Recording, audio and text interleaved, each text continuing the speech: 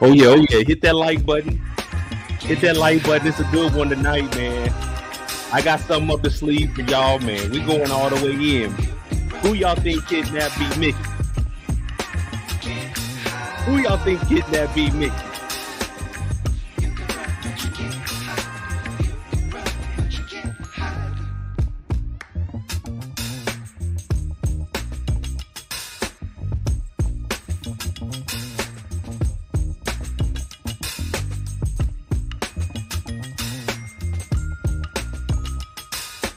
What'd you say? Could you speak a little louder? I couldn't hear you, Meech. What'd you say? What'd you say, Meech?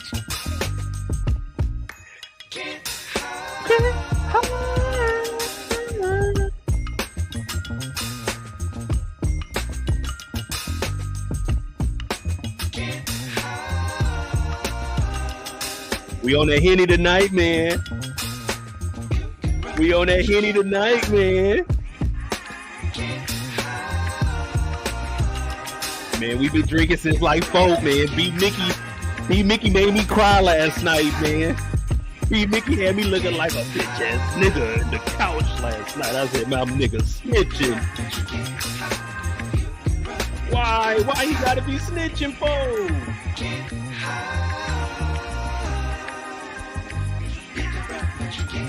Damn, it had to be B-Mickie. It had to be B-Mickie. No, wait a minute. They told me there wasn't no paperwork.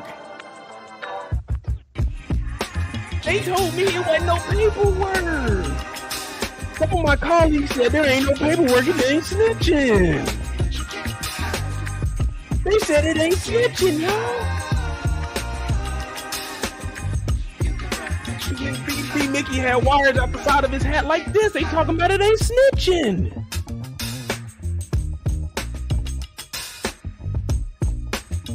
What? Wait a minute. Can y'all speak up in the chat a little bit? I can't hear y'all. Can you speak up a little bit?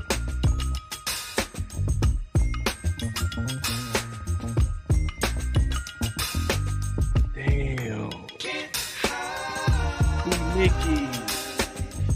Let's go ahead and get started, man. Let's get started. I'm Modi J. This is the live after show discussion for episode 6 of BMF. It was a good one, and it was personal to me because I've been in those type of situations now. Ain't nobody wore no wire on me. Ain't nobody had no microphone on their hat like this, but I've been there before.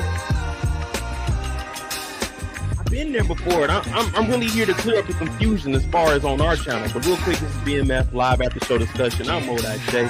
Thank you for tuning in with me. Shout out to everybody else. My dog Brillo. Hopefully he gets the invite. He comes up and joins in. I'm not gonna wear the mic on him. I'm not gonna wear the mic on him. But let's go ahead and jump into this. This is episode 6 of BMF. And you know we do things a little bit different on the after show. We talk about whatever. And today we're gonna talk about B-Mickie. Because this did almost bring a tear to my heart. You see how B-Mickie was looking? Now I've been in Meech's shoes, and I was like, you know, that sucks because you treat him like a brother, even if it isn't someone you close with. So I said, you know what? People keep coming over here telling Mo don't know what Mo talking about. People keep coming over here talking about Mo don't know what Mo talking about, but I got something for you. Because unlike these niggas that be getting jammed up for this little state charges, like Gunna, you was only facing 4 years, my brother. You would have came home in a year. Now we just seen B-Mickie, no paperwork, microphone the fuck up. I went back and got my paperwork. This right here is from the Department of the Air Force. Right here, I was facing 4 years federal time. You see the seal at the top? Master Sergeant down here.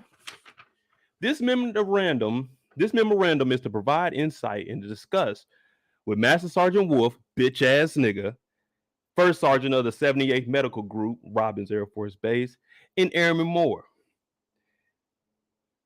involving larceny in property other than military valued above $500. Now, people were saying, damn, Mo, what happened to that? Well, I didn't have anything to do with it, but the people that I was associated with did.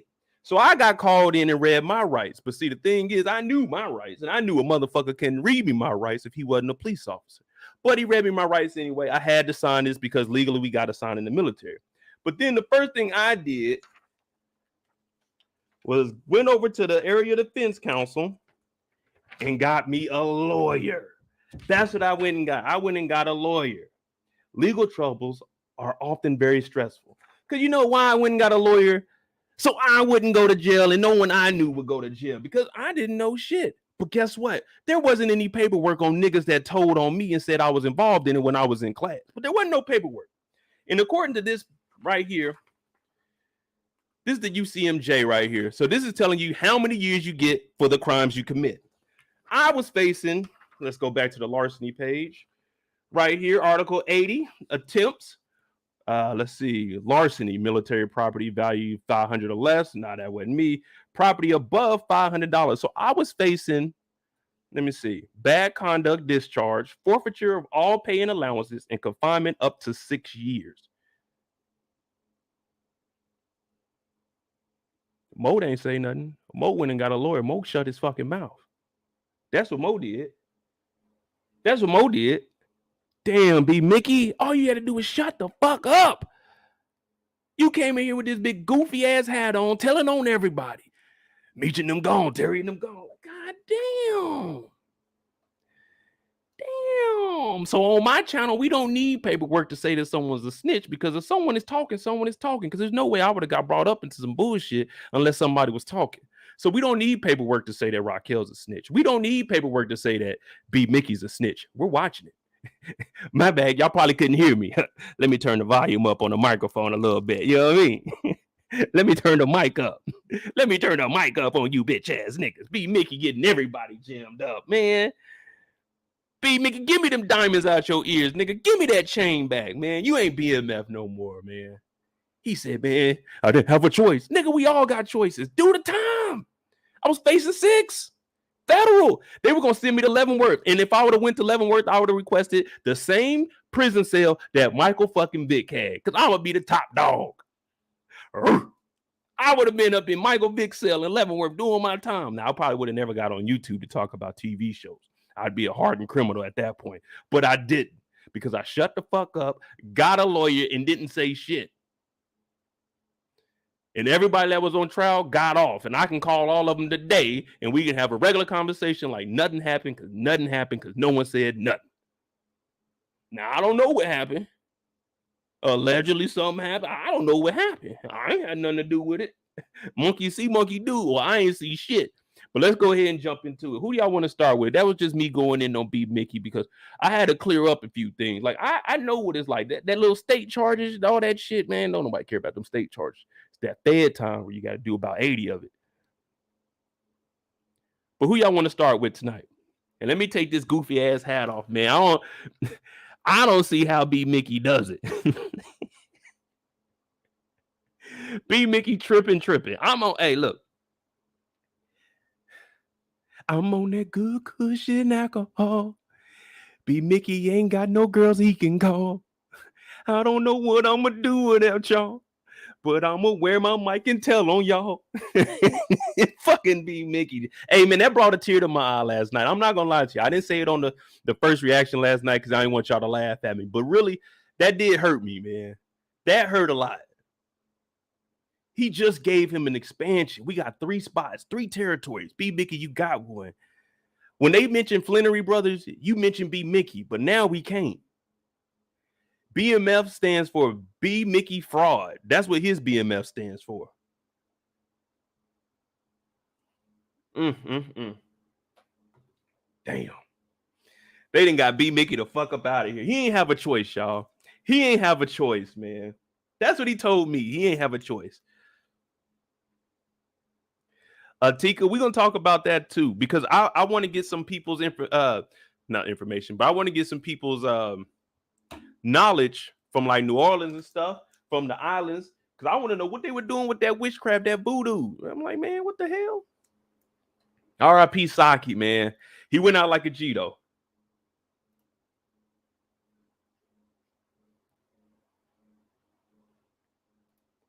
All right, let me know who y'all want to start with. Let me take this hot ass goofy jacket off, man. I just want, saying, I'm gonna give y'all props and stuff, man. I be trying to make this entertaining. But let's get into the nitty gritty of this. Let's get into the nitty gritty of this, man. Let me cool off a little bit. You know what I mean? It's a Friday. Hope y'all doing well. Hit that like button. Hit that subscribe button if you're new. Support the channel. Cash App is at the bottom of the screen. MOEDOTJ.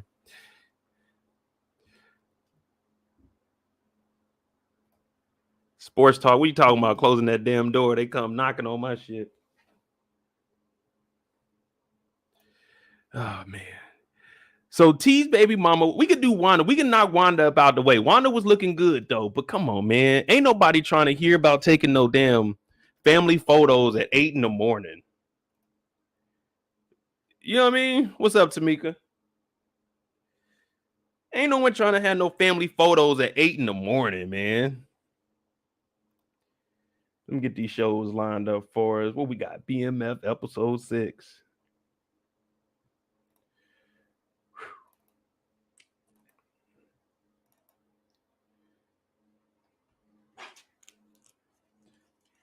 Hey, if y'all want to buy some of the B-Mickie hats, let me know. I'm gonna start producing them, getting them out for y'all. We letting them go for $13.99. $13.99, and if you tell on somebody, you get your money back. The B-Mickie special. High fashion said, let's get Wanda out of here. All right, we're gonna get Wanda the hell up out of here. So we see Wanda for the first time is when she's pulling up on our boy Terry. Now Terry done had a long ride back home. You know what I mean? Terry done been we done went to Atlanta. We done came all the way back. And she comes in the room. The first thing they do, that's one thing, man. Women, that's the first thing they can do when they come in your room. They can smell the money. They know. Do I smell $100 bills? Wanda came in there and seen that money and said, damn, Terry back to hustling. Terry back to hustling. Yeah, you know it, Eric. Get a refund. You tell them somebody you get a refund back with the B-Mickie hat. What up, Samuel? My dog Samuel's in here. We talking about Wanda right now. Now, Wanda came in the room. She seen that our boy Terry was hustling, but she don't care. She looks over and she sneaks over to the dresser drawer. And I'm like, okay. Terry keeps his belt in the nightstand. That's a weird place to have a belt, but that's where he keeps his belts.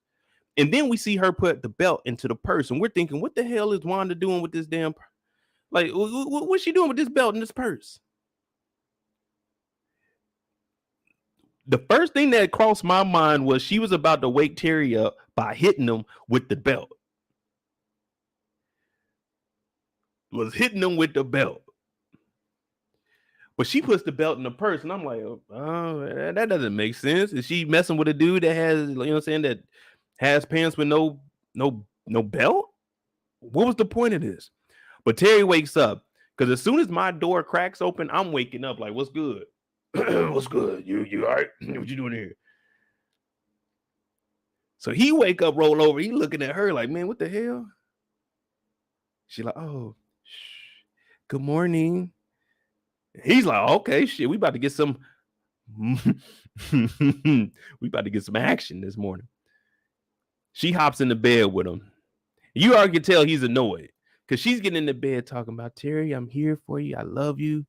I don't want you to be in the game no more. You know, it's dangerous out there. What up, RC? It's dangerous out there. And he's looking like, man, girl, you know I love you. I'm always going to love you. She's like, I know, but I just want you to stop. I'm thinking about having, you know, family photos, even though I left the family and ran away with the kid without telling you. I want to do family things together. And Terry's like, man, I just woke up. I ain't even got to sleep out my eye yet. And she's looking at him. She looking good too. But Terry ain't trying to hear this shit at 8 a.m. You know my nigga Terry living raw, man. The curtains were open. He just went to sleep. He was tired last night. We just got in off the road. I've been surveying the land, making sure Lamar ain't out here, making sure you're safe, baby. I ain't got time to be thinking about family photos. But right now, Wanda's starting to see that, man, maybe Terry ain't interested in her like he used to be. Maybe he might be stepping out with somebody. We don't know right now. But Terry's in the bed laid up, and I feel where Terry's coming from. Y'all know on Saturday mornings, mom used to come in there, yeah, get your ass up. We gotta clean. Like, God damn, it's 7:30 on the weekend. Can we at least wait till 10? But no, she hopped in his bed because she had a lot on her mind. Now, she wants Terry to be upfront and honest with her, but in reality, she's not doing that with Terry. Yeah, Terry's out here messing with Markeisha. But Terry's just a kid, man. She's taking advantage of that boy. He don't know no better. But you over here stealing the man's belt. You know the most aggravating thing ever is going in there and trying to pick out a pair of pants. Like, what belt am I going to wear? And then your favorite belt is gone. You know what I'm saying? You got to have the right belt on. He probably wanted to wear like a dark brown belt that day. And all that was left was the black belt. Man, that's going to throw off the family photo, man. Man.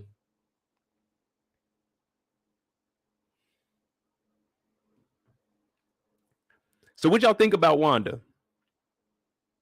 Because we're about to talk about her and her damn mama.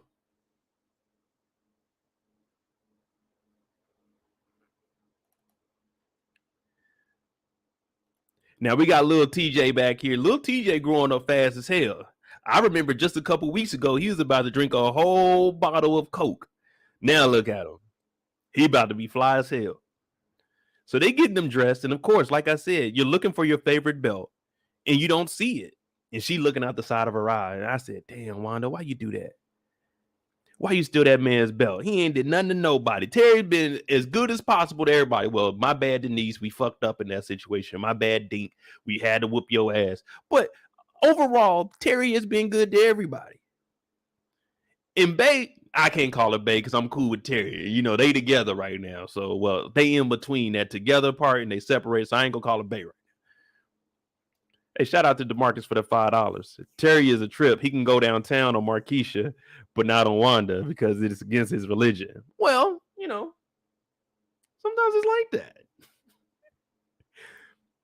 You got to understand, at 16, 17 years old, where I'm from, we wasn't going down on girls like that. But he got Markeisha old ass, and you know she's already manipulating this boy. So he didn't even get none that night. She didn't pull the switcheroo on him. Talk about you go first, I got you back, and he never got back.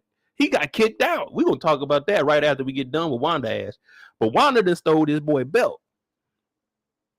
Wanda looking good. Now she got the Lucille Flennory shirt on. That got the pearls on the collar. And my boy Terry over here, he got the Gucci on. Fly as hell. He got the pager on. Look, I told you a brown belt would go with this. You don't want to wear no black belt with this. You got to put on that dark brown, especially with that green blazer that he was putting on top of it.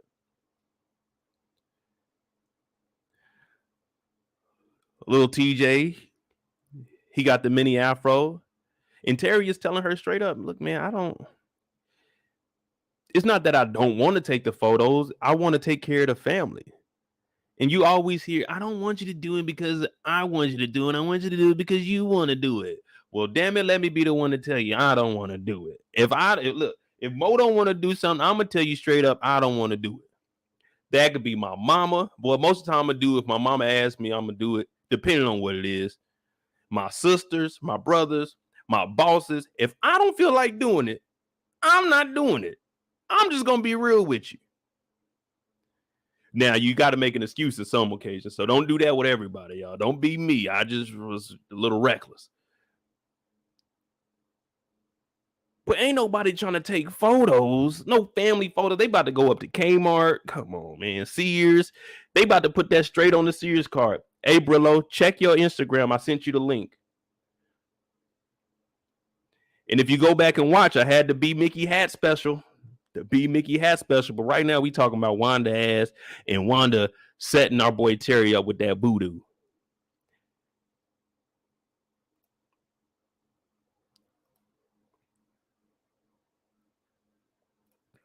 DeMarcus said Wanda's the younger version of Lucille. Hey, you starting to see that? Well, we do get the bigger picture now, because when we see Wanda's mama, we like she shouldn't be over there. Wanda's mama is a little cuckoo. Wanda's mama should be hanging out with Monique. Wanda's mama talking about what's wrong with him. Well, let me tell you, Mama Wanda, I had to go take photos today, and guess what? I ain't have my favorite belt. Yeah, so the picture, I'm awkward. I'm standing like this because I don't want to show off my no belt and my belt loops. You know what I mean?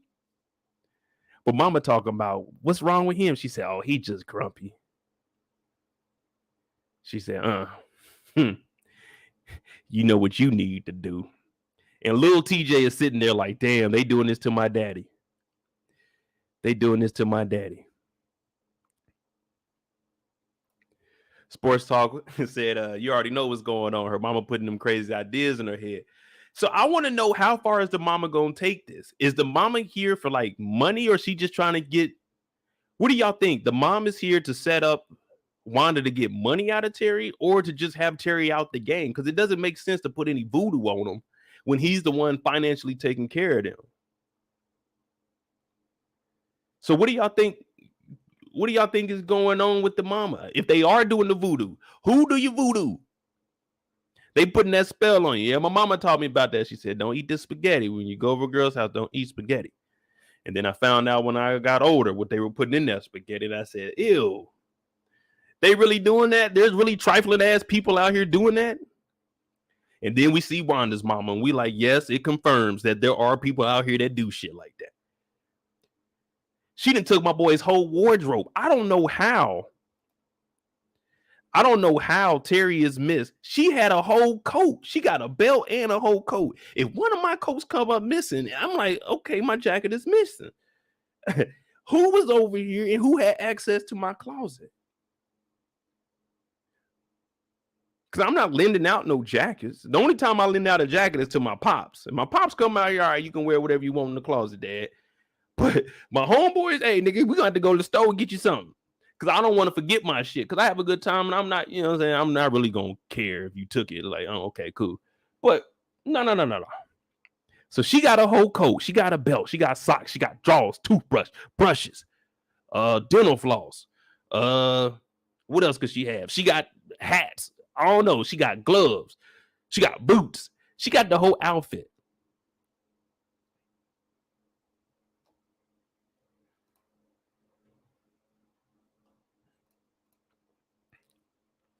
Where Mama Man at? That shit don't work. Oh, Mama Man is maybe Charles be coming by doing a little handiwork. Ooh, did I say that out loud? But anyway, Wanda and them setting up our boy Terry.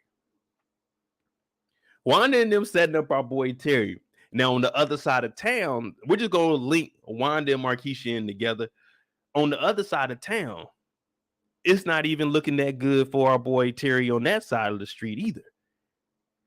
He's getting robbed in his own home. His mother brought in his baby mama, who convinced his baby mama to take his kid and run up out the city to get him to get up out the game. But then when he comes back, come to find out, she's stealing from the nigga, and her mama's trying to set him up. That's already rough enough, and that's his baby mama. Now, on the other side of town, what do we got? I saw you and him walking in the rain. You were holding hands, and now never be the same. Yeah, what y'all know about that? Because on the other side of town, Orange Juice Jones was singing it. Tossing and turning, another sleepless night. The rain crashed along my window pane. Yeah. Jumped into my car, didn't drive too far. The moment when I realized my life would never be the same. If you listen to the lyrics, everything he was saying about Markeisha came true. I saw you and him walking in the rain. You were holding hands, and I, wouldn't be the same. So Terry pulls up and he's scooping up Markeisha. It's raining outside. And I'm thinking, what is Terry doing? We see Terry just a walking, la-di-dee, la-di-da. And all of a sudden, we see him pull out an umbrella. And I'm like, okay, it's raining outside. My dog got an umbrella. He ain't trying to get water on him, obviously. That's what you do with an umbrella, right? Well, then he continues to walk to the vehicle. And of course, our favorite detectives, Brian and Veronica, we might have to go to them next and then go to Charles, because right now it looks like there's a lot of fatal attractions going on right now. But they're following Meech.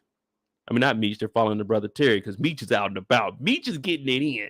Meech is putting in work this episode. But Terry, on the other hand, was taking family photos, and now he's about to play superhero. So we follow our boy Terry. We hit a right, then we hit a left. We got the check engine light on in Detective Brian's car, which they need to just go to the car shop on the precinct and get this shit fixed. But they sitting in the car. Need to turn the windshield wipers on because they can't see nothing. But then they pull up. And who do we see? We see Terry hop out the car with an umbrella. Then we hear Markeisha say, "Hey, boys, this is your driver, Terry." Now, I know this move. Now, I've never been in a predicament like Terry right now, but I know this move. I've been called Mr. Mo, Mr. Julius, Uncle Mo, all that nonsense. All of those names are names of the mama's fucking with you, but she don't want the boys to know that she's fucking with you because the boys gonna go tell their daddy. So I've been in this situation where I done pulled up, kids are still up. I'm like, hey, put this little nigga to sleep. Well, I ain't been there. Never in this case where I got to hop out in the rain, pick up her and her kids. Now, that's a no-no. My car isn't built for kids, and you're not getting your wet ass in my car. So out of everybody she had to call, she couldn't call Boom because Boom left her stranded. She decided to page Terry, 911. Dee, dee, dee. He said, oh, shit, who just paged me? Now, most of us, when we see this payphone number pop up, we're thinking, it's got to be some kind of drug deal, because who's calling me off a payphone and paging me and wanting me to hit him back? Bring, bring. Hello? Oh, Terry? Yeah, who is this? This is Markeisha. What do you want? Boom left me and the boys out here in the rain and took the car.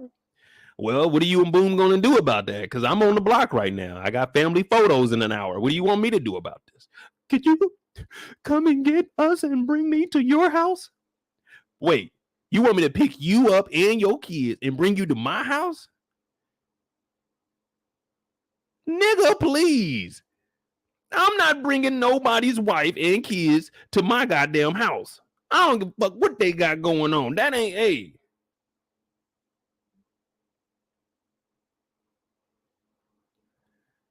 Man, look, you better call 911 because that nigga not about to be following your ass and coming to my house and I gotta pop this nigga and then you get on the stand talking about Mo was wrong. No. Them kids just gonna have to get rained on. What they say in Color Purple? It gonna rain on your head. I just called the bank and the bank said it's a slight chance of a thunderstorm. Like, you're not coming to my crib. So she like, kids, this is Terry, your driver. So then she's like, oh, let's go back to your place so we can get out these clothes. So then it had me thinking, all right, she's walking around with a bag of clothes. What the hell was going on for her to have a bag of clothes? Boom kicked her out the house, or Boom was driving and dropped them off? Because she had a change of clothes and said, Terry, let's go back to your house so we can get out these clothes. Oh, yeah. Like Kendall said, hit that like button. We got 60 people in here. Let's get 45 likes, please. Because, you know, ain't nobody going to give you a show like I give you a show. Look, come on now. It's Friday. Just got paid. It's Friday night. Yeah. Come on, y'all. Marquisha over here, she getting free pieces of shit. At least I can get a like. I'm not even asking people to hit the cash app. You know, hit the like button. Hit the like button. Like how Marquisha likes to call Terry whenever shit get rough. But when shit gets sweet, she turned her back on our young boy. So she said, let's go to your place so we can get out these wet clothes. And he's looking like, go back to my place. Did you not look at my paperwork? You knew my sign. You knew what sign I was, so you knew how old I was. I even told you, age ain't nothing but a number. You even told me not to act my age. So what the fuck makes you think I got a house at 17 years old? You know good and goddamn well, my mailing address is the same as our business address. The Flenory car service goes to the Flenory house where my address is listed. I know you looked at that because you looked at everything else. You knew Boom was slanging on the side. You knew I was in the game. You knew to get me in touch with Touch of Class. So you did all this research, but you ain't know I ain't had no fucking house. I'm 17. I'm still in school. What do you mean go back to my house? Hey, Mom, this is Boom's wife and his fucking kids. Can they come in? My mom's gonna be looking at me like, who? We just had a nigga named Lamar pull up to the crib with a goddamn pistol. You think we want a nigga named Boom pulling up to the house? Get this out the house with them fucking kids. I'm sorry, kids, but y'all got to get out of here because right now y'all putting our lives in jeopardy. And I know we got to protect the kids, and I'm down to do it. But my life is more valuable than some random motherfuckers coming up in my crib. My priority, if I'm at my mama's house, 17 years old, I'm under my mom and dad's jurisdiction. I can't be worrying about you and your kids. I'm a kid. I got a kid. Little nigga upstairs, little TJ sleep right now. But she like, let's go back to your spot. And he's like, nah, it ain't gonna happen. Let's get a hotel room.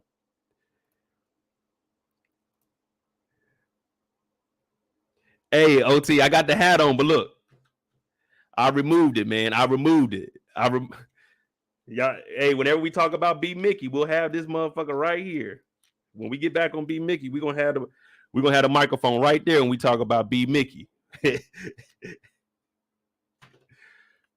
So they go and buy a hotel. Now, this is a nice hotel because this hotel had 2 beds, 2 queen-size beds in one room, and then she told the boys to go into the other room, and it had a living room.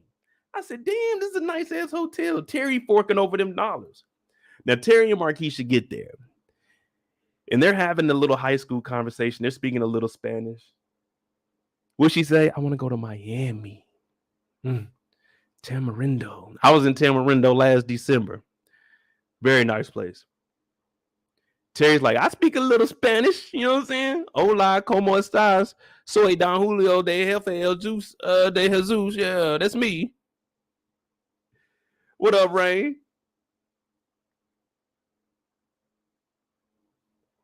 So they in here talking.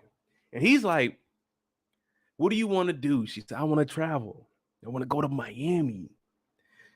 And back then, Miami, hey, this was a wild time for Miami. Dreams did not come true in Miami in these early 90s, late 80s. Dreams did not come true. The cocaine cowboys were out there, and they were whooping ass, taking no names. It was shoot first. They don't even ask questions later. The cocaine cowboys down there in Miami was acting a fucking fool.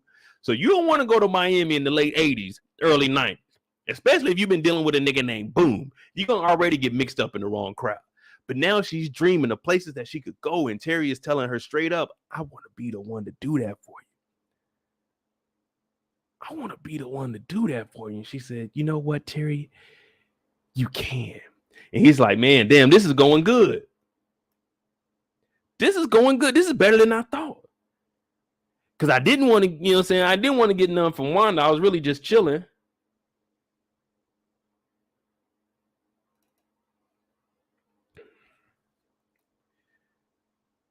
But Terry then pulled up to the crib Dola. Now, I know we're going to be jumping around because it intertwines with Detective Brian and them, so I pieced it together. But Terry went, after getting a little bit of loving, you know what I'm saying? Every freaking day and every freaking night, I want to freak you, baby, in every freaking way. So he went downtown right off the bat. I said, ooh, wee, she don't give a damn. The kids took a shower. She ain't take no shower. She took the drawers off, locked the kids in the bathroom, and was throwing that monkey. She said, go ahead, Terry, do your thing. And I told y'all, Terry thought it was you go first and then she get you back. But it turned out he went first and nothing else happened. And we like, man, what the hell? What the hell? Where did I go wrong? That's why you can't be down there for that long. See, Terry is inexperienced. He's a young kid. He was down there too long. You got to make sure it's a fair exchange. You know what I'm saying? We got a timeout, water break. Offense and defense, we got to switch now. It's my turn to be on offense. Yeah, it's time for you to lock up now. But Terry's just a kid. He don't understand. He's in over his head at this point. So he does what he does on Marquisha. She don't give him none. He goes out and buys the biggest pizza I've ever seen. I said, damn, that's a lot of pizza. But he's making sure that the boy's okay. And she's like, oh, Terry, you're such a good guy.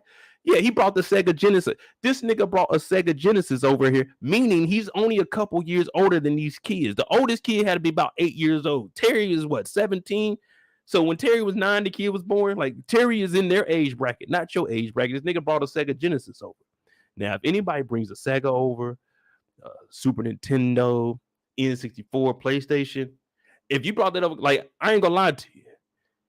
Well, 17, when Sega was out, I was too young to be going over girls' house to be taking my Sega. But if I took my Sega anywhere, it was only over to visit my auntie, because that was one place that I trusted that I knew niggas wasn't gonna rob me. You know what I'm saying? I can go downstairs and eat, and the cousins over there ain't gonna rob me. Now, I had some cousins on the other side. Their hands get a little sticky, and some of my games might come up missing, so I wouldn't take my shit over there. But you know how that is. So she's looking at him playing with the kids, talking about, oh, Terry, you're so good. Oh, thank you, Terry. You're taking care of me and my kids. After he just ate you out with your kids in the bathroom, you tell the kids, all right, it's time to go. The reason Terry is so good with them is because these niggas could be in school together. Terry's senior year could be their freshman year of high school. They could be in school together. She's like, oh, Terry, you're so good. So we're looking at it like, okay, cool. He playing the game. Got him a little out of order, but when she get done, what she do? She pull that yak out. She pulled that yak out and said, why couldn't we go to your house, Terry? And Terry's like, I'm a kid. That's all Terry had to say. I'm a kid. You can't come to my house. I'm a kid. I live with my mama. We already have turmoil with me dropping out of school, with Meech being a dope dealer. Like, it's too much shit going on. You can't come to my house. So she drank with this minor. I should.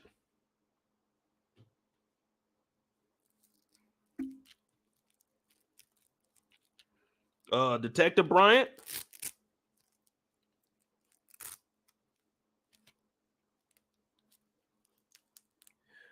Detective Bryant. There's an adult in there drinking with an underage person. Detective Bryant, paging Detective Bryant. Lock her ass up. Lock her ass up, Detective Bryant. Y'all in there watching them eat the poom poom, but you ain't doing your job. Meech told you to do your job. She's in here drinking with a minor. That's it. I gotta take matters into my own hand.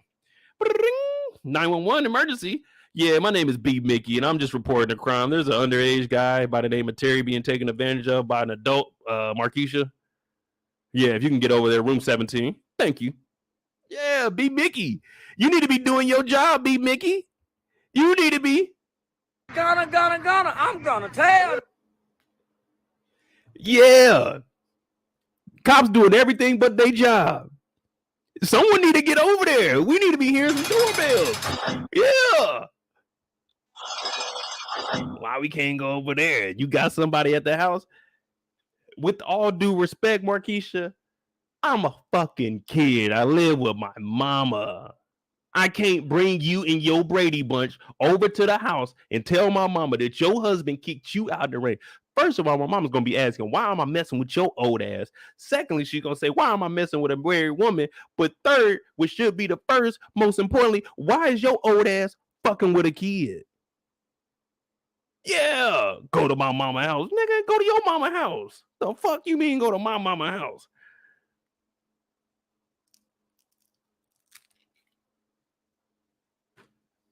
The fuck you talking about? She said, oh, you got somebody at home. Yeah, but we ain't together. Hey, you just got kicked out of the house by the nigga you live with.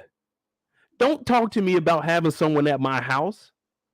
Don't bring up shit I got going on because I came and rescued your monkey ass out here in this goddamn rain with these fucking kids. In the company car. That ain't my car. Kids got mud all in the backseat. I got to clean that shit out. Now I got to hear Charles' mouth in the fucking morning. Yeah, we didn't even think about that. Charles bitch ass about to be hating. Shout out to Charles. That's just me talking. I ain't really mean it. Shout out to Charles. But man, ain't nobody trying to hear that nigga voice. Terry, clean that car and get your homework done. I know you dropped out of school, but you're going to still finish. Oh, Dad, I quit. So Markeisha kicks our boy out. And he's like, man, what the fuck? He's making the same face I'm making. She kicked this nigga out the hotel room, shook his hand. Now, y'all know I'm petty.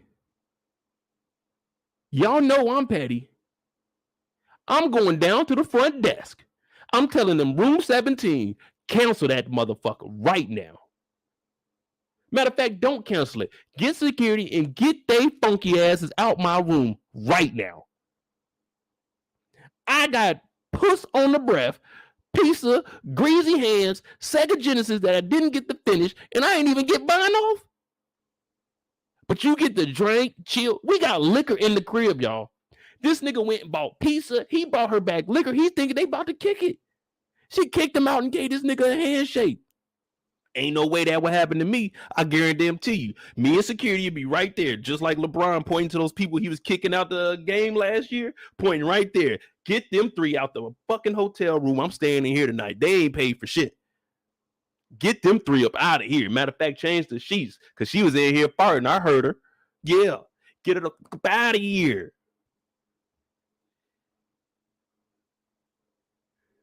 D Still, what up? Oh yeah, you know we gonna do power, man. Hey. That Friday, Tariq St. Patrick's Friday, we doing power. BMF, we're gonna do that on Sunday for the finale, but Friday is gonna be power. But she just played him. You know what? I'm bringing up all the videos tomorrow. I'm doing my research tonight. I'm bringing up all the videos. I've been telling y'all she's playing him the whole time, and y'all were like, "Oh, Mo, no, it's so nice." But I proved my facts when she was talking about, "Oh, I know your sign. Yeah, you had my fucking application. You knew my birthday. You knew I was a kid." This whole time she's been playing Terry, and look how it ended with a handshake. That's why when you listen to the lyrics in that song, I saw you walking in the rain. Listen to the first verse. The first verse is saying that, hey, he hopped in his car because it was raining and he was hurt. He was hurt. It was raining. So he hopped in the car, and that's when he knew he went too far because he seen you walking in the rain. Second verse is when Markeisha's going to come back to him and tell him that he wants to be with her. But if you listen to the lyrics, Terry, you got to follow him. He's going to say, I'm in love with you. I'm in love with you, and I always will be. But, darling, right now, I'm saying goodbye. Don't fuck with her no more, Terry, man. I said that this is going to be your number one distraction. My man just got back on the block. My man just saved her from the rain. My man just fed them fucking rugrats. My man just ate that puss. My man just got a handshake to go home. All because he has a baby mama, but she got a husband and 2 kids. All because he got a baby mama. He's a fucking high schooler. Well, he got his baby mama. You got a husband and 2 kids, and you didn't give my nigga a handshake. Detective Brian is about to get some before Terry. Come on, man. I saw you walking in the rain. Damn. Ooh, she got him. Make sure y'all hit that like button, man. Hit that like button, man. We not done with Marquisha. There's still a little bit left of Marquisha. So she kicks our boy Terry up out of here. And look at Terry. Terry's making the face of defeat right here. Now, we didn't all been out, fellas. We didn't all been out. And there's one chick you had a nice ass conversation with. Y'all chopping it up 20 minutes, 20, 30 minutes. It's like, hey, it's cool. It's popping. You getting drinks for her friends. The friends is cool. You know what I'm saying? You got, hey, everybody, hey, matter of fact, get everybody a drink. It's me, a couple of my homeboys, we turn the chick. Hey, everything going good. You and her, y'all just a laughing. After that 20, 30 minutes, the girl's like, hey, we're going to go to the bathroom. All right, they about to dip out to the bathroom. So you talking to yours, it's one-on-one. Now she comes clean and says, well, I kind of got a guy at home. And you like, why didn't you tell me that up front? Why did you just make me waste money out my pocket? That's why you only got shots at this motherfucker, no full drinks, because I already knew something was up. Don't wait all night to tell me you got a man. This ain't the time or place. Don't let me go down there and my face be smelling all funky. I done took my grill out and went down there and I ain't getting nothing in return. That wasn't the deal that we put out. I picked you up in the rain because you told me it was going to get wet in here. It seemed like it's dry as a motherfucker. The kids got to get in the bath and get wet. I thought I was going to get to take a dive. I ain't get to do nothing. All I gotta do, and that was it. No, come on, Marquisha, come on. You really gonna do that? All right. Well, you gonna be mad as hell when security come and get you the fuck up out of here because I'm a kid. So Marquisha does our boy bad.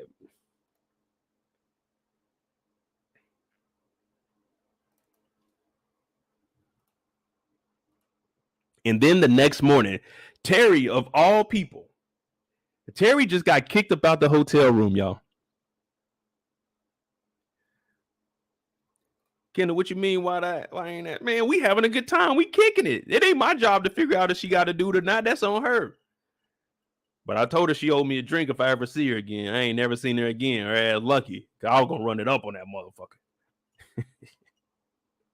Matter of fact, hey, my boy Mac, we ever go back down to Georgia, I forgot her name, but you know who I'm talking about. She owed me a drink. I was talking to this one chick. We drinking at the bar. I got her a drink. Got her number. Later on that night, she talking to my dog. And I was like, hey, we was all in the group. And I seen Mac talking to her. And Mac was like, hey, Mo, come here. Because she told him, like, oh, yeah, your boy got my number. And I was straight up like, if you wanted to talk to my boy, all you had to do was say you want to talk to my boy. I'd introduce you to him. But your ass owe me a drink. She owed me a drink. Now, my boy Mac paid me for that drink. Because I put in the work for him. And I hate putting in the work for other niggas. But it is what it is. But the next morning, T comes over here. I had 2 women write me a letter once. When I was on the road, they wrote me a letter. I didn't read the shits. I threw them away. I'm not gonna lie to you. Nothing of mine was stolen. I don't need your number. I'm on the road. But she said, this is at Hanover Hotel and Suites. Remember, this is after T ate that, bought pizza, brought the Sega over there, brought liquor, and went home with no tushy. He comes back the next morning. She's already gone. And this is what the B says to him. And I got to call her this because this is foul. She said, T, I'm grateful for your help, but you're in no position to provide for us when you have obligations of your own. Boom may be bad, but I need to be financially secure.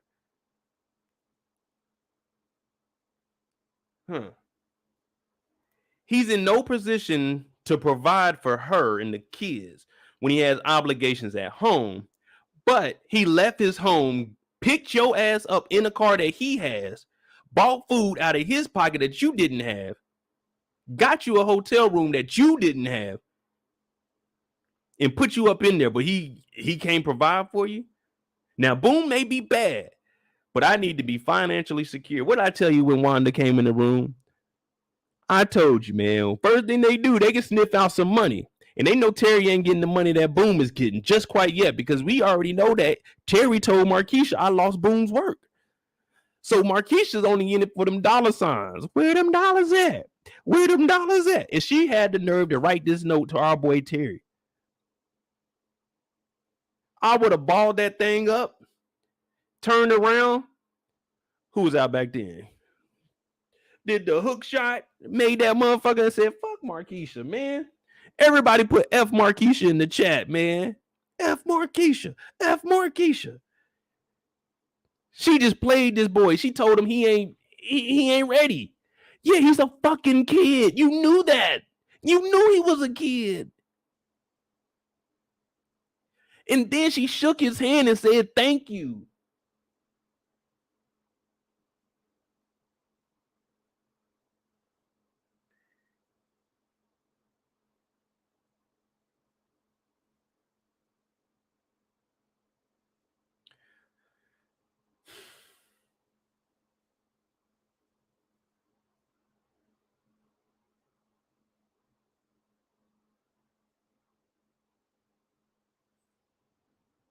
How did Markeisha make it this many episodes, man? Terry, leave her alone, brother. Nigga, this letter is disrespectful to you, to Boom, to everybody. Boom may beat my ass, but he's financially secure. This nigga just kicked you out the fucking house last night and it was raining. She don't give a damn about nobody. Came straight out the rain, let this young man eat her out. She ain't showered. Then kicked this nigga out and went back to Boom. She walked back to Boom's house. Matter of fact, how did she get to Boom's house? She ain't got no car. What she do? Call a cab? Why couldn't she call a cab last night? Why couldn't she call a cab and get her own hotel? Because she can't do shit for herself. And she talking about Terry ain't in the position to provide. This nigga went back to the house. He went back to the house, y'all. Got his Sega Genesis out of his room. Wanda lives with him. Wanda is at the house. This nigga shoved her head out the way, got his Sega, and went back to Markeisha. Those obligations at the house, he don't give a fuck about those obligations. Well, we love Terry Jr. That's nephew. We love Terry Jr. But obligations, I'm trying to get the fuck away from Wanda. I don't want to be with Wanda. I want to be with you. I want to be with you, Markeisha. And she said, I'm grateful for what you did, but nigga, fuck you. I'm going back to Boom. Now, Terry, his mind isn't fully developed. So he's thinking, man, I got to get this nigga Boom.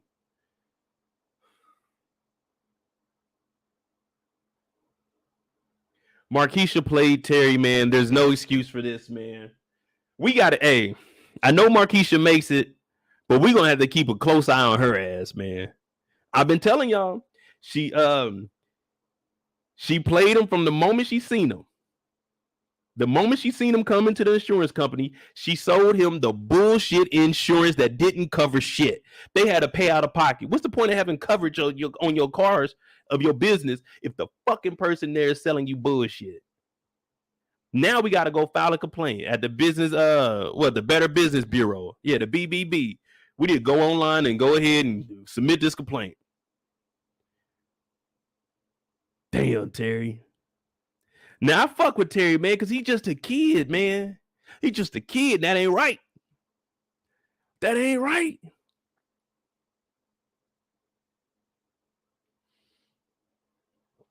All right, man. Good old Markeisha. So what do y'all think about Markeisha? Because we covered his two distractions, and I did feel like these were both going to be a big distraction to him, and it's definitely looking like that because now we got Wanda's story. How do I feel about it? I mean, Shout out to Wanda. I think her name is Sydney Mitchell that plays her. Get your money. I'm glad they're giving you a storyline. But for me, I'm looking at the BMF and trying to wonder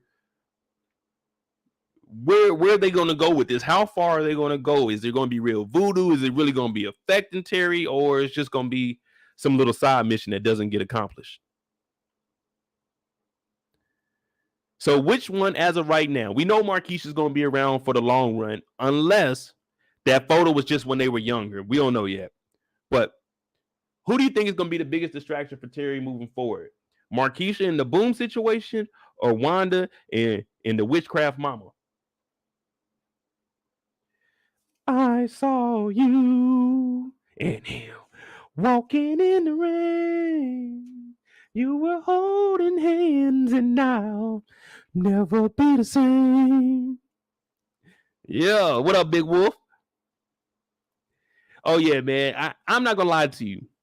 The Power trailer dropped this week, so I'm very excited. BMF is back. You know what I'm saying? That week off, I ain't going to lie to you, man. Shit was boring. I was out and about. I'm drinking. I'm buying drinks and shit. I'm having a good time. I'm actually spending some money because I ain't got nothing to be in the house for. But we back in the house, man. All them people that say we outside, we back in the house. Or at least I am. We ain't spending no money till like May. We'll try not to spend no money. What up, RD? Marquisha will be the biggest distraction. I agree.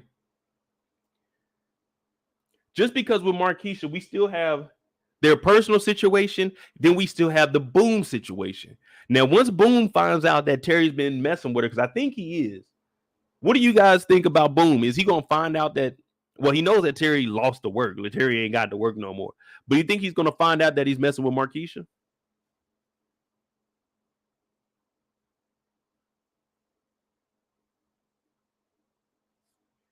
That's what it's really looking like.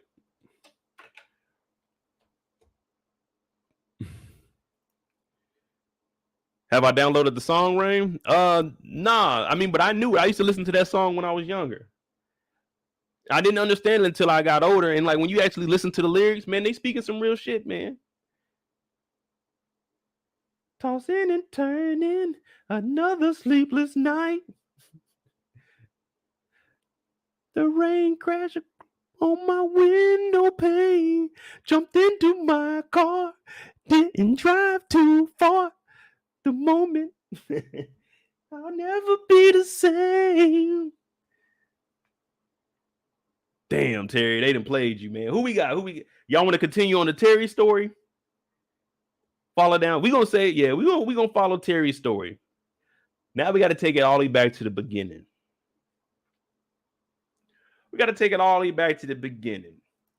Because outside of Terry and his lady problem, his triangle offense that he has, he doesn't really have too much of a storyline except for the Denise situation, but we still got to wait to see what she's going to do.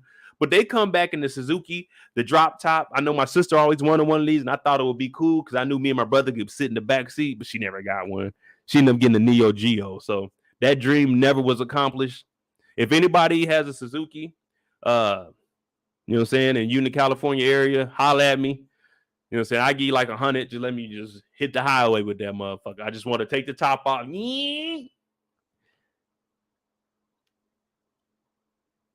But Terry's back in the town, and he's thinking, all right, look. Lamar, he might be laying low because he pulled up to Mama house. And that ain't right. Hey, RC, the end of that song is wild. That nigga said, man, don't go look in that closet. Ain't nothing in there. I took everything out of there. Them credit cards, I cut them off. He said, I seen you in him. I was walking behind y'all the other day. I seen y'all. I was about to hop out and go ramble. I said, damn, this nigga tripping. He said, but he wasn't getting out in that rain because that was a $1,300 mink he had on. Nigga, what the fuck you talking about? He said, I got hot cocoa on the stove. Let me take that jacket. But Terry's thinking smart. He's like, all right, Lamar pulled up to the house. People know we in the street, we looking for him. So Lamar's probably laying low at this point.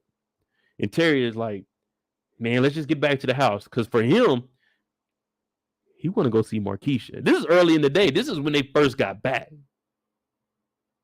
He like, man, the first thing I want to do is go see Marquisha, see what's happening, see, you know what I'm saying, get it cracking. And Meech is like, all right, we can do that, but I'm going to set them up, though, man. We're going to fuck with the PA boys, man. And Terry is like, man, what? The PA boys. So BMF has a meeting, and it looks like we got 1, 2, 3, 4, 5, 6, 7 bricks. We brought 7 up. Y'all know we can turn 7 into 14. You fuck with me, I could turn 7 into 19, but that's a different story. That's a different story. We just got to stretch it a little bit further than normal, but at this point it's a drought. Who cares? But they pull up with the work that they got from Ty Washington. And Meech has this plan. He's like, look, it's Soul Night. Everybody gonna be there. You know what I'm saying? Jalen Rose, that nigga Mo, you know what I'm saying? All the players, you know what I mean? Everybody gonna be there. Sterling. So I'm thinking about going to link up with the PA boys. And Terry is saying, man, them niggas is wild, ain't they? They unpredictable. But Meech always has a plan. No matter what, we've never seen Meech just clueless. If there's some money to be made, Meech is gonna figure that out. So Terry's like, all right, man, if you're gonna go out there, be careful. And Meech is like, careful, man. Careful. What did Simba say? Danger? Danger? I laugh in the face of danger. Yeah, this is Meech, man. Meech ain't worried about shit. We about to pull up to the players' ball on Soul Night. You know what I'm saying? Ain't nothing better than Soul Night. Hoop talking about, man, them parties be getting shot up, but you heard Meech? What party in the D don't get shot up? Yeah, that was just a part of it. I ain't gonna lie, when we used to go out, we knew that it was a potential for the club to get shot up or niggas could get shooting outside, but we still went because, hey, it's gonna be some girls there. It's still gonna be the place to be on Friday night. Go get the cars washed, get the rims clean. Yeah, we pulling up. So Terry's like, man, I ain't fucking with it. I got other shit to do, but Meech is about to head on out.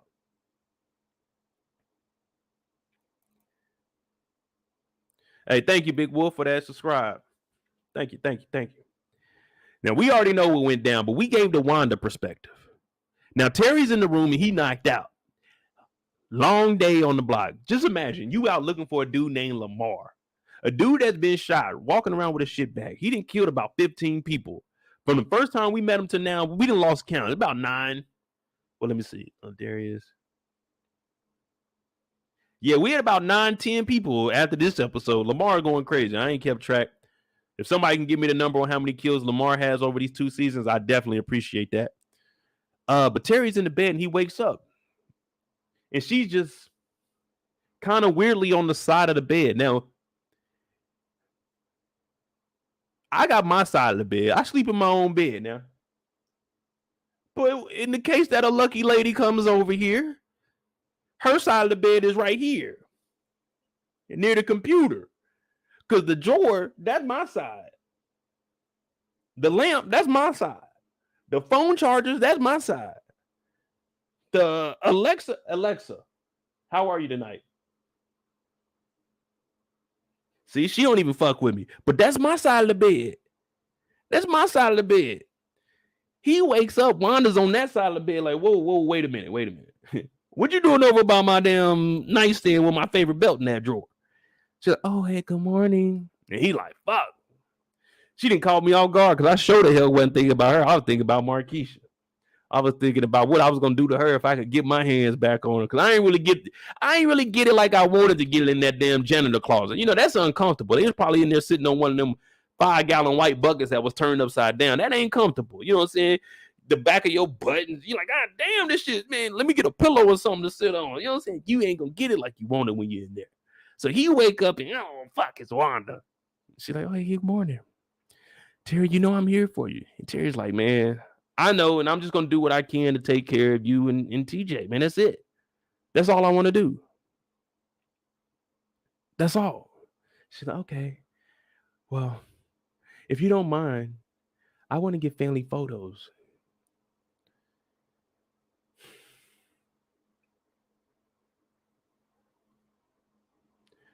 All right, I'll take it. Because at this point, you just wanted to get the fuck out your face.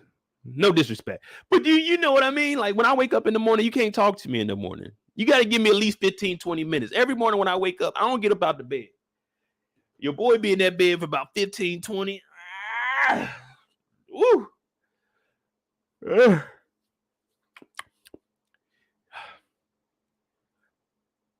I ask what the temperature is. Then I try to find my phone because most of the time I don't sleep with my phone on the charger. So I wake up, it'd be almost dead.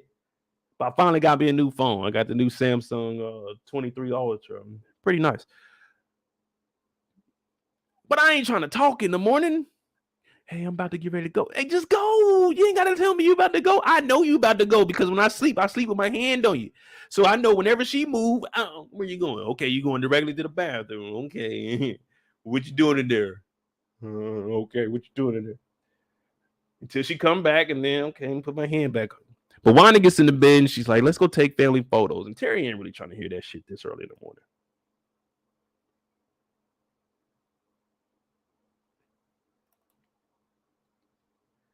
Now you can say nice day, good morning and stuff, but you ain't like, don't write me no letter. That Marquisha stuff, I'm not trying to read no letter in the morning. The only time I read a letter in the morning is when they slide it up under the door that says eviction. That's the only letter I'm reading in the morning. Any other letter that comes in up under my door, like, what the hell? I'm not reading that shit till later on in the day.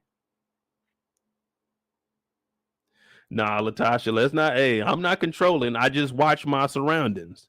If somebody in my spot, I want to know what the fuck going on. That's just me. You must have never been robbed before. Now, I ain't never been robbed by no woman, but I'm just saying, like, I'm cautious of my shit. I ain't got a lot, but the stuff I do have, I worked my butt off for it. So I want to know. I want to know. Because it ain't no telling. We all thought Marquisha was a good woman. Turned out Marquisha ass is out here fucking on a 17-year-old, letting him eat her out, drinking up all his drink, letting her kids play a Sega Genesis, staying in his hotel room, getting picked up by this nigga in the rain when her own husband left her, only to tell this nigga he can't stay the night in the room he paid for. You see how you get treated out here? I saw you and him walking in the rain. Yeah. Yeah, come on now. I know y'all just joking, you know what I'm saying? It's cool. You know I'm always gonna go against y'all. We gotta have it. Listen, I'm on here to entertain y'all. So I try not to offend anybody. We only talk about the characters, but I try to give you some stories and stuff, you know. I know y'all joking around. I ain't worried about it, but it's all entertainment. We all family here. We all family here. And right now, my boy Terry is giving Charles the uptown fade, hitting up the back. Oh. My boy Charles is like, hey man, you gonna touch this fade up, Terry? You been saying you gonna touch the fade up. He like, I got you, Pops. Now mama hating. Lucille, I ain't gonna lie. Lucille sounded just like my mama. Cause my mama, she used to be mad. My dad used to cut our hair. I ain't gonna lie. When we were younger, my dad used to cut our hair. He wasn't a good, you know what I'm saying? He wasn't a good barber. I'm not gonna lie to you. He used to bullshit our haircuts. But they were free haircuts. Cause come on, man, he wasn't about to be paying for him to get a haircut.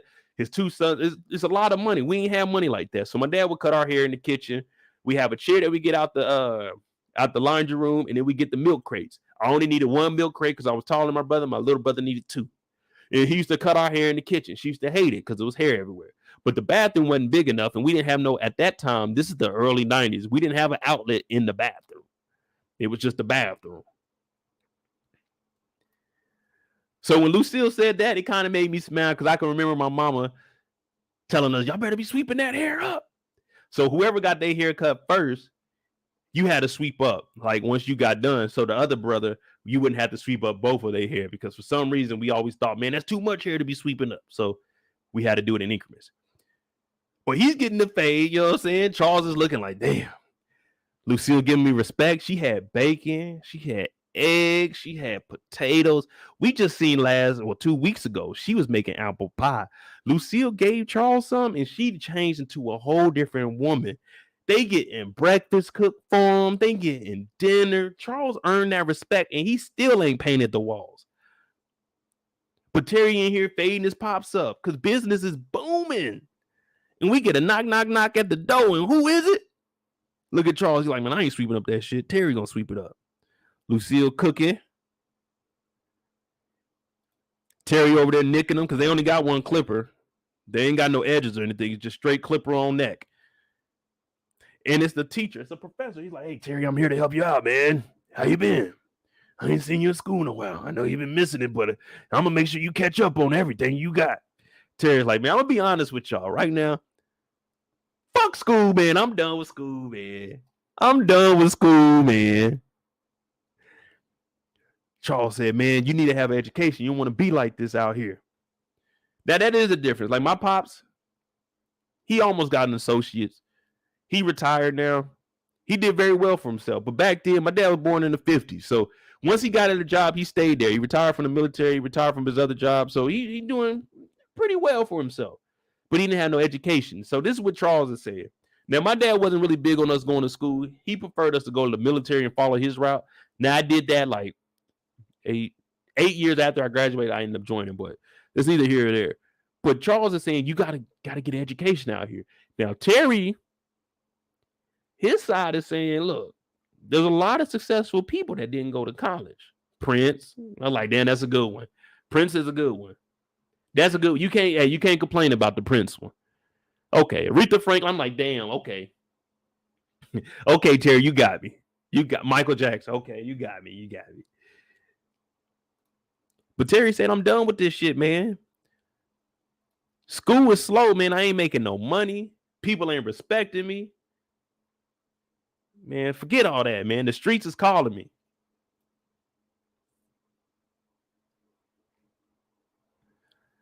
The streets is calling me. And of course, his parents are trying to keep him in school because they want him to have that education. They don't want him to be like Charles. Not saying that Charles is bad. I know a lot of people disagree with Charles's actions, but come on, man. Still, they pops.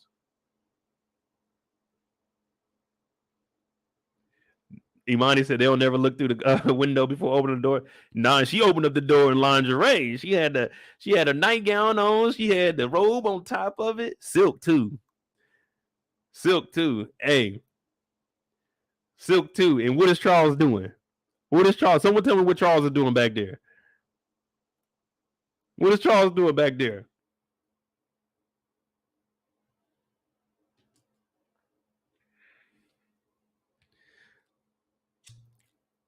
Charles ain't got time to paint them walls. He painting Lucille's walls. Ooh, wait. But someone tell me what Charles is doing back there, because we talk about it all the time. Thank you, Kendall. Look at Charles.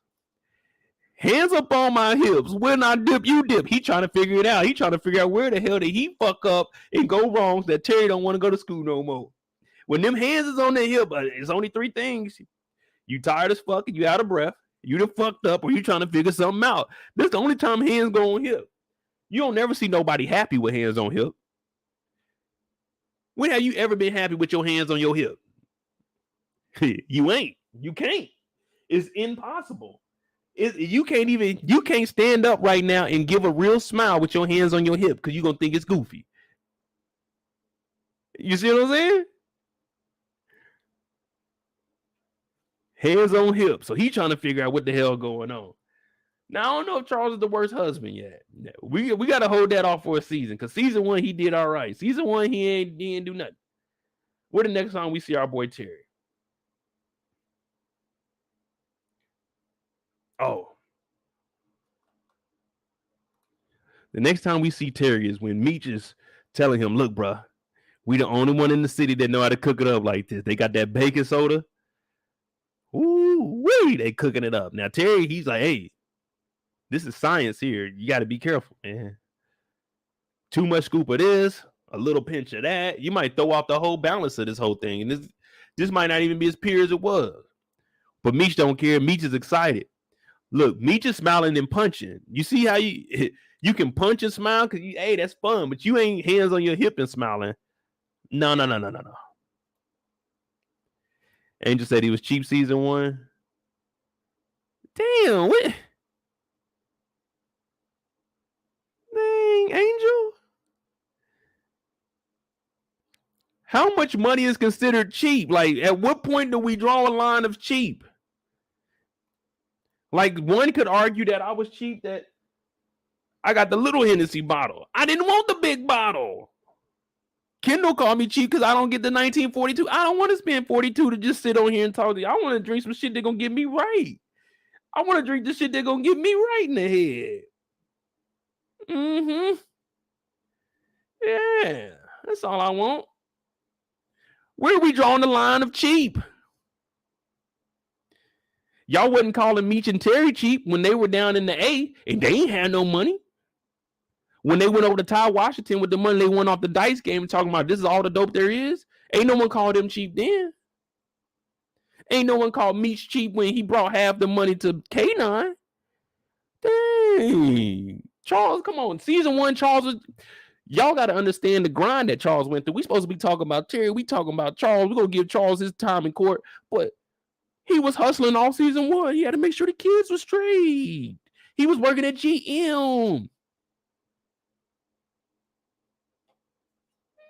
Yeah, come on, man. Charles can't be the worst dad.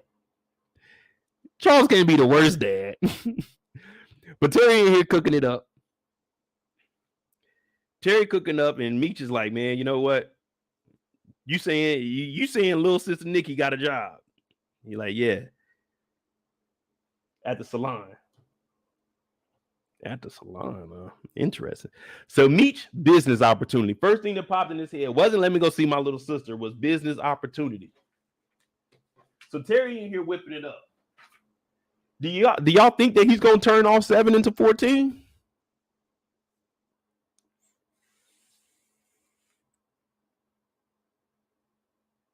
Oh, wait. Since y'all said Charles is the worst husband, y'all got Charles over Boom?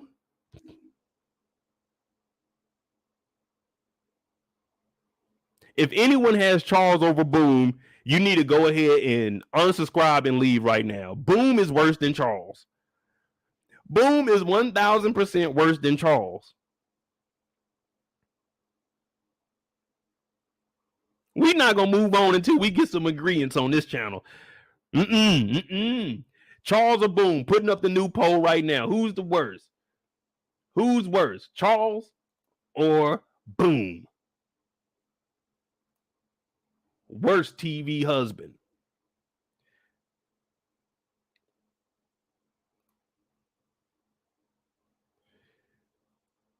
Rain said, I can't afford to anyone to unsubscribe. Nah, if they unsubscribe, then they just do it. Jeez Louise, man. We got to get to the bottom of this. Pick and choose. Pick right now. That's all I'm saying. Pick right now. The worst.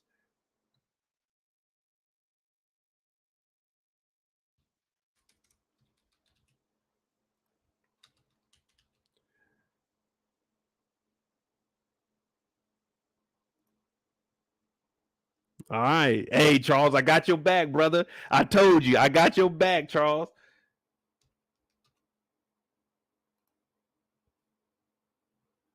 I got your back, Charles. At least Charles is at home with his wife. His wife ain't out in the rain.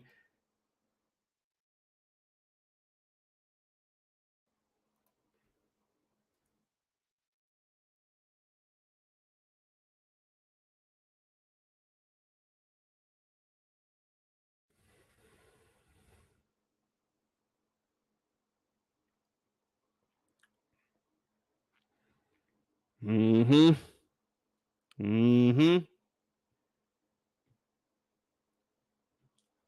Kendall said, I got a point, slippery slope. See, I don't want to go too far off because I know we joking around with the characters on the show, but you said Derek from P Valley, since I'm being technical. Man, but hey, no offense to any of my white subscribers. Man, Derek a white boy. That's white people shit. We talking about our people. We talking about Charles versus Boom. Charles versus Boom. Man, I'm fucking with Charles. Charles, my dog. Charles made a mistake, but he ain't kick his kids out. Well, they did kick Meech up out the house, but Meech is an adult.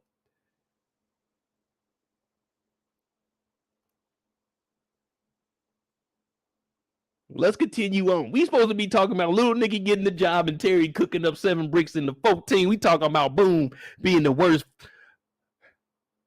Is he the worst? As far as this goes, BMF, we got Boom is number 1 right now. Boom is putting his hands and feet on her, kicking them out the house and the kids. Now you can kick Marquisha out, but you can't kick the kids out, man. But in reality, he probably didn't kick the kids out. Y'all know how these stories be.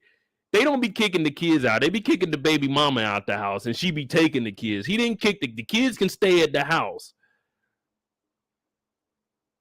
Oh, he kicked me and the kids out. No, he kicked you out, Marquisha. He didn't kick the kids out. You took the kids. He didn't kick the kids out.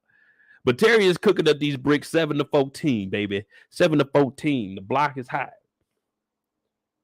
Balling like an athlete, but got no jumper. And then we roll up. While he's over there negotiating with Nikki and the salon owner, Terry goes and gets Marquisha. And here we are again.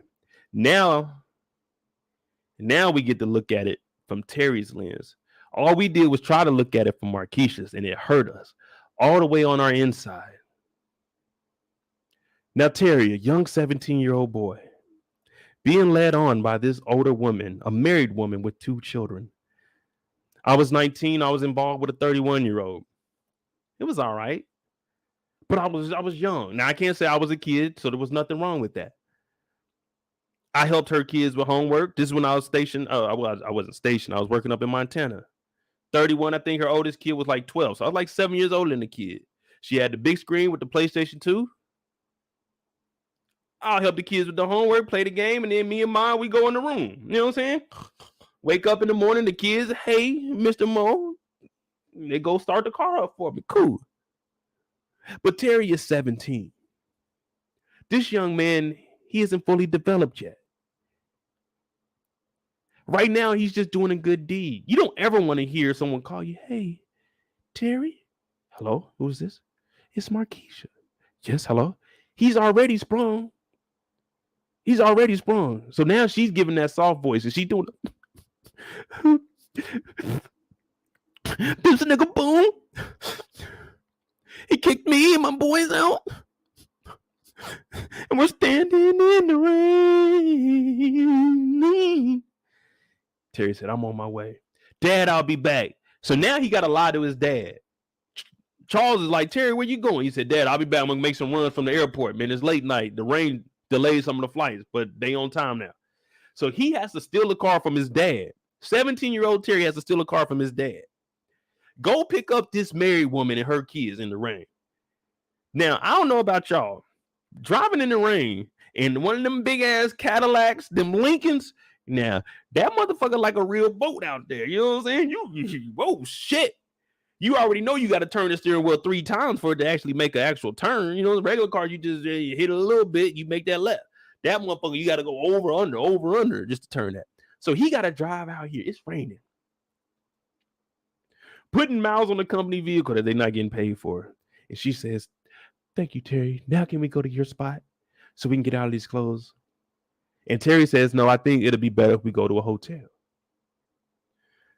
And I can respect that because, like I said, most eligible bachelors, our place isn't designed for knucklehead kids. Now, I don't care if I had kids and they run around tearing shit up, because I'm going to tear them up if I need to. Hey, sit your ass, shit, nigga. Sit, hey. That's why I be sending you with your mama. Y'all be jumping around in this motherfucker. Chill, man. Play with this controller, man. It ain't on, but play with this controller. See, my house ain't built for all that. And even if I go back to one of my houses that I'm renting out, it ain't built for that. There's a backyard, but it's raining outside. So Terry's like, nah, we're going to go ahead and get a hotel room. They go get the hotel room. They get in there. He's speaking a little Spanish. We done been down this road. We know that she wants the big city and bright lights. She wants to go to Miami. She wants to be a star. She wants to be seen. And Terry, being young and naive, he's just like, man, shit. Baby, tell me what I gotta do to please you. Baby, anything you say, I'll do. Cause I only want to make you happy. From the bottom of my heart, it's true. I wish that I could take a journey through your... Yeah. She locked the kids in the bathroom. Told Terry, get ready. So now Terry's thinking, okay, cool. You know what I'm saying? I'm going to go get some pizza and shit. We already know what happened. He came back with the biggest pizza in Detroit. She came in here. She ready to throw that thing. Talking about, Terry, you did a good job. Mm-hmm. She let the young boy do his thing. And then she told him thank you and kicked him out the house. Look, the little kid. Look at the little kid. Little boy right here is looking like I'm telling my daddy we over here with some random nigga playing Sega Genesis. Look, he's looking at him. Look. Kids know. Kids know what's up. Now, both of these kids ain't booms. This kid right here is not booms. This kid right here is boom, but this kid is not boom. This kid is darker than both of them. This is not Boom's kid. No, that's prior to Boom. Her and Boom been together as long as this one been alive right here, 5-6 years. But this one right here, no. This ain't Boom's kid.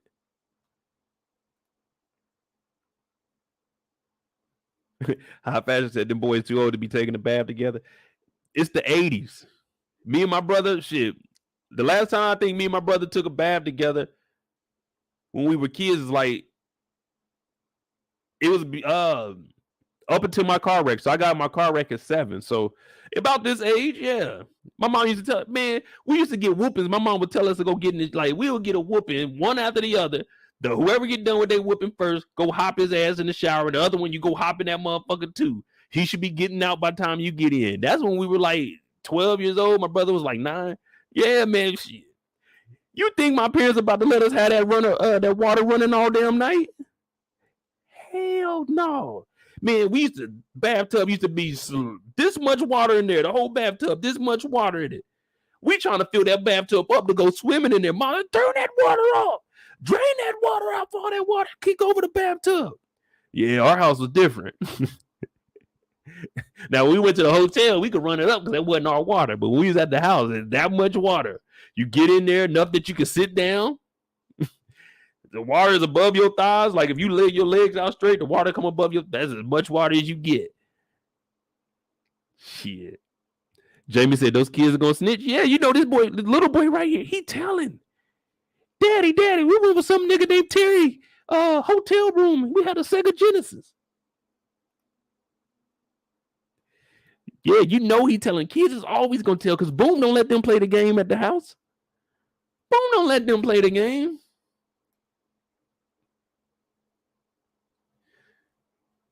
Which one of y'all think is gonna tell? The little one, Boom's son, or Boom's stepson? Because this ain't Boom's kid. I'm just gonna be real with y'all. This ain't Boom's kid. And Markeisha just in here sipping the yak like ain't nothing. Like you ain't just get kicked about the crib.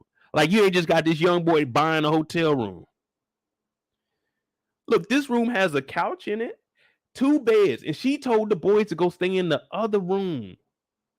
Terry dropped about $129 tonight.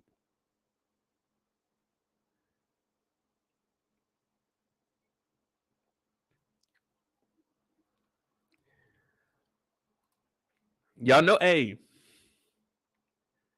look, I'm giving y'all the real world what's going on.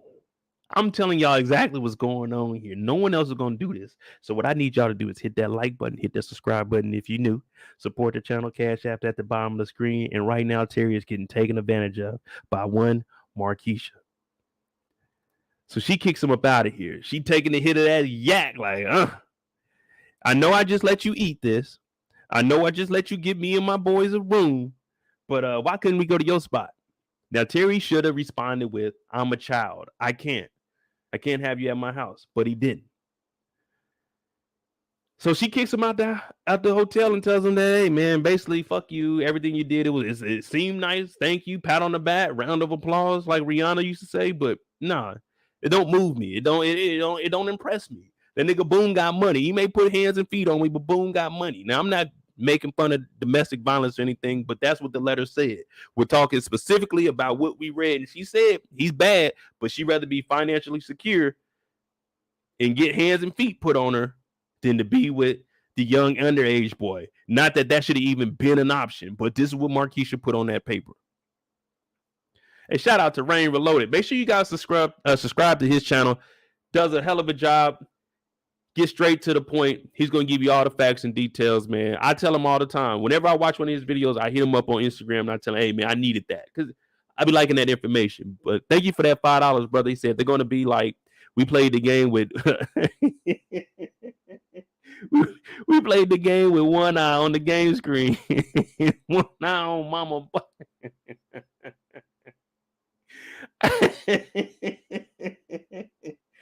Hey, facts. Hey, like all jokes aside, I know the kid on set when they were recording this because he's a kid. So for him seeing how they did Terry's eye, that's probably what the kid was looking at. Like, damn, that's how did they do that? Like, you know what I mean? Because I know as a kid, I'd be amazed. We had to do the duel, and his eyeball was like out of his it was basically like this the whole time, but his eyeball was like out of the eye socket, like it was forward a little bit. Damn. But yeah, these boys is telling, man. No problem, Rain. What you at, Rain? What you at? Like you almost at like 60,000, ain't you? Last I seen was like 58 or 59. That boy working over there, man. I need to start getting serious.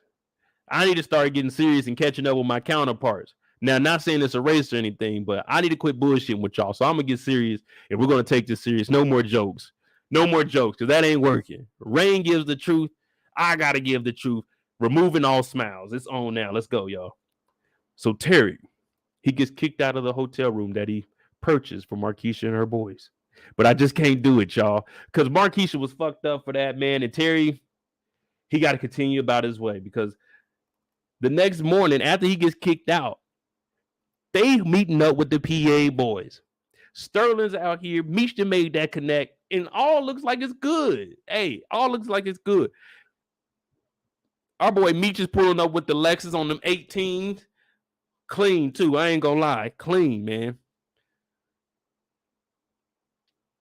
Yeah, them 18s right there. He pulling up. PA boys, they showing love. Meech is in the building. And then Hoop pulls up like, man, we got a problem. But Terry also thinks that they have a problem, and he's talking about Boom. Now, we owe Boom some work. We owe Boom some money. Boom's woman owes us some money also. So it's complicated, but we're going to get to the bottom of this nonsense. But Meech tells Terry straight up, that's your bullshit. I told you not to fuck with him. I told you to go deal with Pat. You wanted to mess with Boom and then fuck his wife. That's on you. So now Terry's shaking his head, because now it's all starting to make sense. Meech told you not to fuck with Markeisha. Meech told you not to fuck with Boom. Now you done did all this, and what happened last night? You got embarrassed. You got kicked out. You got kicked out. In the rain. You had to walk to the car in the rain and go back home because she didn't give you no loving. Just to be laid up with Wanda, upset. So now he has to deal with Boom. But before Boom, we got little Dink. Dink then pulled up. Dink separated. Meech and Terry was gone for what? One day? Someone correct me if I'm wrong. What is the time span between Meech and Terry going to Atlanta and getting back? Please. Someone give me the time lapse. What are we, just one day? They went 2 days. They drove down there 2 days. 1 day they came back, so 3 days total. What is this timeline? Because it don't seem, maybe it was a week or maybe it was a day.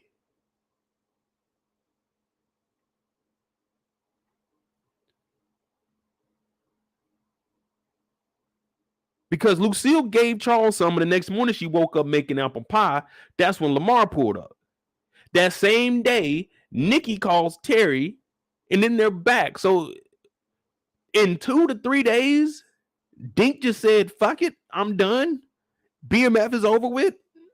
I'm going to go do my own thing. And then he doesn't even go do his own thing. He cops from Hoop, who is copping from them.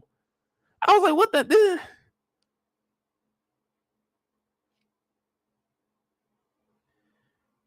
So wait, Dink is doing his own thing, but he's copping from Hoop, but he's mad at Terry.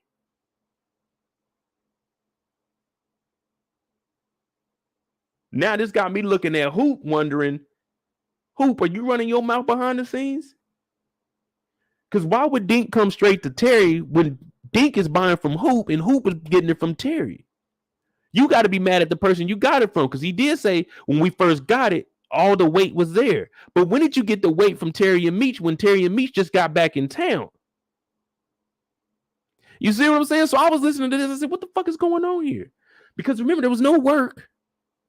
Then they came back, they cutting up the bricks. Hooped and sold the Dink. But there was no work because Terry and Meech left.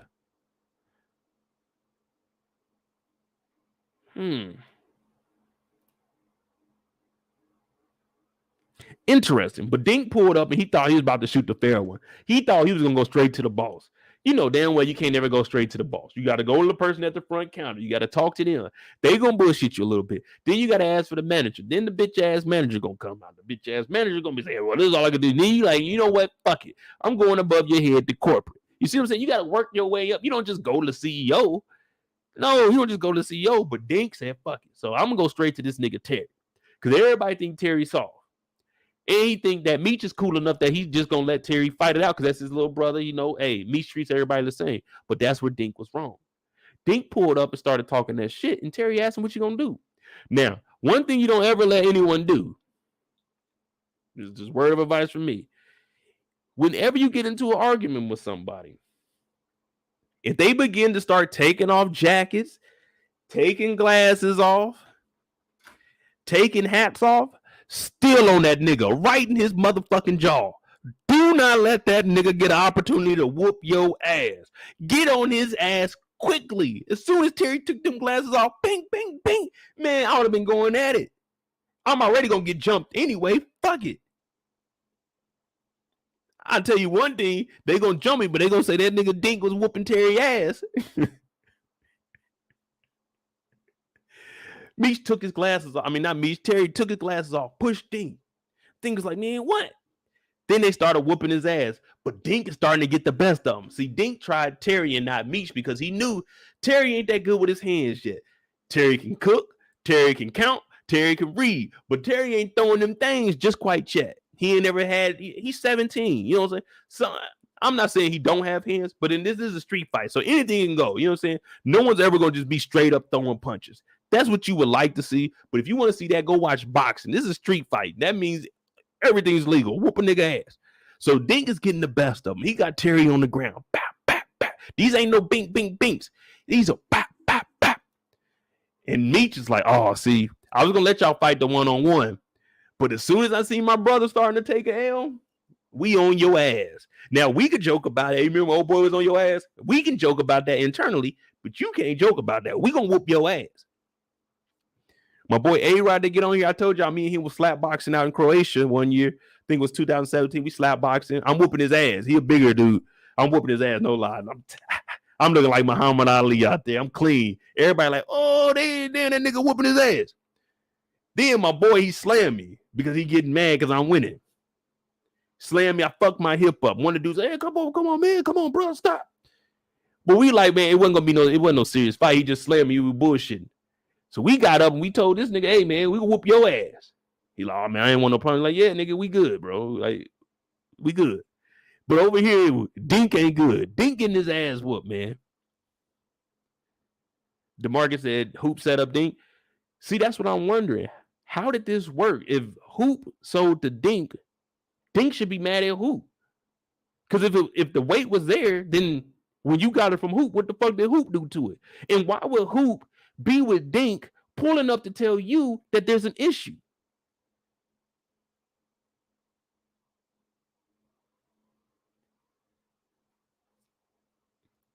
You got to look at stuff like why were you with him if you know there was an issue? You should have came. If you work for us, you need to come to me first. You don't talk to Dink. This nigga ain't BMF no more.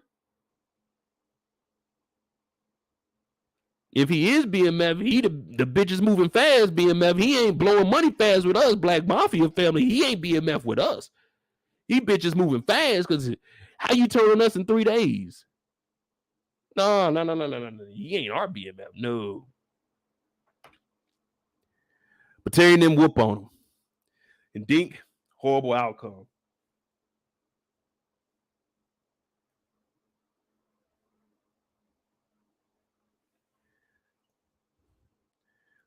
Y'all thinking y'all can trust Hoop? Because we do have a part where we talking to Meech about it.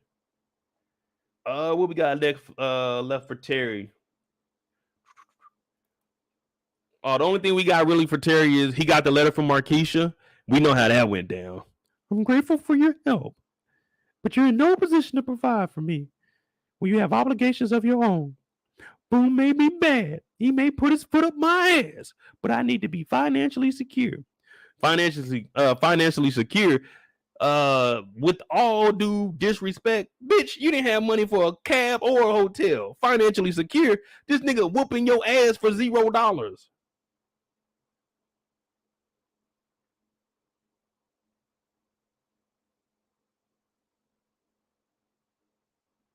But Terry got hurt in this situation.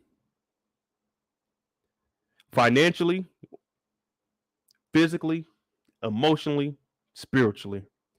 Right now, Terry, I don't even know if Terry's going to be in episode 7 right now. I ain't even watched the trailer because I can only imagine how he's feeling right now. His heart just sunk to the bottom of him. She basically just told you everything you did. Thanks, nigga, but no thanks. I want boom. I want boom to boom.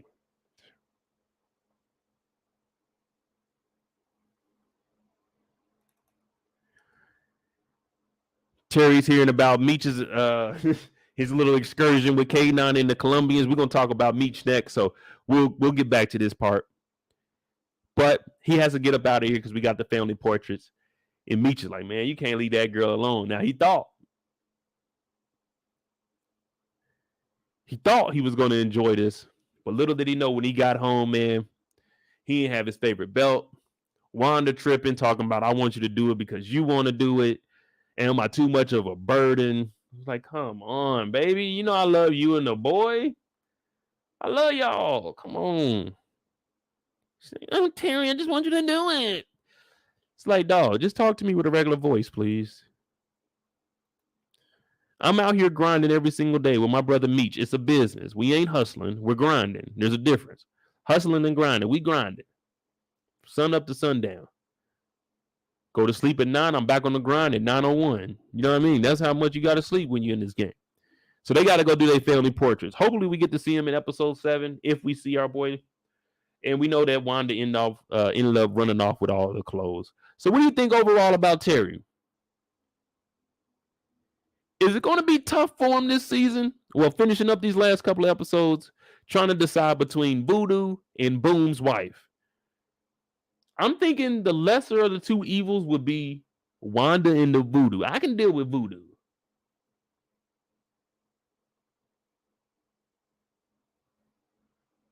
Yeah, I'm doing the Voodoo over Boom. I'm not fucking with Boom. The Voodoo, okay, I can have a curse over me. I can have a 50-year curse over me. But man, Boom's bullets, they seem like they might hurt just a little bit more than a curse. Terry is, in fact, a simp in the show. I don't know what Big Terry is doing in real life, but on this show, man, they got Terry going out bad, but he is just a kid, though. He is just a kid. We got to give him that, man. We can't keep, I mean, we talk about, well, Tariq is of age. Tariq is 18. Terry is still a minor. He ain't even finished school yet. At least Tariq is in college.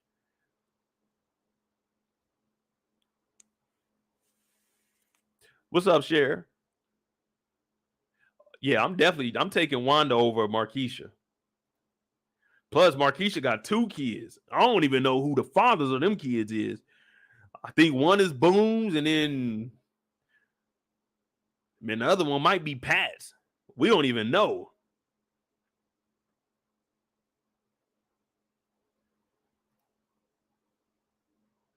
Nah, Terry's 17, ain't he? Unless he had a birthday. I thought Terry was 17 still. Because in the beginning of the last episode, he was talking about it, wasn't he? Or when they were driving to Atlanta, or at the end of one of the episodes, he was talking about he said Meech was 19 and he was 17.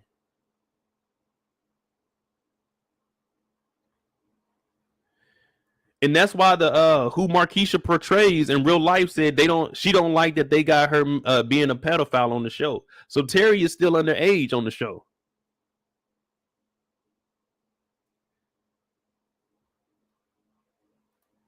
There's no excuses for Markeisha. Kendall, there's no excuses for Markeisha right now. It's looking bad for her. Lamar. Oh, Lamar. I got something on the silver platter for you. Hey, we're gonna talk about our boy Meech. Make sure you hit that like button, hit that subscribe button. I'm Mo.J. This is a live after show discussion for BMF episode 6, season 2. I rated this episode 8. We just got done talking about Terry, his two main distractions, Boo Thang and Boo Thang number 2. Well, I can't call it Boo Thang number 2, Boo Thang 1.5, because Markeisha is halfway there, halfway out the game, so you know how that is. But right now, Terry ain't got his favorite belt. His baby mama's doing voodoo on him. His mother-in-law, stepmom, whatever you want to call her, she's over here orchestrating all of this. Not only does he have to deal with his baby mama's mama, he has to deal with his mama telling his baby mama to take his kid up out the city. Terry, damn, it's tough. On top of, he got fucking mean-ass Charles that's going to ask about the mud in the back seat of the cars that you didn't took Markeisha out in. And he's going to ask about that homework, even though you told him that you were going to drop out of school. So Terry has a lot on his back right now. Let's let this man rest. He's a young kid. He needs 8 hours of sleep every night because he's not done developing. You know what I'm saying? So, Terry, go get in the bed because we about to talk about the big boys now. We about to talk about Meech, followed up by Lamar, and we're going to finish it with Detective Brian, Veronica, and their son, B-Mickie. My bad. My bad. All right, we got to take it all the way back. It's Meech time, y'all.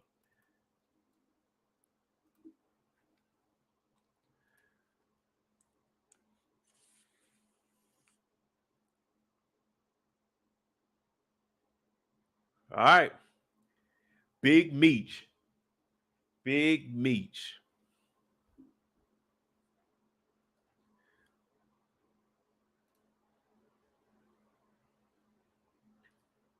Cher said Markeisha teased him about his age.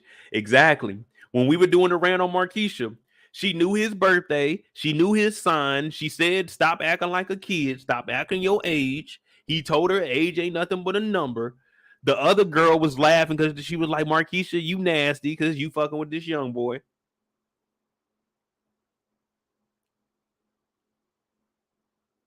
So Markeisha knows. The whole city knows. But that's neither here or there. We're talking about Demetrius Flennory now. Good old Dimitri. They back in the city right now. Detroit about to be turned the fuck up now. We better take Detroit to another level, y'all. Now, I ain't gonna lie to you. I was gonna have an intermission where I had an outfit change to go to Soul Night. But man, when I got home, took a shower, I was like, man, I'm just gonna put some sweatpants on, man. I was like, I'll give y'all the B-Mickie hat, but I can't give y'all the Soul Night, man. Can't give y'all the Soul Night. I saw you and him.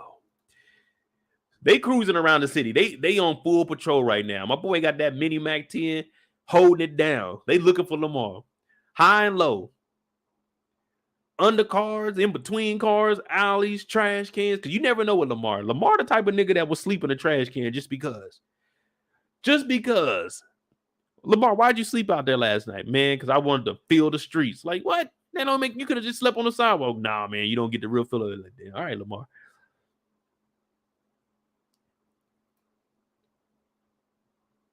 But him and Terry, they riding around the city, and Meech is like, fuck it, dog. We got to get this nigga, man.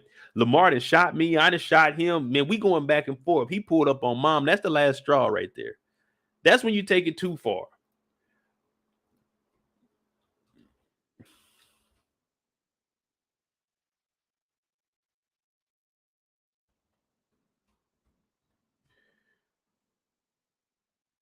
Yeah, crazy dude. Man, my channel was built off of Power. I'm enjoying the BMF, but there's a special place in my heart for the Power spinoff because, you know, I really got passionate about YouTube by doing recaps on the Power series.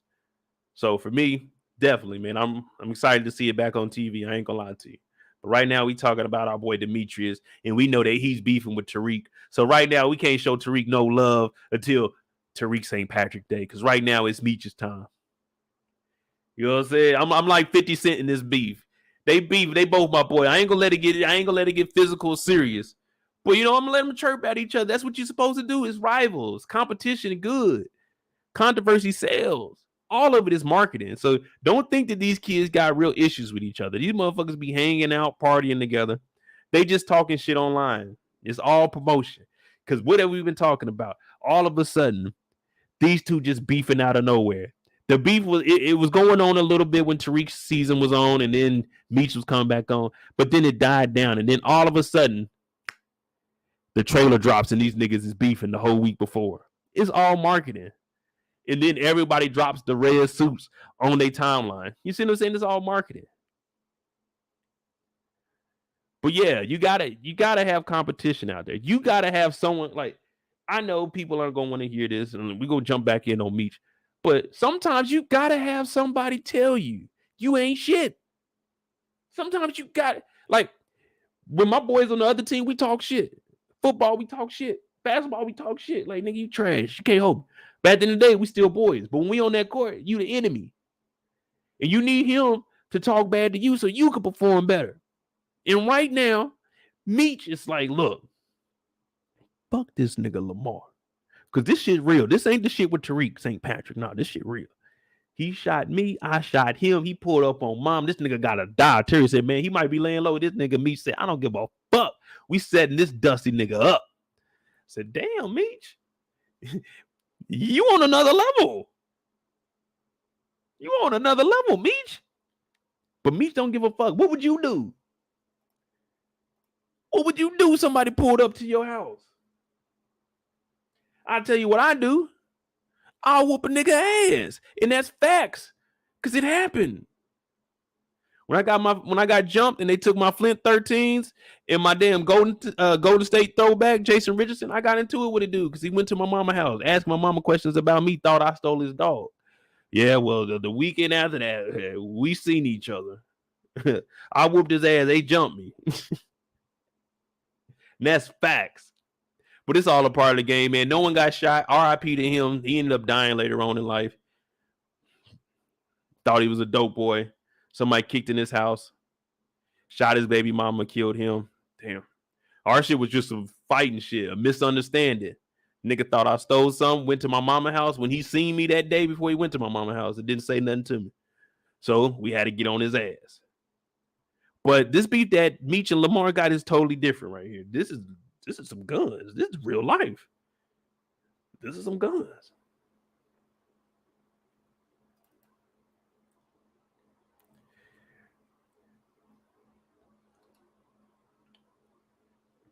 Now over at Wolf's Records, we got the latest hits from the late 70s R&B, a little bit of Al Green. You know what I'm saying? We got a little bit of everything in here. Whoa. Ooh. Hey, good call. What is it? We got it all in Wolf Records. Come on down to Wolf Records. Yeah.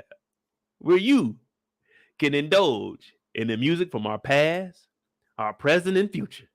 Wolf Records. 16th Street Avenue, Detroit.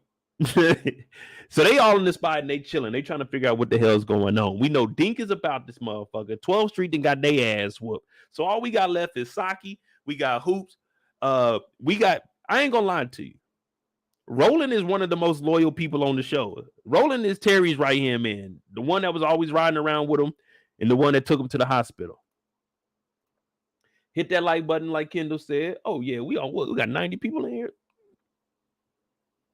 Let's hit that like button and get 100 people in here and get this discussion going on. Meech, hit that like button. Let's get like, we got? Let me get like 15 more likes up in here. Come on now. But they in here smoking. Roland's one of the most loyal. Hoop is in here and this Saki pulls up in the all white. Saki clean as hell. I ain't gonna lie to you. And they like, man, where the hell was security at my mama house? Roland, where the fuck was security at my mama house when this nigga Lamar got to pull up on my shit? He like, damn shit, I don't even know, bro. But Roland isn't security. Roland is Terry's man. You know what I mean? So he wasn't really in BMF at this. Well, from what I seen, he wasn't really in BMF because it was really like Meech's boys, which consisted of like Saki, B-Mickie, Nito and Tiny were 12. But that was all 12th Street. Roland was always with Terry. You know, they were going to school with each other. So I don't think he's in BMF yet, but I think he's about to be implemented since Terry is back in and out. But Roland is holding it down. And I fuck with Roland, man. I ain't gonna lie to you. DeMarcus said Dink is still part of BMF. Now I kicked Dink out. When we whooped his ass, he ain't BMF no more. I kicked him out. I had to make that call, Meech. I had to make that call. First of all, you don't come up and disrespect Meech or Terry. First of all, no one disrespects Meech or Terry. Rule number 2, y'all niggas got to talk to Mo before you can talk to Meech and Terry, nigga. I got to hear what you got to say first so I can relay it to them because I'm not going to bring them no bullshit. So as of right now, Dink is not in BMF. Not in my book. Not in my book. But Roland's like, man, I don't even know, dog, to be honest with you.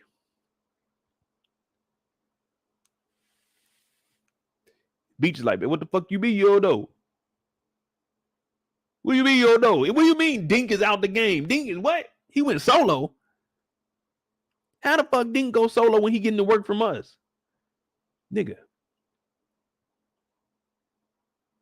This is the same partnership we had. You're with us. You're not solo. You're always going to be up under us if you're copping from Hoop. You're copping from the middleman to the middleman. You see what I'm saying? But Meech isn't having it. They had this meeting and Saki pulled up in all white, like we said. R.I.P. to the brother. All white, clean. He said he's down with whatever. That's what it's about, man. When you know your crew, you like, man, this is what it is, man. It's like, if y'all with it, I'm with it, man. Now, to all the people listening now, this is the 80s. This is a different time zone, time frame, time lapse, time era. Yeah. Anything with time in front of it, this is a different time. Don't commit crimes today or tomorrow or in the future. But Saki's like, man, fuck it. I'm with it. I ain't got nothing else to do, man. Have parties here at Wolf Records. I'm going to chill with y'all. As far as right now, as far as what I know, Meech has been solid with us.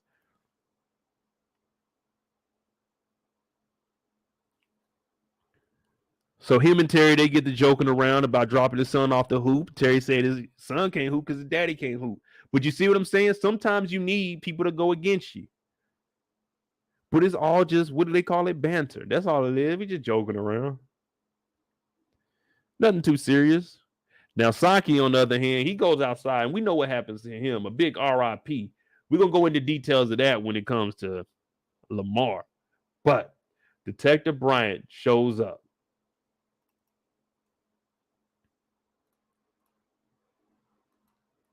Detective Bryant shows up, and he's confronting everybody. Now, I know a lot of people have been saying he might be the dirtiest cop that we have in the BMF. BMF and Power world, because you know one's a universe, one's the Immortals. In their world, in the 50 Cent, we're gonna put it like that. In the 50 Cent world, Detective Bryant might be the worst cop there is. Now that might be one I agree with y'all on. Now I tried to justify him pulling the gun on Meech after he was shot, couldn't. Setting up everything with B-Mickie. B-Mickie could have turned that down, so I can't really give Detective Bryant too much flack on that. But when he showed up here and Saki was laying on the ground, dead, he's like, ooh, ha ha, he laughing and shit. Everybody's looking at him like, man, what the hell's wrong with you? And even Meech calls him out. Meech says, man, do your job. Do your job. Detective Bryant looks him right back in the eye and tells him, not only am I doing my job, I'm going to find out some other shit, nigga. Yeah, you ain't know, huh? You need to be checking your fucking circle. You think everybody loyal to you, don't you, Meech? You think you big and bad. You think you got this all figured out. I can't do nothing but sit back and laugh at you. Yeah, because I know a little bit about you. I know where you've been moving. I heard about you down in Atlanta. Welcome back. R.I.P. to Saki. The little nigga didn't know when to shut his fucking mouth. So won't you and your boys go pick his bitch ass up, take him to albums, and go deal with Lamar. And I'll find who did this when I feel like fucking finding who did this. And Meech is looking at him like, because he can't say too much, because at the end of the day, it's still a cop. Like there's a split difference between not giving a fuck and wilding the hell out, like disrespecting the cop out here in front of all these other guys. Now you wilding out. Not giving a fuck is like, man, fuck you. But wilding out, yeah, you going to jail. So Meech calmed it down, toned it down. But Detective Bryant wasn't backing down. And then he laughed at him. He laughed at him, and Meech is looking at him like, "Whoa, this motherfucker." So I'm jumping to Detective Brian's perspective right now, and we leaving Meech's body. Yeah, nigga. Now you asking for the police, huh? You asking for me to do my job when I had you in there. Why you ain't telling Lamar? And Meech ain't telling on nobody. But what he is telling Brian is, look, nigga, I gave you some money. I got a little bit of dirt on you, but Meech ain't he ain't no dirty player like that. He ain't about to tell on no cop. He don't give a fuck if he working with a dirty cop or not. Because he ain't working with the dirty cop. The dirty cop was working for him and accepting money to do what Meech said. So there's a difference. He's not taking orders from Brian. There's a difference. Meech sticks to the code. He looks Detective Brian right in the face, and he don't tell him shit. No remorse for Saki, none of that. Because this is BMF, man. That's what it is right now. And Meech ain't backing down to Brian. Meech ain't like these other characters. Meech ain't folding under pressure. Meech ain't cutting deals. No. Not Meech. Take that to another show. Meech ain't doing it. We not going to see it. No. He not ever getting orders from Brian. He's getting brought into the precinct and ain't saying shit. We know so many niggas on other shows that telling everything. We got niggas on this show telling everything. Meech is just built different. He's just built different.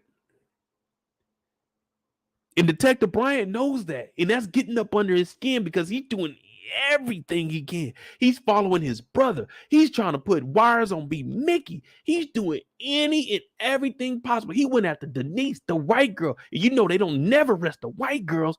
He got the white girl jammed up. That's how you know Detective Brian,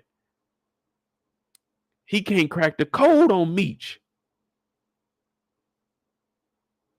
He can't crack the code on Meech. I said, damn, Meech is standing strong. Saki's body is on the ground, people. He don't give a fuck. Because Brian is here and he ain't letting no one in this organization go down. R.I.P. to Saki. We got love for Saki, but Meech got to do this. The paramedics, y'all do y'all job and get Saki up. I'ma deal with Brian. And look at Brian. He look him in the eyes. He mad too. He is mad too. Now, Miles, we haven't even touched Detective Brian and Veronica yet. We got them coming up after. After Meech, we're gonna go to the Lamar, and then we're gonna tie in Brian, Veronica into the B-Mickie story. Because Brian and Veronica is the mother and father of this boy they call B-Mickie. But right now, we talk about Meech holding it down in front of Detective Brian, bitch ass, looking him in the eye and told him, do your fucking job. And find who did it. He didn't say lock him up. He just said find who did it. Go do your job. Don't worry about what we got going on at Wolf Records. Go do your job, nigga. You ain't hear him go say, hey, Brian, go get Lamar off the streets. Yeah, you didn't see Meech go into the precinct and say Lamar shot me. No, you didn't see none of that because Meech ain't gonna do that shit. No. Keep that shit on other shows. Meech ain't doing it. Star characters do not do it. Meech ain't doing it. B-Mickie do it, but Meech ain't doing it. No. B-Mickie, yes. Meech, no. Take that shit to another show. The Star should never be talking to the police and working with them. Meech ain't working with nobody. He paid the cop off to make him shut his fucking mouth. Yeah, that's about it. But he ain't getting no information from this nigga. None of that. Yeah, they set up J-Mo, but that's the cop doing dumb shit. That's Meech doing illegal shit. It ain't blocking somebody else's shit to cover up the crimes he doing. He just wanted to talk to J-Mo. You see what I'm saying? He didn't want to kill him. B-Mickie did. Meech this is the foundation that you want to follow right here. Just don't say shit. It's that simple. You ain't got to say nothing. And Detective Brian hates it because B-Mickie looks him in the eye and tells him, nigga, do your job, nigga. I'm paying my taxes. Well, Meech ain't paying taxes. But if I pay my taxes, nigga, I'm paying your salary. Ooh, wait. Hey, Meech is the cheat code. Shout out to Meech for holding it down against Detective Brian, bitch ass. Detective Brian might actually be the dirtiest cop because this nigga did leave and laugh.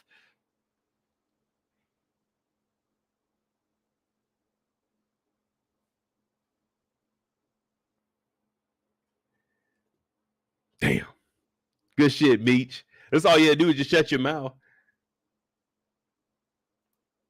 R.I.P. to Saki, y'all. Man, let me speed this. Damn, we already had 2 hours. All right, hold on. Let me get focused. All right, we had 2 hours. Well, that's about right. Yeah, we about right. Let me see. Next time we see Meech, we got to go to Soul Night. We're gonna skip the little meeting that they had because we already know what happened in that living room. Meech said, "Look, nigga, I'm stepping out. We're stepping out. 7 bricks. Terry, you whip up the 7 and the 14. I'm about to go holler at the PA boys. Shout out to Sterling. And nigga, we need to make a connect because it'll work out perfectly fine if and only if we get them aboard. We can use them as muscle, and we can also use their little, their little routes to move some of our dope, and we can all make money." So Terry's like, "All right, man, go be careful out there."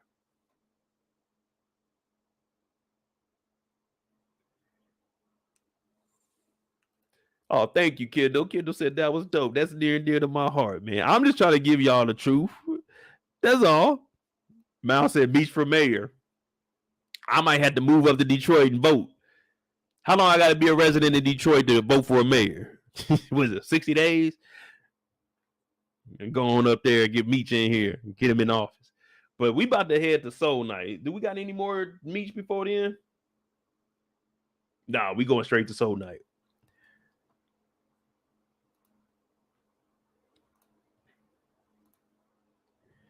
Now, I was out and about today. I'm not gonna lie. I was trying to go to the thrift store because I ain't gonna lie to you. I wasn't about to buy no real mink to be on this motherfucker. Y'all fool. Y'all think y'all gonna see me in a real mink? I was gonna come up here with more of like a rug type jacket. It's like a rug, but they turn it into a jacket. They trying to get it by its fur. But yeah, I was looking for one today to come up here like this, but couldn't find one. My dog Meech came up with the brand new Benz on the all golds, looking like new money. I ain't gonna lie, the boy fly. I ain't gonna lie, he came up here stunting on him. The valet, like, "Damn, Meech, you got the new Benz. That's the 89 right there. That's the 89 E-Class. Yeah, that's the 89 E-Class, pure diesel. That's pure diesel right there. Meech pulled up in.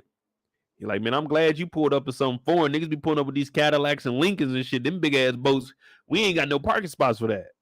Meech's like, "Yeah, man, don't worry about it. Player, park my shit." Now they getting it cracking in here. They getting it cracking in here. This look like the place to be. This look like the place to be.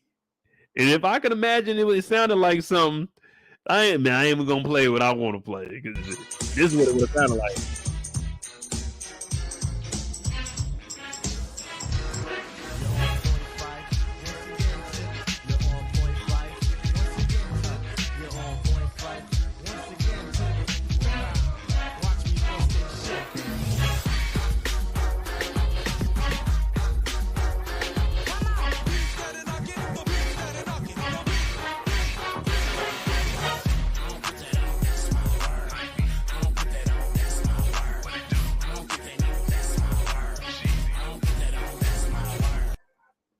Man, I bet it was going crazy on Soul Night.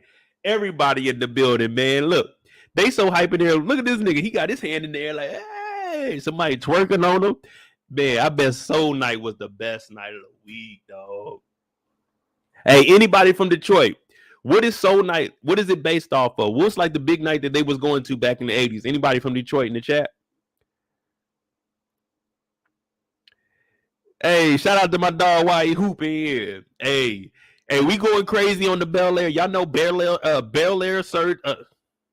Is it? No, wait. Oh, Bel Air Sundays is next Sunday, man. You know, we're going to have the Bel Air bottles. We're going to be going crazy on that show too, man. Because, don't nobody break a show down like Mo break a show down. Because Mo break a show down how a show's supposed to be broke down. But, yeah, we're going to be in there. We're going to be in there getting it next Sunday, man. Shit. We're going to be playing that a lot during Bel Air. Hopefully they getting turned like this. But right now, it's on Meech at Soul Night. Soul Train. Everybody in here. Hey, everybody who is somebody is here tonight. Like, hey, it was called Soul Night. Oh, shit. Soul Night it is then. Samara said, I'm from the D, but born in 85. See, me and you the same time. 85, we just missed the man. What? Oh, man. Man, if I was born like, man, think about it. If I was born like 70, my sister was born 74. So if I was born like 76 something, man, late 80s, nigga, I would have been acting a dog ass fool, man. I ain't gonna lie to you. I would have had a nice ass Jerry curl.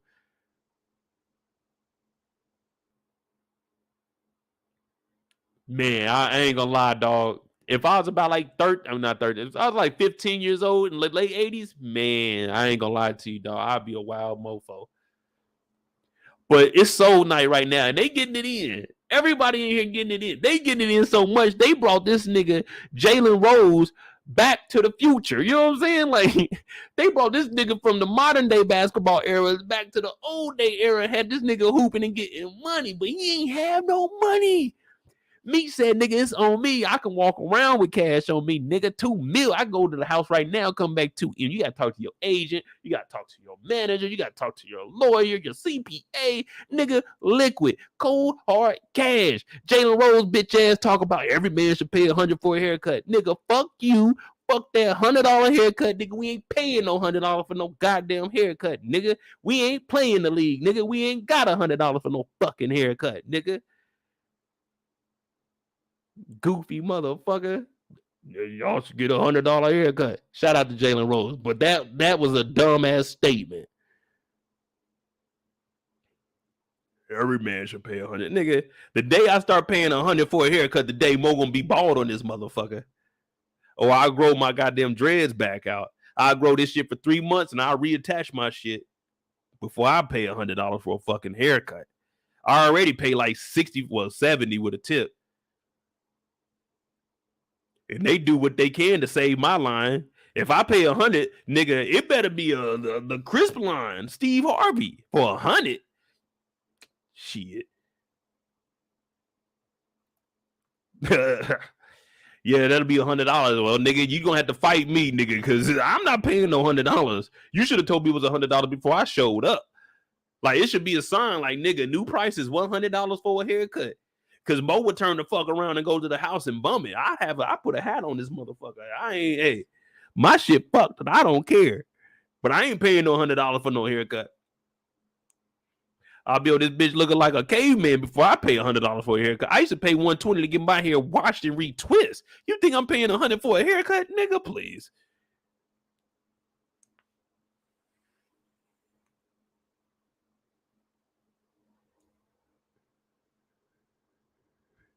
Shit, hey. Donate to the Cash App, MOEDOTJ. Haircuts are $100.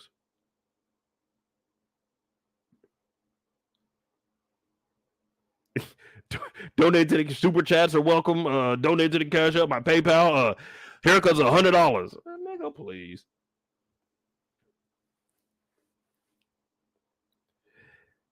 But Meech is in here. He got bankroll on him. Yeah, Jalen Rose. You talking about $100 haircuts? Why Meech paying the tab, nigga? You ain't got it. Where the money at, tough guy? Oh, he ain't got it. Now all of a sudden he ain't got it. But when he talking to us, us regular folk, he got it. It's $100 haircut. But when he with Meech, he can't afford shit. Shut your ass up. Meech got bands on him, and then Sterling shows up. Sterling of the PA Boys. Now, I didn't look up his right-hand man's name, but I definitely want to figure it out because he seems like he's going to be, I won't say too important, but important enough that we're going to need to know about him. But I feel that he's going to be the first one in PA killed outside of the other two goofies. Shout out to Brillo. The other two goofies that got killed by Lamar. But I think he might be one of the next people to go before they get to Sterling.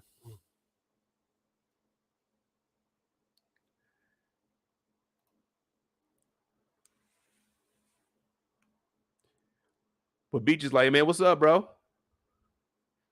He said, who are you? He said, man, I seen you a couple times, man, over at K9s. He's like, oh, really? And his boy like, man, who the fuck are you? And that's how security's supposed to be. DeMarcus said his boy's name is Shane.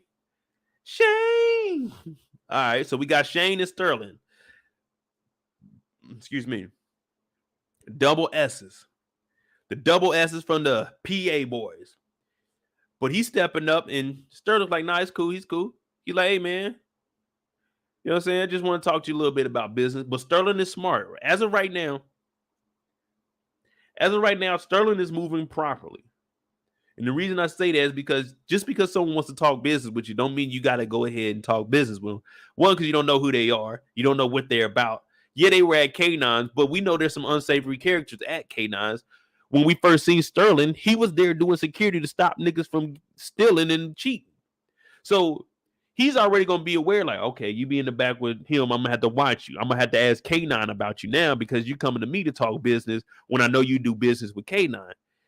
And that's just, if someone comes to me to do business and I know they do business with somebody that I know that I'm close with, I'm going to ask them, how is this person with, you know what I'm saying?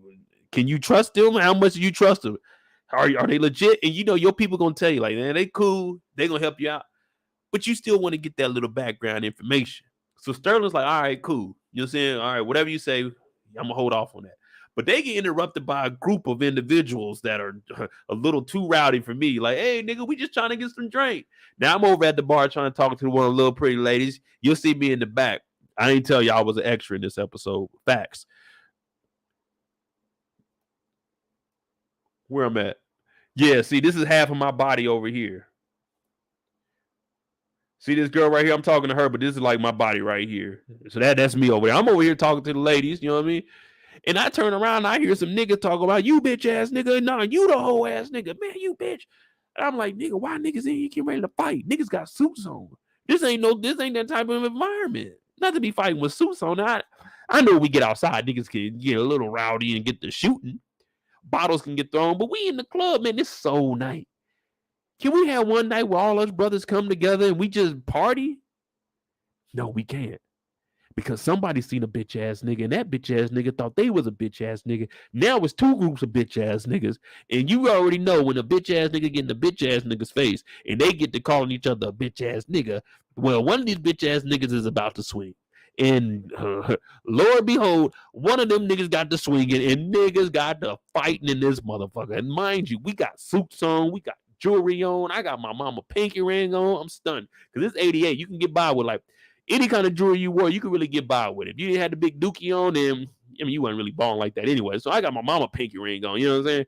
Because Pop's finger too big, so I got my mama's ring on my pinky, you know what I'm saying? I'm shining, you know what I'm saying? I got my chains out. I'm taking my two little chains out. But once I hear a nigga get called a bitch ass nigga, I'm like, oh shit.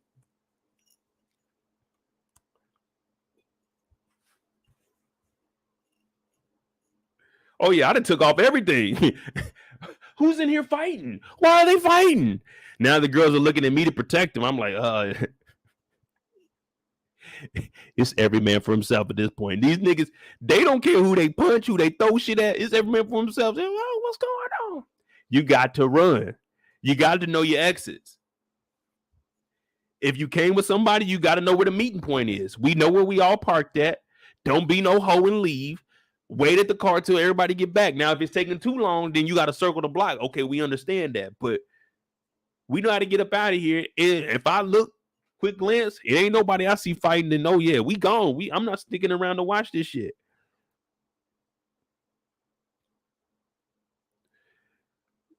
Yeah, Kendall. You know what I'm saying? My mama had this tight ass gold ring. I tried that motherfucker on one time, but I got scared because it stopped like before it got to the bottom of my pinky. My mama little. So it got right. I was like, oh shit, let me not fuck around with this. Cause I used to always have my dad's ring on. Not his wedding ring. I forgot what ring it was, but see, he always had some ring. That motherfucker was always big, so I had to put it on my thumb. So I used to have my mama ring on too. I had my mama and my daddy ring on walking around, but hers got stuck. I can't do this no more.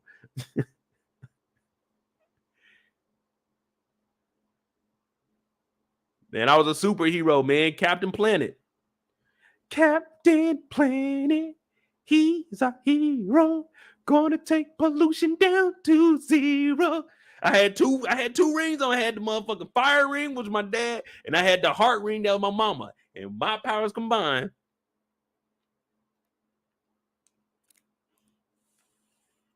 Nah, we ain't got no damn family jewels.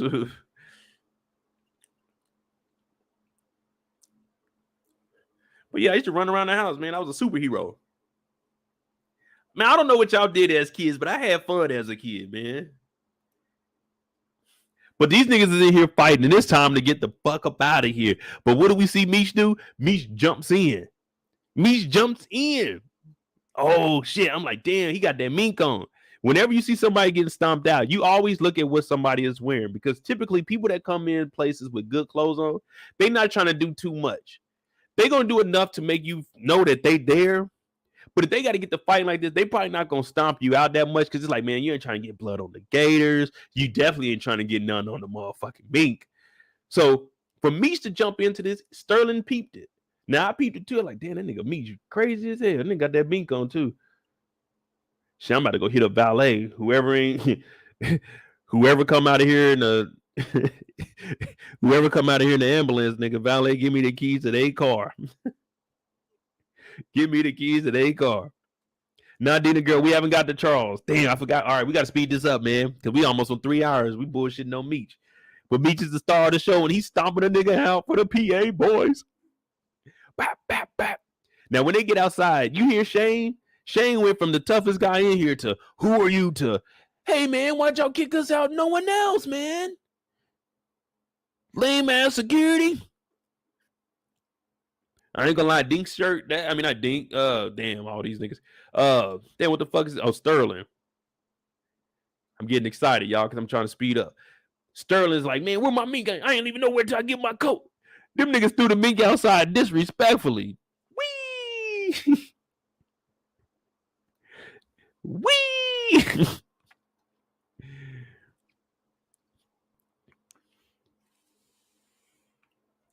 So he's like, look, all right, we can set up a deal, man. Me and you gonna talk business. What'd you say your name was? He said Meech. Big Meech it is. BMF, nigga, we do this. Sterling like, all right, bro, let's do it then. Oh, let's do it.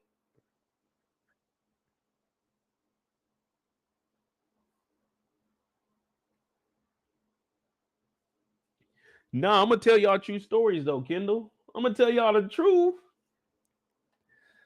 So now we in with Sterling. That's good. What we got? Meech. Oh, okay. Soul Night was a smash. What would y'all rate Soul Night? Did we achieve what we were supposed to do? As the young people would say, did we understand the assignment?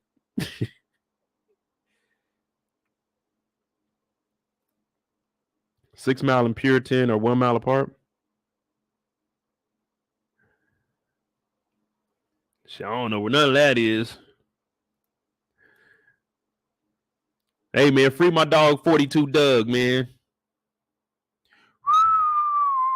Free my dog, man. He from the D. That's real Detroit for you right there, 42 Doug. That's my little nigga. Shout out to 42 Doug, man. Shout out to the whole Detroit, man. I ain't gonna lie to you, man. Meech and them, they had a wild, like, their story is wild, man. After Soul Night. So this is Soul Night. Very memorable night. We got to meet Sterling, talk some shit to fucking Jalen Rose. $100 haircut. Shut up, nigga. You can't buy drinks at the bar. What up, Letitia? I'm from Detroit. Guys always dress fly and always willing to fight in nice clothes. They different. See, well, it may have been like that in Kansas City too, but like I said, I wasn't around at this time. But once we started going out to the clubs, like in Kansas City, they did have a lot of racist places that black people couldn't get into. Even if we wore like dress clothes, dress shoes, you could only get in if it was like 2 of you. 3 of you might be pushing it. So you'd have to come in, you had to get in the line like one at a time to go through. So when we dressed up, niggas wasn't really trying to fight too much. Like I'm saying in my era of going out, don't get me wrong, they it's Kansas City, man. They don't care. They don't care. We in the middle of the casino, they don't care. But I wasn't trying to do no fighting in no good clothes, man. I'm trying to get in here, drinks in the air. Yeah, I'm trying to enjoy Soul Night. We got DJ Cuts in the building. Everybody come in, they fly. They done rented out the ballroom. This ain't no fighting spot. And if you are fighting, I'm running over there. You know who I'm getting? I'm sleeping that nigga Jalen Rose. I'm not going at it with the dope boys. I know them niggas is deep. I'm going after Jalen Rose. Hey, you the nigga that told the barber to raise the prices to $100? What up, Jalen? So you got to trick Jalen. You're like, what up, Jalen? Oh, what up now? Hey, man, huge fan, man. You doing your thing. Like, what's up? Then you got to ask him, hey, nigga, you the one that ran them prices up to $100? Man, I think every man. You just got to catch him. Right there at the bar. Let his girl know, man. Just because he in the league, he still a bitch. Shout out to Jalen Rose, man. I'm talking about his character.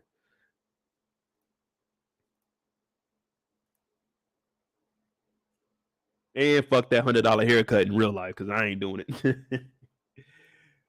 Back to Meech. The next time we see Meech, he pulls up after Soul Night. He pulls up on our girl. And what I tell you, man, they can sniff them dollar bills at.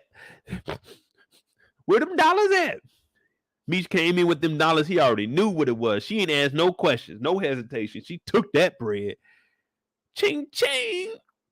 And then he starts asking her about Lamar. And then she kind of slips up. She says, Lamar came over here. He tripping again. He can't fuck. He can't have no sex. And Meech is like, how you know he can't have no sex?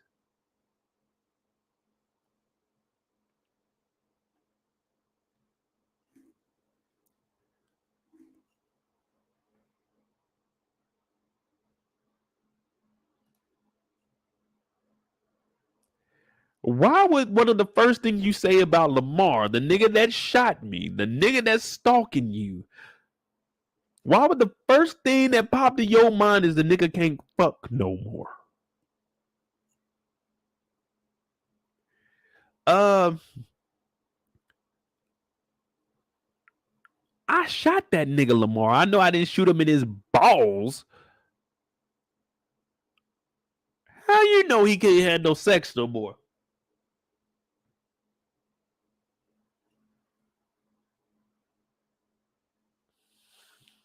How do you know that? Kendall says Monique has a job. Yeah, Monique has a job. She also does cocaine. She's also a junkie. We can't trust no junkie. She talking about it just to get the edge. Just to get the. Were you on the edge when Lamar came over and you were talking about fucking?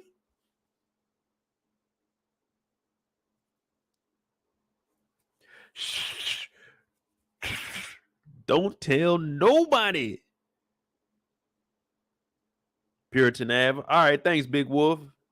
So that's what PA stands for, Puritan Ave Boys. All right, bad. Good luck on that. She be playing with that booger sugar. Yeah, she got a job all right, but she seen that money coming. She was getting the dope from Meech. What are we talking about?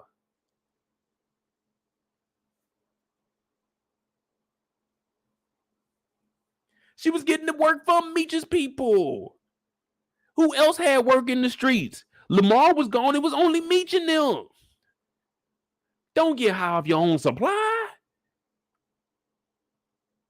You know she be high. She went in there and told Denise, well, I'm not your legal representation, but we can cut a deal. Nigga, bring a lawyer in here. I'm not talking to your goofy ass. Who the fuck are you?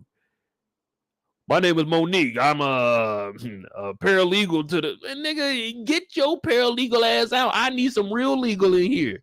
I need something that says a lawyer, attorney at law.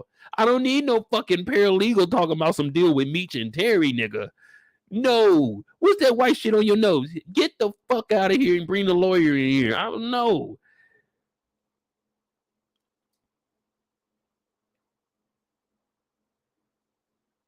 She seen them dollars and said, ooh, that's a whole, that's a whole ounce.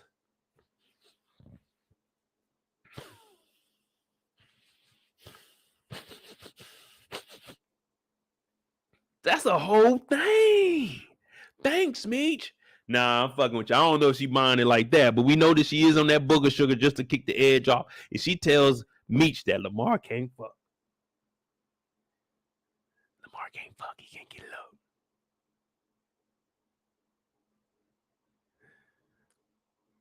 Lamar over here wilding out.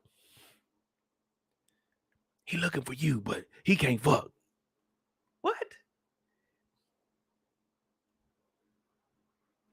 I just gave you $3,000, $4,000, $5,000. You should be treating me a little bit better than this. You should be saying, hey, this nigga Lamar is crazy. He keep popping up. Maybe we can set him up or something. Not this nigga can't fuck no more. You think I care if this nigga is having sex or not? No, I don't. I care that this nigga pulled up to my mommy's house.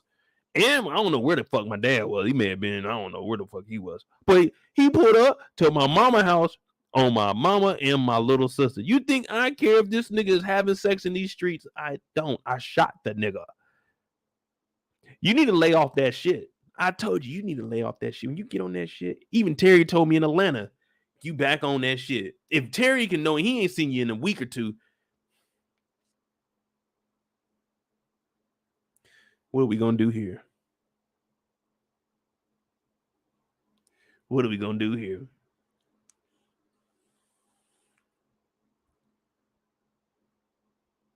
Hey, Alex Rocks, what up? I ain't seen you in here in a while. Yeah, to my mommy's house. You went to my mommy's house, man. I had to turn my ass around from Atlanta back to the D. That's a long ass fucking ride, Mo.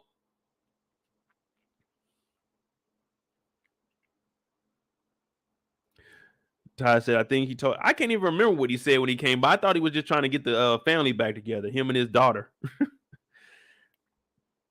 But he might have told her, but why would she tell him that, man? She's a recreational cokehead.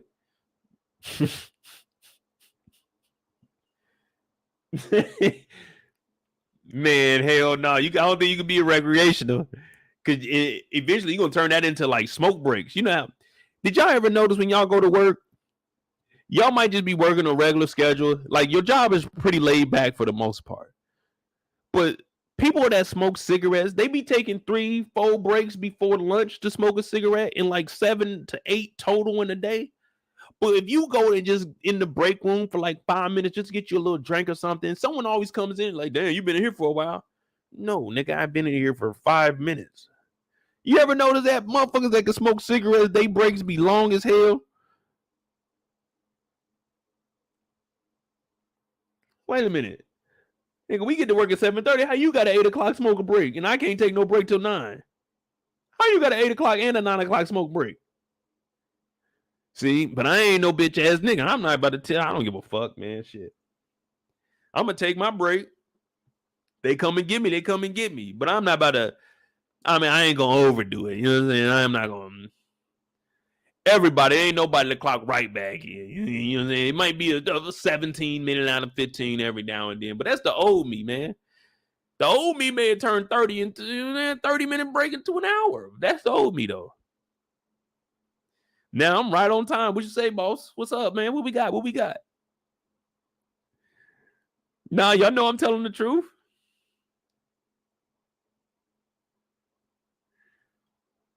Yeah. 8 o'clock smoke break, and then 8:15 they going outside because someone else taking a cigarette break. They gonna go out there and smoke with them. I should open up the window. Hey, get your ass in here. That's 3 breaks before 9. Well, what would I look like doing that? Because then anything I do, anything, you hear how small it is? Anything that I do, they gonna tell on me. Hey, Mo, you didn't put this, you didn't underline this. You didn't redo it. Like, damn, nigga, just underline that shit. Just fuck with your boy a little bit. Nah, man. You tell on somebody, then everybody better start telling on you, man.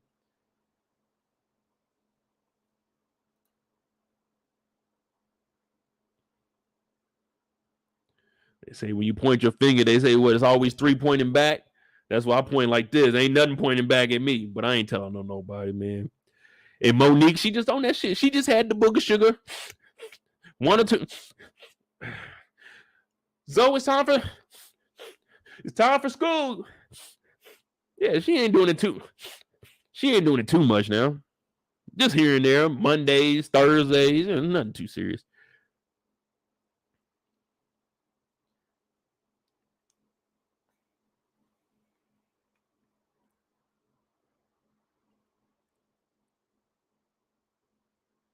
Yeah, all right. They got the smokers union, Miles. When I get a job, I'm gonna tell them it's the BMF union, nigga. I need me a break. I need a break. I need that Monique. Nah, I don't need that Monique break. Hell no, Monique break, nigga. You going to jail? They catch Monique on break. She going She gonna be in jail, all right. She gonna be sniffing something. It ain't gonna be coke no more. It's gonna be the smell of the jail cell.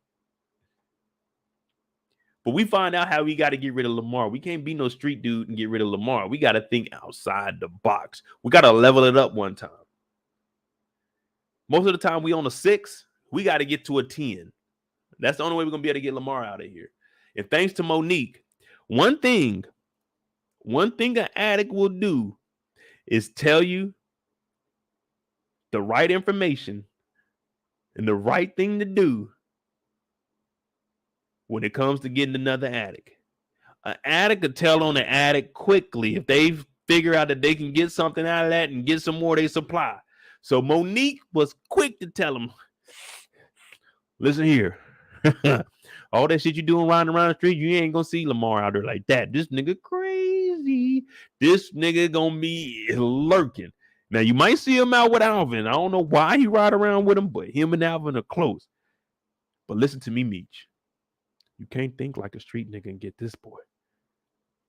This nigga is the devil himself.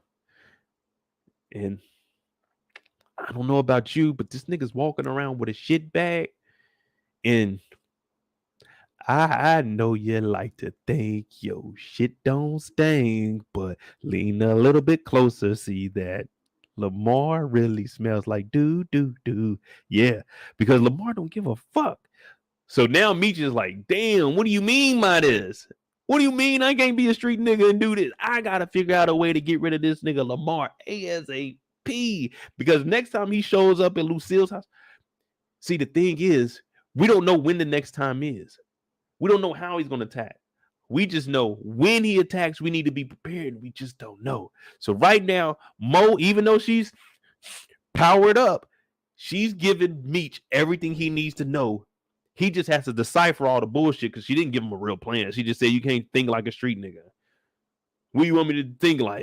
A regular nigga? Like, come on now. Tell me what I need to think like. An educated person? A robber? A kidnapper? What I got to think like? You know what I'm saying? She didn't really help us out, but then you got to remember she's on the... So she's not going to really be too coherent. You know what I mean? But Meech is like, all right, good. We got this. Now, for the most part, I give Mo her credit. You know, I joke around about her and being on the coke, but she does hold it down. I really don't like her playing both. Well, she's not really playing both sides, but I really don't like her talking to Lamar because that's very dangerous in real life. But I do like how she's helping Meech out. We joke around about her hitting the coke. You know, she do a bump every now and then. She probably do a line. She probably need more than a bump. I ain't gonna lie to you. But I do fuck with Mo though, man. I just don't really like her talking. Like next time Lamar pulls, she got to shoot Lamar. There's no more talking with Lamar. You got to go ahead and do it yourself. You can't be dependent on Meech. If he's pulling up like this, you just got to get rid of him because we never know what the next opportunity might be. But I fuck with Mo.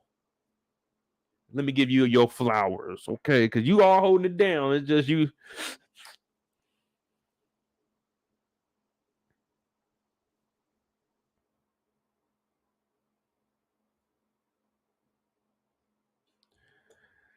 All right, we almost at 2:40. All right, here we go. We about to finish up with Meech. The next thing we had with Meech after he went over there. Oh, damn.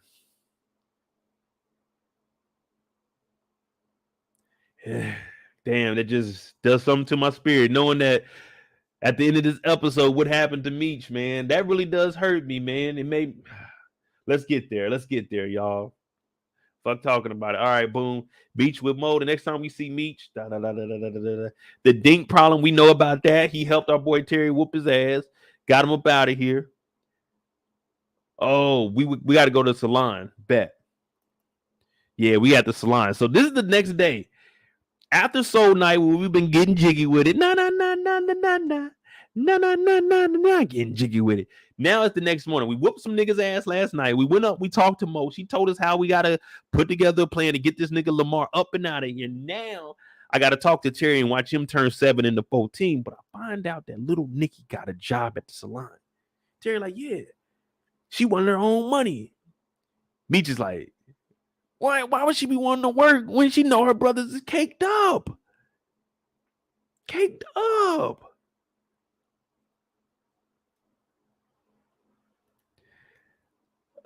How am I rating them? Wanda Roulette, Mo and Grace. Man, I ain't gonna lie to you. I got Roulette at number 1, man. It's something about Roulette, man. I fuck with Roulette.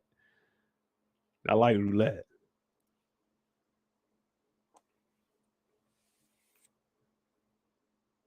I'm gonna do Roulette. Well, I'm not gonna do them. I'm gonna put them in this order of who I would be putting up with first. Roulette first, because I know she's gonna be real with me. She either gonna rob me, you know, we gonna keep it real with each other. Then I go Wanda. Damn, who the hell was Grace? What show was Grace on? Man, I be forgetting. Mo, I have Mo probably. I don't know. I can't remember who Grace is. I told you, if you remind me, then I'll pick back up. But yeah, I don't be remembering people like that. But little Nikki got a job, y'all. Sweeping floors, man. So she got a job in a couple days because she wanted some money. My boy Hoop in here. Now, I don't know what we doing with Hoop. Now, I did think it was kind of suspicious when Meech talked to him one-on-one about the whole Dink situation, because I already felt the way when I first seen him pull up with Dink, and I was trying to figure out, how are you selling to Dink, but Dink is mad at Terry? You must have told, oh, this is what Terry gave me, and blamed it on him when you skimming off the top. You see what I'm saying? I think DeMarcus may have said that too. But I was watching that, and there's no reason Dink should have went straight to Terry about some shit that he bought from Hoop. So Hoop might be the one that's doing shit, you know what I'm saying, in the background. And Dink just thought, like, since he told him this, that's what happened.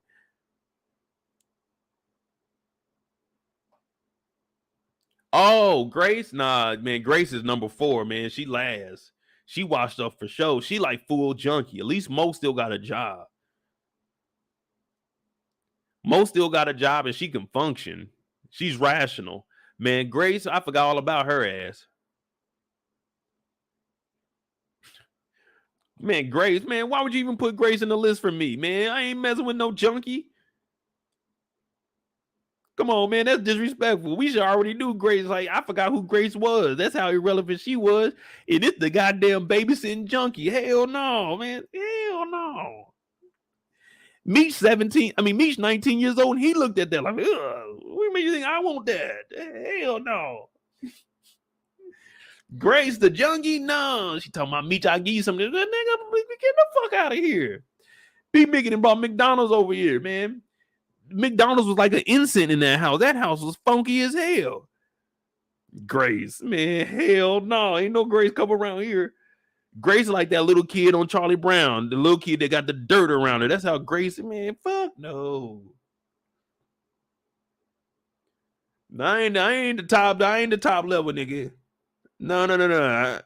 Like I say, it's 329 million people in America. Shit, I put myself in the top 100 best. I mean, 100 million best looking. You know what I'm saying? But I ain't the top 100 or nothing like that. But Grace, no.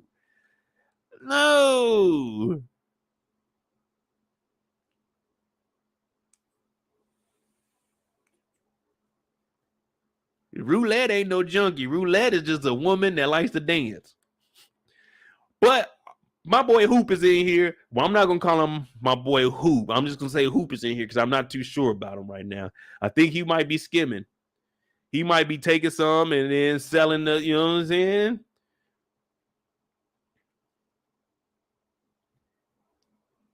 Who for the streets more? Mabel, Peaches, or Marquisha? Oh, that's easy. Marquisha married. Mabel is single and Peaches is single. Like, Peaches just giving K9 some because K9 had money. Old boy that was winning the dice game, he got some because he had some money. So Peaches, she was already in the streets. She already knew what it was. Marquisha is for the streets because she the one out here in the house, but in the streets. You know what I mean? Straight from the driveway to the streets, to the highway. I'm on the highway to hell. Now Hoop in here and Meech is talking about. I mean, they got the jet with Bill Cosby on the front. I ain't even peeped that. Hey, somebody look up the jet Bill Cosby. Yeah, look up the Jet magazine date. What issue this is of the Huxtable family.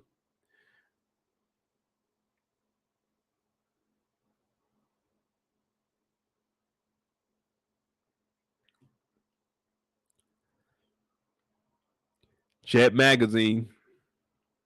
Hoop in here talking about, man, I ain't know nothing about getting your nails done. Meech like, yeah, man, the girls like it when you get your nails done, bruh. Yeah, but see, Hoop don't care about that because Hoop, DeMarcus said 1988.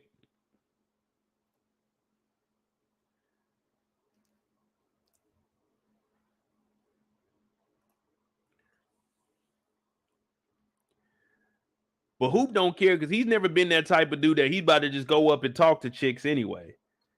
He's always been, you know what I'm saying, he gets the kickback. You know what I mean? The kickback. You got your star, Meech and Terry gonna get the best looking ones, and then probably B-Mickie gets the next one. Probably Saki and Dink get the next one. Excuse me. And then Hoop, he'll be in line, but Hoop don't care. You know what I'm saying? It's like, man, it is what it is.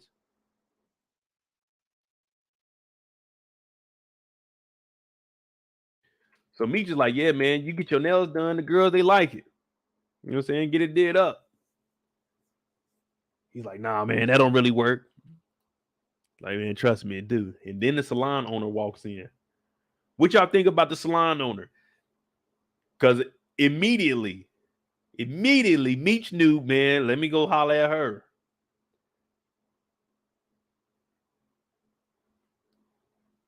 Let me go holler at her and set something up. What y'all think about her? Is she trustworthy?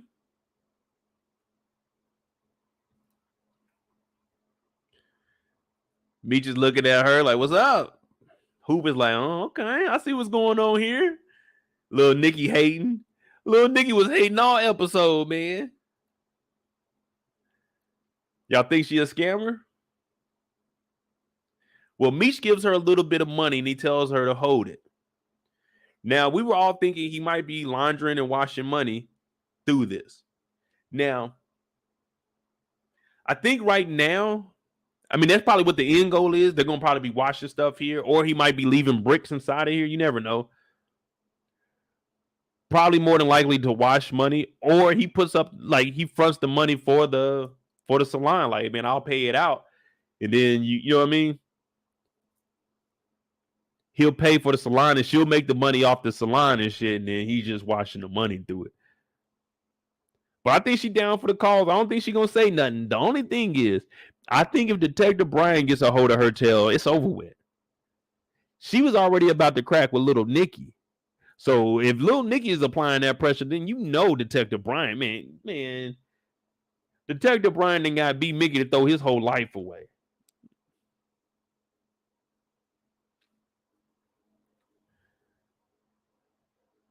Be selling the clients as well. Man, I don't think nobody can afford. Well, I don't know, man. Meech was selling it for that lower price because he was breaking it down. So you might be right with that, Kendall. Damn, I'm trying to think.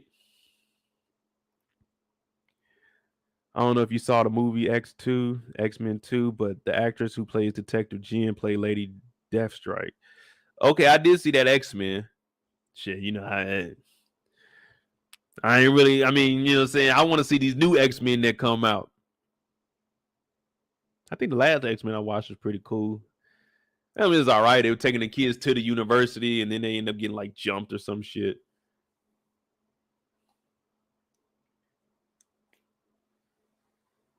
Oh, she's the one that fought Whoop. Oh, that was her? Oh, she got money. Okay. Shout out to Veronica Jen. I forgot what her real name was, but shout out to Detective Veronica. Shit, you get in them damn movies, man, you good. But she came in. She holding it down right now. I think Meech gave her like a 10-piece off top. Well, it looked probably like 5. Probably 5 off top. But all he said was, and this is how you see, this is the difference between Hoop and Meech. Meech was capable of pulling that off. Excuse me. Yes. She said, how long you been owning the salon? She said, a little over a year now. He said, what if I had a business proposition for you? You can make a little bit of money on the side. She said, what I got to do? He said, just hold on to this till I get back and we'll discuss further. See, he just got his nails done. He wasn't lying. Meech was not lying. That shit worked because she was not only interested in that money, but she was attracted to Meech when he pulled up. Now, Hoop, I told y'all he get the kickback. You know what I'm saying? He like third, fourth in line. But some girls like they you know what I'm saying, they like the bigger boys. So you know what I'm saying, he might have the advantage in that area. Most of the time they don't. And Hoop don't really be on girls like that. We know Hoop cool as hell. He down for whatever, but you know what I'm saying? He kind of wishy-washy, but he wouldn't have been able to pull this off. Meech wouldn't have been able to say, Hoop, go holler at her and tell her we want to, you know what I'm saying, get some business set up. So Meech went over there, laid it down smoothly. She was listening. She said, okay, what I gotta do? He said, just hold on to this money for a little bit. She didn't know what the fuck was going on. She just said, fuck it. Give me that cash, nigga. I told you. Some of them, boy, they can sniff them hunduns out. Do I smell 100, nigga? Ooh, what that is? That the 100, nigga? Oh, yeah. The big face. Yeah, nigga. Like, we get that 100. Yeah. How much would it took for y'all to sit down in this meeting with Meech? Y'all doing the 5,000 or a dinner with Jay-Z? Y'all doing the 10,000 that Meech gave her or the dinner with Jay-Z? What y'all doing? If you own the salon right now, what you doing? 10,000 or the dinner with Jay-Z?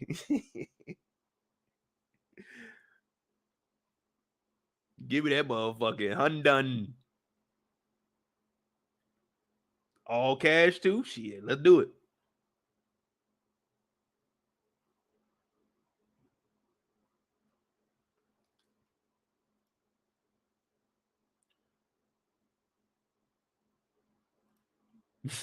Hey, Rick, thank you for reminding us. We got to get on Charles and them. Had they made that first payment?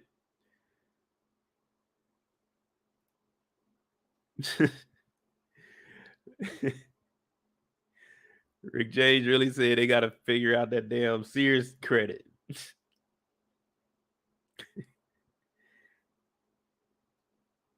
Yeah, man, I'm taking that bread. Well, it looks like she's going to hold it down for a little bit. Now, could y'all see Lamar coming in here and trying to rob this place if he finds out about it? Well, whatever he's doing. Because I'm thinking Meech might be, I can see more of a washing money, but I'm thinking, because it seemed like Meech is going to keep all the work in one of his little houses. Hopefully nobody finds out about this, but for some reason, I think that someone's going to discover what she got going on and kind of mess it up.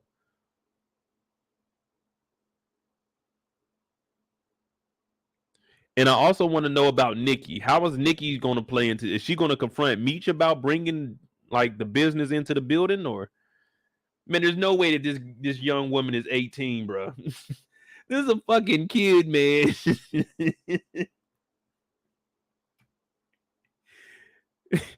Dog, real talk, man. There's no. I mean, we looked it up. Shout out to her. I forgot her real name, but shout out to her, man. She plays little Nikki. And I ain't got nothing to say, man. She plays the kid very well. Like, dog, she's 18 years old in real life. She's supposed to be playing like 14, 15, maybe. Shout out to her, man. She's doing good because she doesn't have too many lines, but she still makes it seem like, oh, that's a pouting ass kid. You know what I mean? So she's doing a good job with that, man. No, in real life, Nikki is 18. So this young woman is 18 in real life. But I'm saying she just looks like a kid. Like, Nikki on the show was like, if Terry is 17, Nikki's probably like 13, 13, 14 maybe. I don't know how old she was in real life, but she's a kid on here. She ain't in high school yet. But she's 18 in real life, man. Look just like a kid. I guess it's this hairstyle, man. If you put anybody in this outfit, in this hairstyle, they're going to look like a kid. Well, you know what I mean? That's just the kid outfit of the 80s. It's like the little punk rock. She got the denim on with a turtleneck. Well, there ain't no turtleneck. She sweeping them floors. Hey, get over here too, Nikki. You be sweeping like you're bullshitting. We're going to get you the push broom. Push.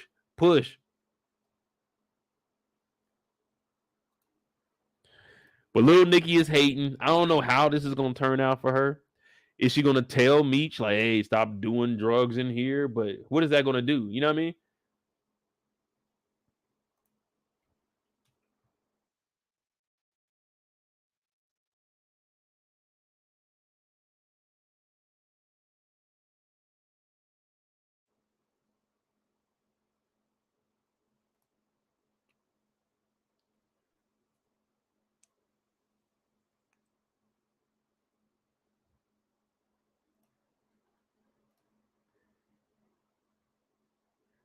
No, for real, man. She just looks young, man. It's like that's I don't know. I don't know if this is like if amazing is the word, but I'm just saying, dog. She really does look like a little kid. Look like one of my little cousins or something. 18.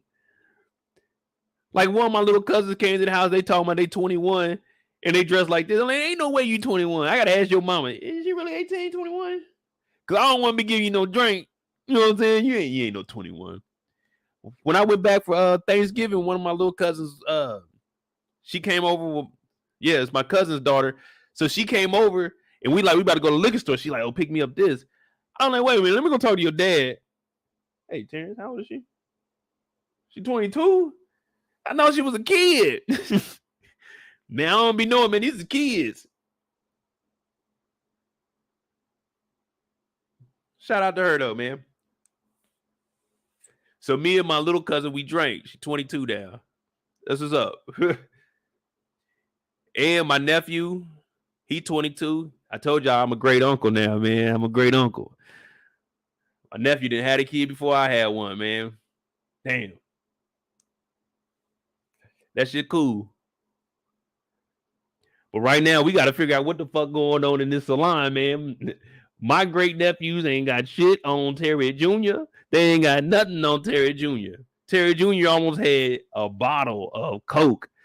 My nephews ain't never had nothing like that. So shout out to Terry Jr. for thugging it out like that. Oh, Edward, man, nah, we're not doing that on this channel, bro. But that is...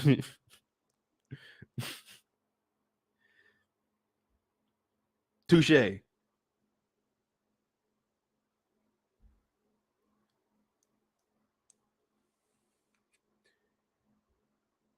So Meech got to connect. Well, I won't say to connect, but we have a stationary place at the salon. So when we need to get right, we can get right.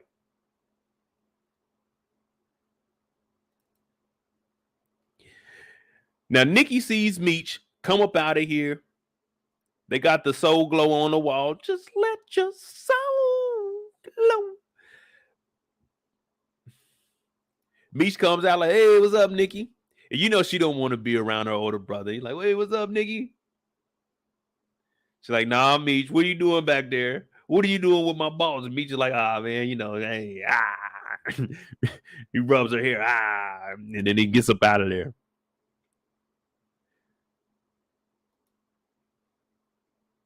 Damn, they need to take that money that Meech giving her and fix this fucking roof. That's what I ain't even knowing. They need to fix this fucking roof. Fuck washing the money, nigga. It get the leaking up here, nigga. Hey, who put this ceiling tile up here, nigga? This is a piss poor job. This nigga really just went up there and punched a hole in that shit and was like, put it up here. This shit is terrible. That's what they need to be doing with that money, man. I know once Meech gets in here, he's going to fully upgrade this. Meech is definitely going to upgrade this salon. This is going to be a top-notch salon when Meech get done with it. Because right now, this is unacceptable, man. Imagine you in there getting your hair dried. You sitting up on the dryer. Woo! You in there reading your Ebony magazine. Girl, I ain't seen this issue yet. Girl, I can't hear you that good, but this is a good book. And then all of a sudden, some water start leaking from the ceiling because this bullshit ass ceiling tile, it get to leaking. It hit the cord. Now you up on the dryer, you hear pack. What the fuck? And now that motherfucker electrocuting you in your head, like, you like, oh shit. But you got the little towel thing over your head, so you're not really getting electrocuted. You just really getting like a static shock. You're like, oh shit, what the fuck? You getting up out of there? Now the whole ceiling is dripping down. You're like, man, what the fuck? Yeah, you got to fix this right now. I don't know how this damn place is open right now, man. Matter of fact, 911 emergency. Yeah, my name is B-Mickie. There's a water leak at the salon. I think you need to send fire and paramedics over there. It could get ugly soon. But she looking at Meech like, nigga, what are you doing here, nigga? All of a sudden, you coming to the salon, you ain't never been in here. But Meech is like, man, what's up, little sis? So she goes in the back, and she like, what up, boss? Now, I can't even see the boss. Boss got on that camouflage. Boss got that. I'm like, okay.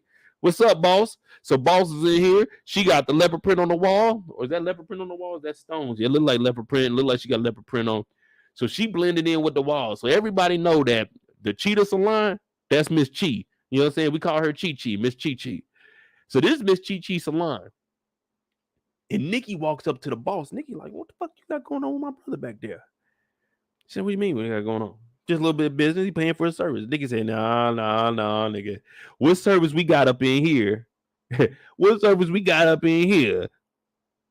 That's a whole motherfucking bag of money, boy. What kind of business we got?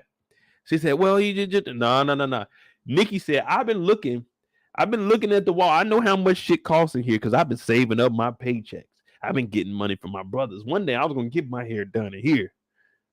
One day. And I know ain't nothing on the wall cost what my brother just brought in here. And I know my brother be up to some funny shit because he ain't had no job. And he did have a job one time, but he said he quit it on the first day. So I know my brother ain't got no business up in here. He ain't got no Jerry curl. This nigga walking around with that rat tail. We know that. Goldie already said she ain't fucking with them country niggas because they got that rat tail. Standing out with that rat tail. I know Meech ain't doing no business in here. What you doing with my brother? She's like, well, nigga, it's just business. He's paying for service. Nikki said, you know what? When I leave about this motherfucker, y'all gonna hear about me. So little Nikki ain't playing. She like, oh, y'all just alike. You in the dope game. My brother's in the dope game. It's some bullshit.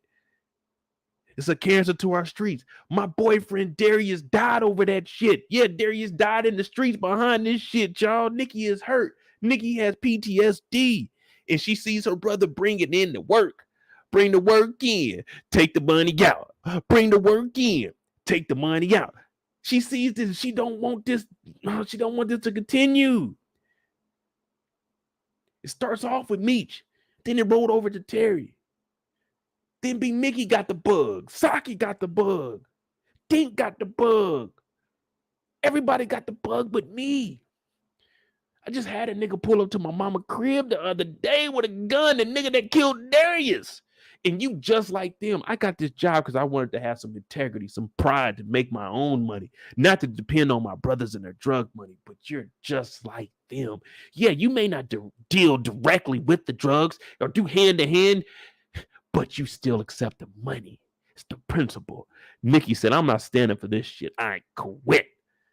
Well, I don't know if she quit, but that's what I would have said. I quit. I could not work here because she knows wherever her brothers go, trouble follows. Now, it's not that they mean any harm to anybody, but that's just the way of the streets, man. You can't dodge it. Raquel once told young Kanan, shoot a bullet in the air, some random goofy shit. Shoot a bullet in the air. Now it's in the atmosphere. It's always going to come after you. Why would you tell your son to do that? It's just dumb. If he doesn't shoot it, that means there's no bullet after him. But that's neither here or there. But she knows that trouble follows her brothers. And now this shit's at her job. She got the job to make money away from her brothers and the nonsense that they were doing. Little Nikki has a heart. But no, the greed of some people, Chi and this salon that she's owned for 1 year legitimately, she decided to take this money. Now, the selfishness in me and then y'all, we looking at it like, yes, thank you, Chi. Meech is about to blow the fuck up. Hooray! But we forget about little Nikki. Little Nikki has feelings also. And little Nikki knows that it is trouble brewing on the horizon if she accepts that money. But right now, it doesn't matter because Chi said the greed is more important than morals, than my living standard. I need that money, Nikki. You just don't understand. Soul Night was popping the other night, and it was his brother Mo in there. Ooh, all the ladies wanted him. But niggas started fighting, and that nigga Mo ran up out the spot before niggas could get to him. He was solo too, though. He wasn't no bitch-ass nigga, but he got up out of there.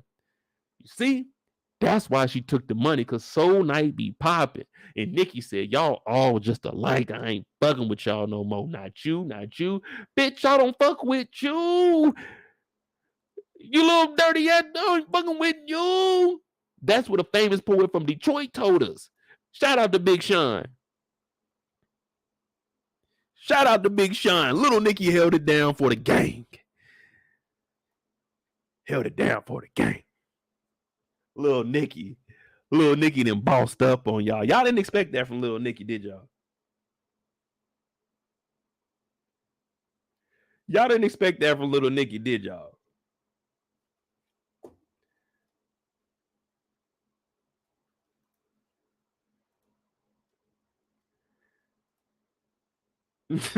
Rick James said the IRS is watching Nikki. Nikki and their sweeping floors. Hey, if it was today, Nikki would have been trying to. Hey, can you send me my money through Cash App? Oh yeah, the IRS is watching. Niggas are like, man, the IRS is watching. Nigga, you think the IRS cares about your $600 transaction, nigga? You shouldn't be doing anything illegal on Cash App, nigga. You shouldn't have nothing to worry about. Shut the fuck up, nigga. Man, they watching all that, nigga. You pay your taxes every year. They know what you spending anyway, nigga. They know how much money is coming in legally. Yeah, they know how much is coming in. If they really care, but they don't be caring. They ain't auditing you. Nigga, you go to work 9 to 5. They ain't looking for you. They are not looking for you now. If you ain't paid your taxes in a couple years, now they looking for you. But nigga, they don't care about your $600 transaction.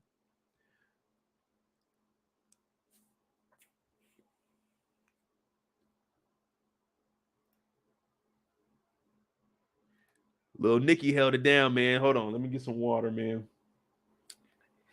Hey, thank y'all for tuning in tonight, man. This is BMF episode 6. We're about to finish up with Meech, and then, we got, we still, all right, we hitting 4 hours tonight. We're probably like 4.5.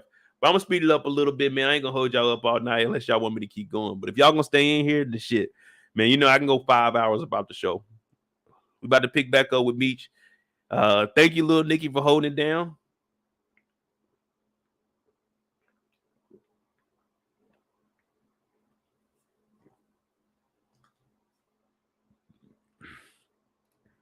Nigga got 6 PPP loan. Nah, Nikki was actual hard worker. Nikki had a W-2. Nikki had a W-2. I think Nikki was the only. Nikki might be competing with Charles when it comes to making money.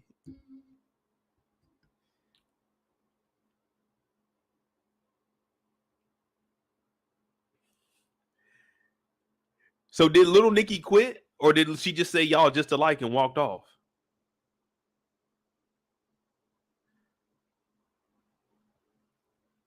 Because I only watched it through that once before I got the screenshot. So did she say y'all just alike and walked off, or did she say y'all just alike and fuck y'all, I quit this stupid ass job, you motherfuckers taking dirty money?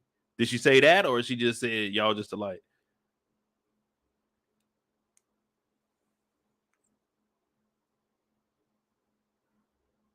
See? Letitia said she lost a job, she tired. So when Terry was in the bed, he was tired as hell, and Wanda woke his ass up, still in his belt. So we can't. Terry drove all the way back from Atlanta, and he was working the streets all night to look for Lamar. So man, if Nikki is this upset, then Terry was allowed to be that upset. All right, well, then we're gonna rock out there, man. We don't know how long it's gonna be, but fuck it. All right. So we go outside, and even Meech begins to question Hoop. And what I mean by questioning Hoop is, where does your loyalty stand with me and my brother Terry? Because as we broke down earlier, we seen that he was with Dink. Dink bought from him, but Dink went straight to Terry. Now, I don't know how in depth they're going to show Hoop's character, but you hear Meech asking, hey, there's not going to be any issues between what happened today with Dink. And we heard Hoop saying he was trying to break it up, but it kind of seemed a little fishy because you wouldn't have came over there with that nonsense if you were trying to break up the fight. But he's like, is there going to be any issues with that? Because he was riding with Dink. So I think Meech peeped it. He's like, nah, man, but we family though, man. We shouldn't be doing that. He's like, look, Dink turned his back on us. Do you think we can trust him? And when you really think about it, you can't. You can't. We got a star on this show. We can't trust that nigga. We can't. He turned his back on us, and we can't. So now we worried about Dink. Dink ain't working with the laws. B-Mickie is. But we still questioning everybody around us because that's how much love he had for fucking B-Mickie. So he's asking, who, we gonna have any problems with that Dink shit? And he's like, nah.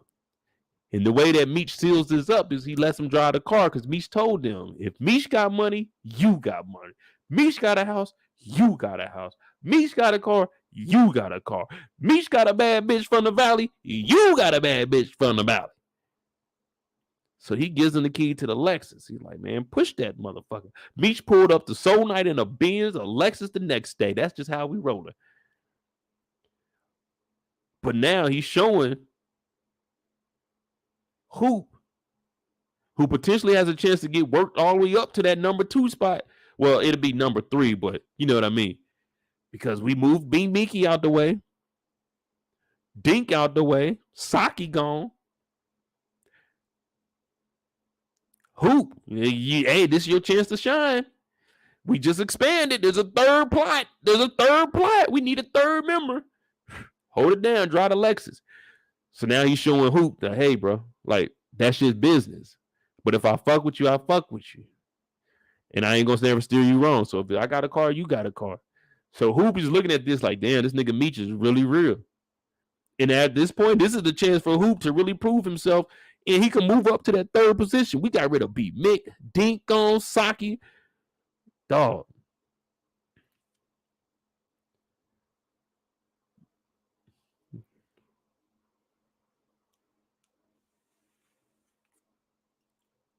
That loyalty. Hold on, let me see something. Kendall, which one you want me to read that Tamika put? Which one you said I ain't gonna read? I'll read a little bit. I'm just saying, when I get into story mode and we get to talking about breaking down the show, man, sometimes I ain't gonna lie to you. I don't even look at the comments, man. I might drink a little drink, I might smoke a little bit, but I'm in the zone. My mind is racing. I apologize if I, neglect the chat. But sometimes I just be feeling it.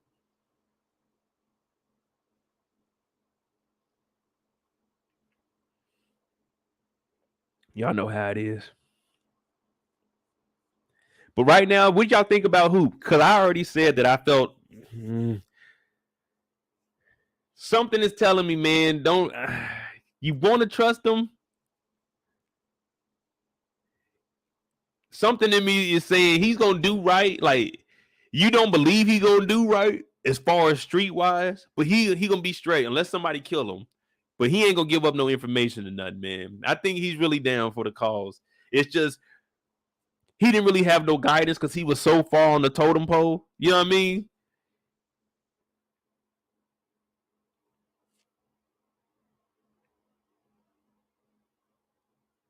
Gotta drink your drink so you can think you think. Yeah, you know how it is. Kendall said, can't trust him. Letitia said he cried real tears. Trust him. See, that's what I'm saying, man. Something is like, man, I think I could depend on him, but I would. You got some homeboys that you'll tell certain things, but you won't tell others. Like if you're doing, you know what I'm saying, you doing good with some shit, you ain't trying to fuck it up because some of your boys like, hey man, you don't need to be around that shit. Cause we all got some people. Like, man, they're my people, but I can't give them information on this because you know what I'm saying, I already know they're gonna fuck it up. Not that I'm like keeping any information away from them. I'm just saying like some business shit you keep with certain people. Cause I ain't never blocking nobody. I'm just saying if I know I need, you know what I'm saying. Like, they might not have nothing to do with it, but they might be loud about it. It's like, hey, man, I can't tell you about shit until after it happens because, you like to. So that's how I'm kind of feeling about Hoop, man. But I know I could trust him. I just can't tell him up front what's going on because he might slip up. It's not that he's trying to, but he's just going to incidentally just slip. It's like, man, see, you messed up everything. You know what I mean? So I don't know. It might be Hoop. What y'all think about the theory on Hoop kidnapping B-Mickie? We didn't even think of that. What about Hoop? I know we still got B-Mickie. Damn, we got B-Mickie, Lamar. Oh, and we got B-Mickie's parents, Brian and Veronica. Oh, okay, yeah, we good. We right on track. But fuck that. I want to know about Hoop. See, now I'm gonna make a video. That's probably gonna be my first video. Sorry I ain't broke down the trailer. I probably have the trailer breakdown maybe tomorrow, maybe Sunday. I don't know. We'll figure it out. I think I'm gonna be chilling after I get over here. I ain't gonna lie. But what about the Hoop scenario? Hoop proving his loyalty. Meech ran away. Hey man, go check to see where his mama is. And he kidnaps him. I don't know. Well, we about to talk about B-Mickie next anyway. So right now, I'm a 7. No, I'm a 6.5 on Hoop, on being able to trust Hoop.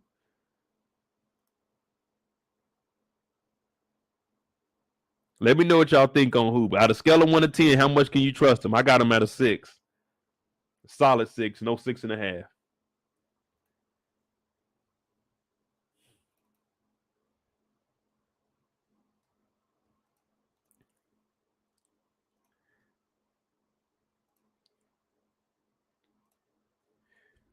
Yeah, Renee, I call Detective Bryant B-Mickie's dad, because you remember he told B-Mickie, he was like, hey man, I never had anyone do anything for like this. I mean, anything like this for me, especially a cop. And then Detective Bryant was like, oh man, we family now. So I just call him his pops from here on out. And now that his mom's in the hospital and we seen Detective Bryant getting close to Detective Veronica, ooh, wait. And we seen what B-Mickie did this episode, them or his parents. Dog, there's a funny part that I'm gonna point out to y'all when we get there. Detective Veronica. I was looking at that like that, man. Why?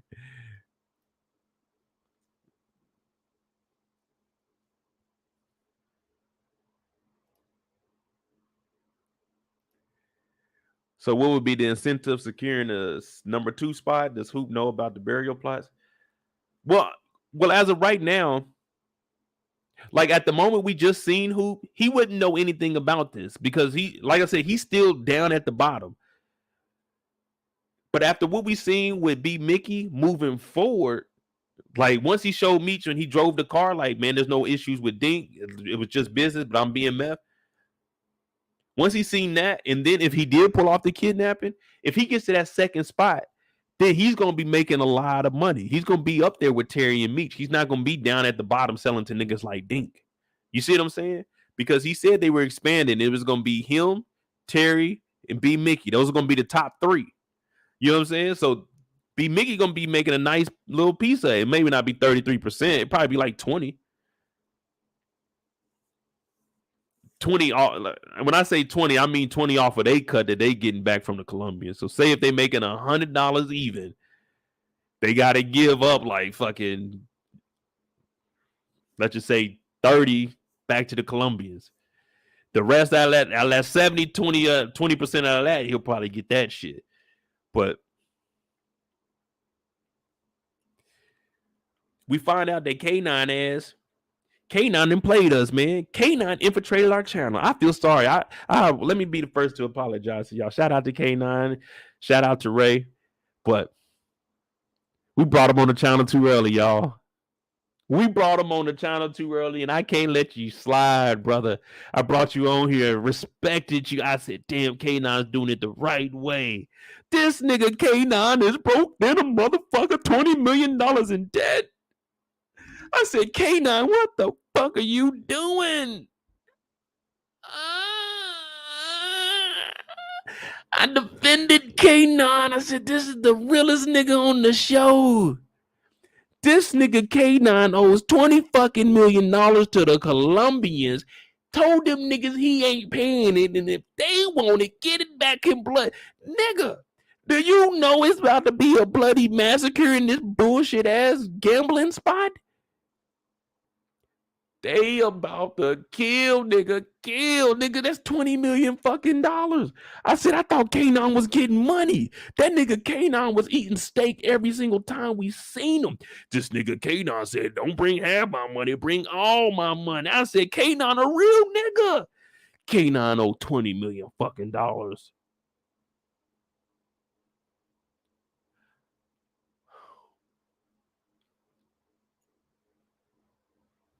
Nigga, it's a drought.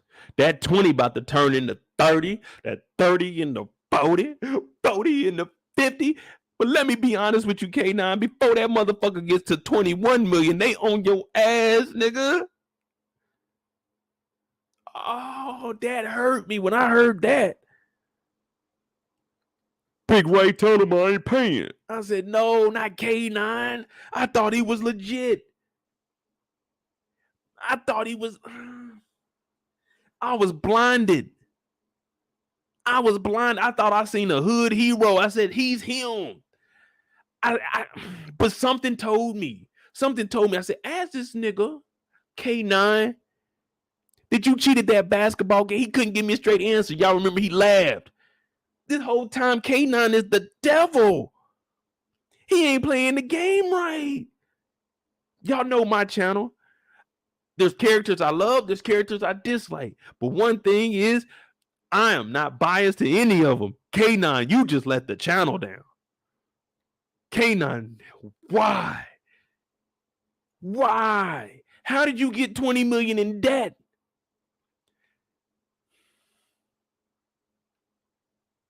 $20 million in debt ain't one shipment. That's multiple. Nigga, you ain't been paying for a while. You just been getting fronted bricks. You sitting on bricks during a drought. Nigga, you need to be selling any and everything you can, nigga. You need to have more cheaters up in here working for you, stealing money from the other niggas playing. You need to be doing something else besides sitting around this motherfucker watching basketball games trying to talk to me about point guard and you know what's wrong with the Pistons? Nigga, fuck what's wrong with the Pistons. What's wrong with K9's operation, nigga? How you $20 million in the hole, nigga, talking about if they want to get it back, get it in blood. Nigga, they gonna get it in blood, all right. It gonna be bloodier than that steak you eating, nigga, because they on your ass. What the fuck you mean $20 million? Tell Big Ray. Big Ray knew it was so bad. Big Ray told Meech. Big Ray got off the phone with Cena and said, he ain't gonna give you that 20 million. We holler. That nigga got off the phone, was scared. He had to tell somebody to make sure he wasn't tripping. Pinch me, wake me up. This nigga said, Meech, this nigga owed $20 million to the cartel, to the Colombians. What do you mean $20 million to the Colombians? Right now, let me get the fuck up out of here. K9 coming back talking about, yeah, man, it's gonna be a little minute on that, but don't worry about it. Yeah, nigga, it's gonna be a minute. You ain't got to work, nigga. I know you owe 20 million fucking dollars. What you mean it's gonna be a minute, nigga? It don't need to be a minute. You need to be a minute away from the city. Yeah, an hour, 2 hours. You need to be on a 10-hour flight away from this motherfucking city. When they get done with you, nigga, woo-wee. It ain't gonna be too sweet, nigga. 20 million? Ooh. Nigga, I know motherfuckers that be getting popped for less than 100. I mean, you hear about that shit all the time. $78. Nigga got popped over. Like, damn, $78? Playing a video game. They were betting push-ups. Nigga done got shot. I'm like, damn, they get shot over that. Nigga, $20 million. Boy, they on your ass. They on your mama ass. They on your daddy, your dog, Peaches, everybody. And ain't no coming back from this. And Big Ray, he knows. He had to tell Meech because he's like, nigga, if you can help us out anyway, please, because they gonna be coming at. They got my nigga. They know where I live, nigga. I'm the connect. I'm the middleman. Oh Lord, $20 million. Oh, $20 million. We all know the story about me betting $2,500 or thinking it was $20,000, nigga. I almost cried my heart out. Oh, $20,000. God damn, I done betted all that shit and lost it on these dumbass Panthers. But $20 million that you owe somebody?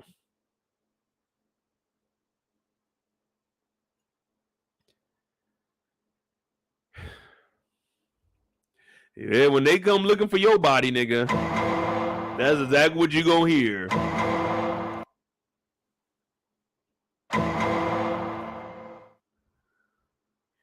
It ain't gonna be K9 no more. It's gonna be K139 when they get done dismembering you, nigga. $20 million.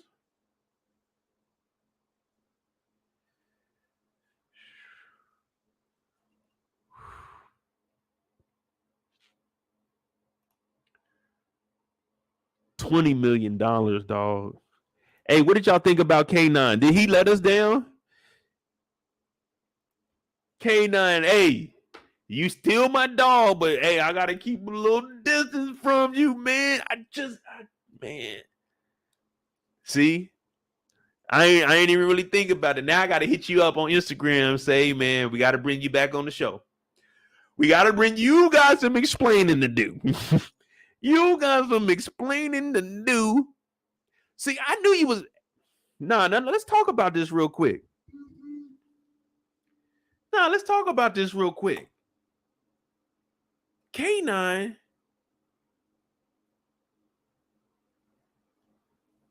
You know what? It's always been in our face.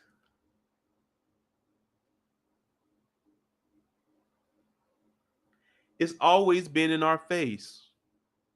We were just too naive. We were blinded. I told you, we were distracted. We were distracted. K9 pulled a blanket over our face. That's what he did to us. That's what he did to us. Let's think back. Let's think back real quick. The episode 1, I like to say.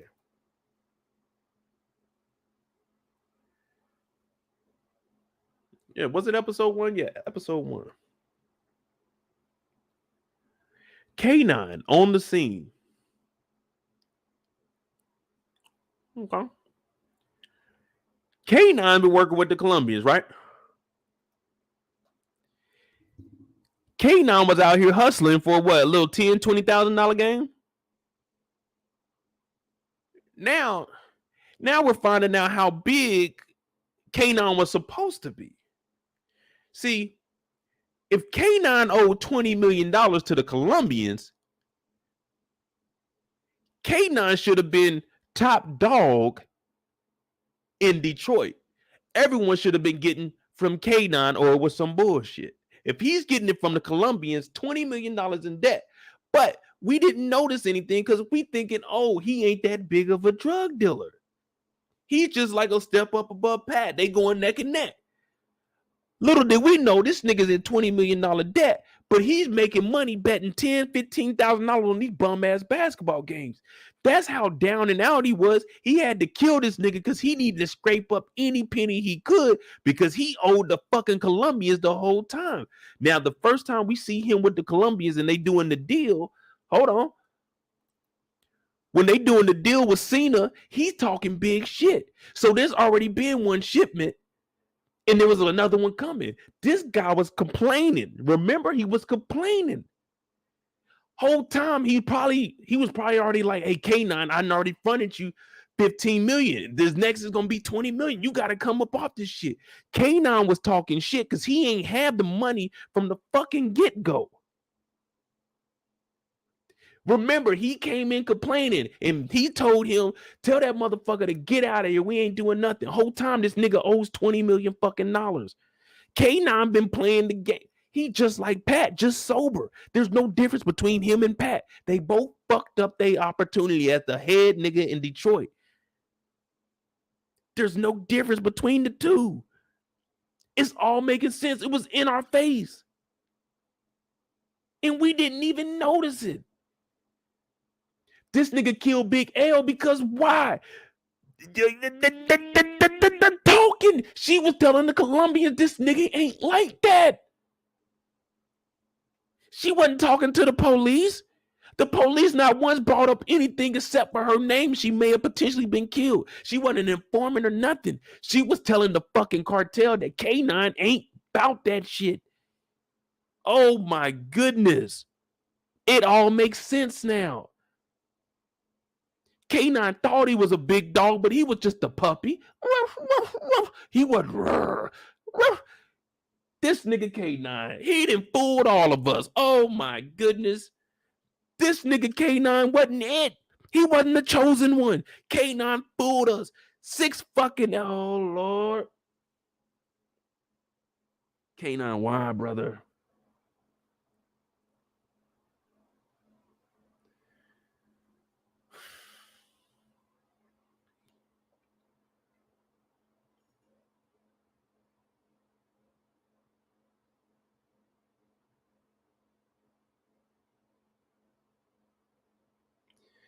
You remember he kept talking?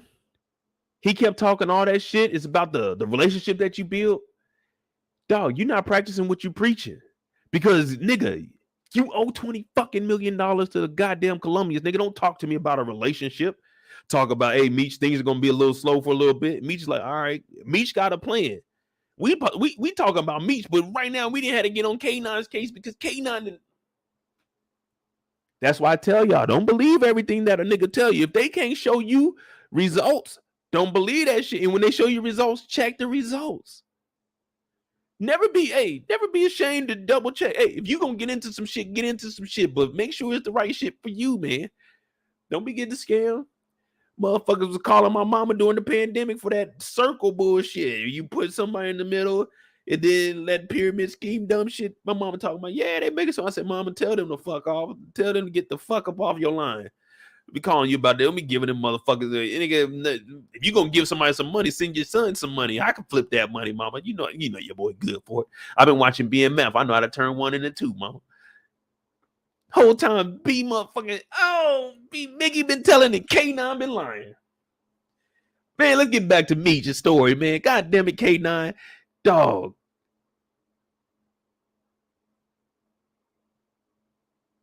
Can't even call you K9. We just gotta call you Lil 9. Lil 9, man. You ain't K9. You ain't got that dog food, nigga. You $20 million in debt. K9 in debt. Man, I tell you, bro. Man, does that make sense? The whole time it's been in our face. The Colombians be like, hey, bro, when we gonna get our money? Man, I ain't fucking working with y'all. Okay. Well, now you owe $20 million.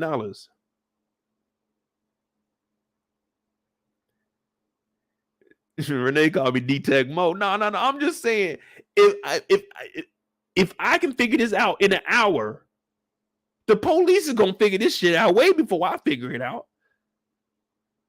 All I had to do is go back and say, damn, it's been in our face. This nigga is out here gambling little $15,000 games. He got to run the casino out the spot because he ain't making no money off the bricks because he owed 20 M's.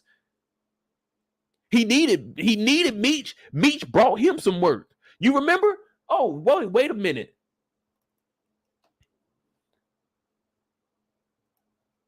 Wait a fucking minute.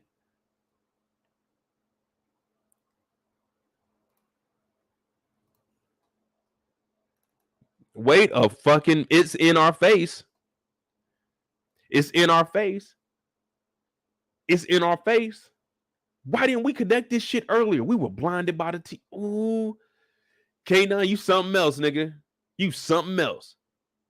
Why didn't we figure this out earlier? Let's walk through it. The first thing we seen this season, Terry got locked up. Where was Meech at? Meech was in Las Vegas. What was Meech doing?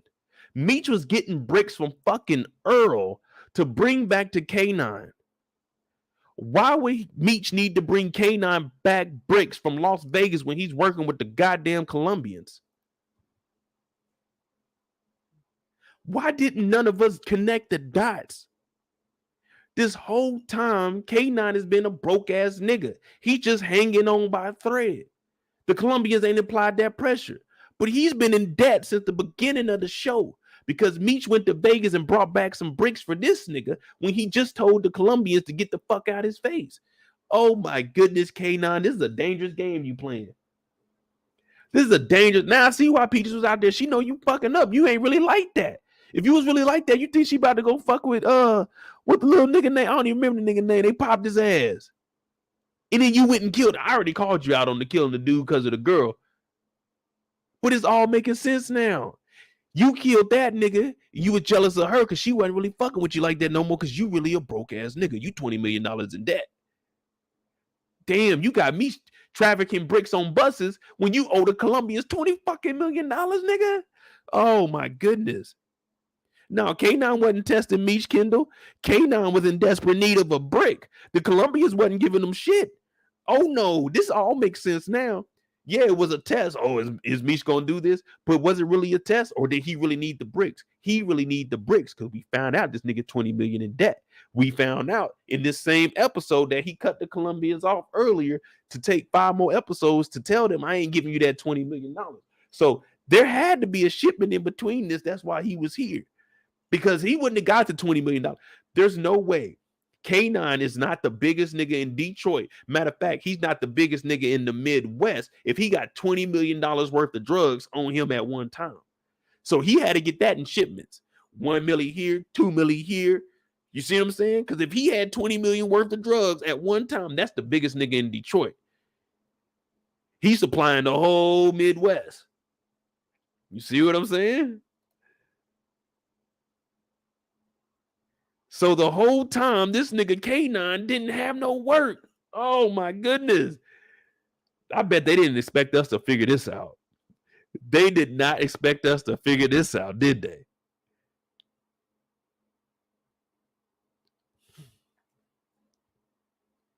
And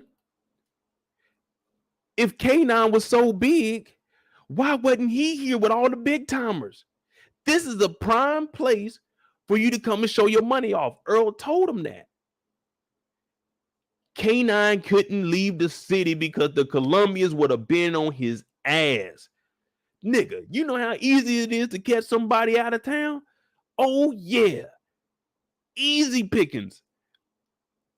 K9 couldn't leave the city. He got it. The only time we see K9 is at his spots, other than the damn basketball court, but I'm pretty sure he has some ties with the gym. He's at his Dairy Queen that he owns. He's at his house, or he's at the motherfucking little gambling spot. He can't leave the city. The Colombians got him cornered. They know where he at. $20 million, you think they don't know where you at? Okay. Keep trying if you want to. K9, you let us down, nigga. Oh, that hurts. That was a brother. I was online. That's my nigga K9, y'all. I'm defending him. You know how they say, man, people, they'll stick up for a celebrity they never met before they support their own friend's business. Man, fuck my friend's business. K9 was that nigga, man. I was like, yeah, nigga, I'm about to work with K9. Not now. Them checks ain't coming around from K9. Them checks ain't coming from K9. No. You usually making like $3,000 a week with K9. Not this week. This week you might be lucky with a 500 piece. But no. Not with K9. You're not getting your money no more. Now, Big Ray, it's just like on Scarface where you're like, hey, you want a job? Yeah. Like, hey, look, you got a job. Yeah, that's how it is. Hey, Meech, is it cool if I come work with you? But K9 is a fraud. He owes $20 million, nigga. That's a lot.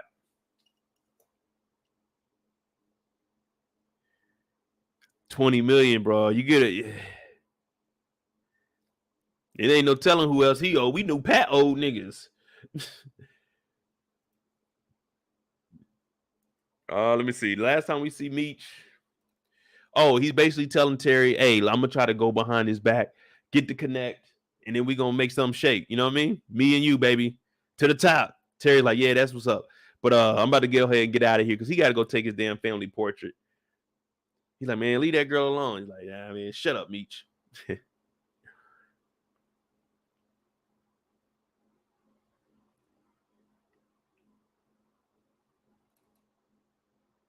Now we get into one of the most saddest parts of the story, man.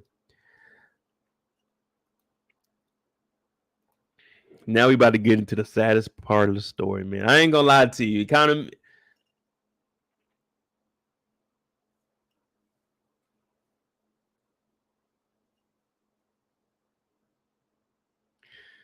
It hurt, man.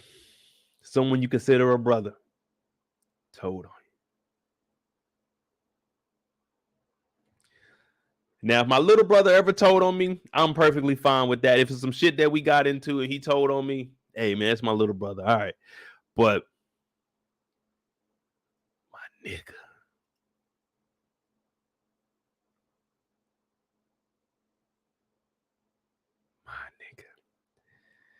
B-Mickie enters into the building. It's been a long night. A long, long night, y'all. We need to get serious right now. Now, I'm not sure if you guys knew what was going on this whole episode, but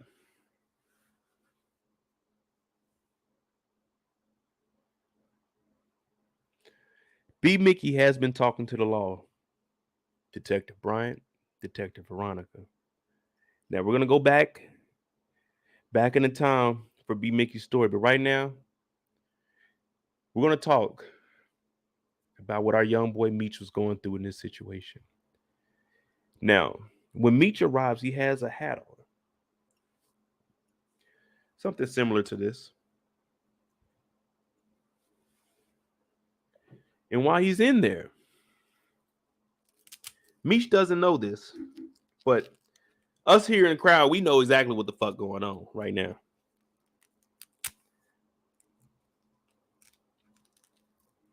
I don't know if I'm gonna be able to get this to stay up here or not, but we know what's going on right now.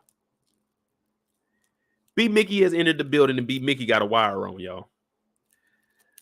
I don't know if y'all know, but there's a wire in B-Mickie's hat. There's a wire in B-Mickie's. See, I can't even get it up there no more. But there's a wire in B-Mickie's hat. Now, Meech has been treating B-Mickie just like a brother for the last several years, man, that they've been knowing each other. Once B-Mickie arrives, Meech is like, man, what's up, bro? You good? You got that medical grade? Yeah, man, I got you. He's like, let me see that work. And we're looking at B-Mickie, and we like, damn, nigga, why you got that goofy ass hat on for? He said, man, I always be wearing a hat. And all of us kind of look like, okay, what kind of hat that is? Because it had like just a big ass dot in there. He kept lowering his head every single time. Every single time he would do something, he would lower his head. And if you watch closely, go back and watch. Meech called out the hat. Meech is looking at the hat. Watch. Every time B-Mickie made a move, he would hit the blunt and he would look up and he would look at that damn hat. Well, B-Mickie got this medical grade. B-Mickie got the medical grade, y'all. I mean, like shit. This medical grade weed right here. We doing everything. Let me put this in and activate it real quick.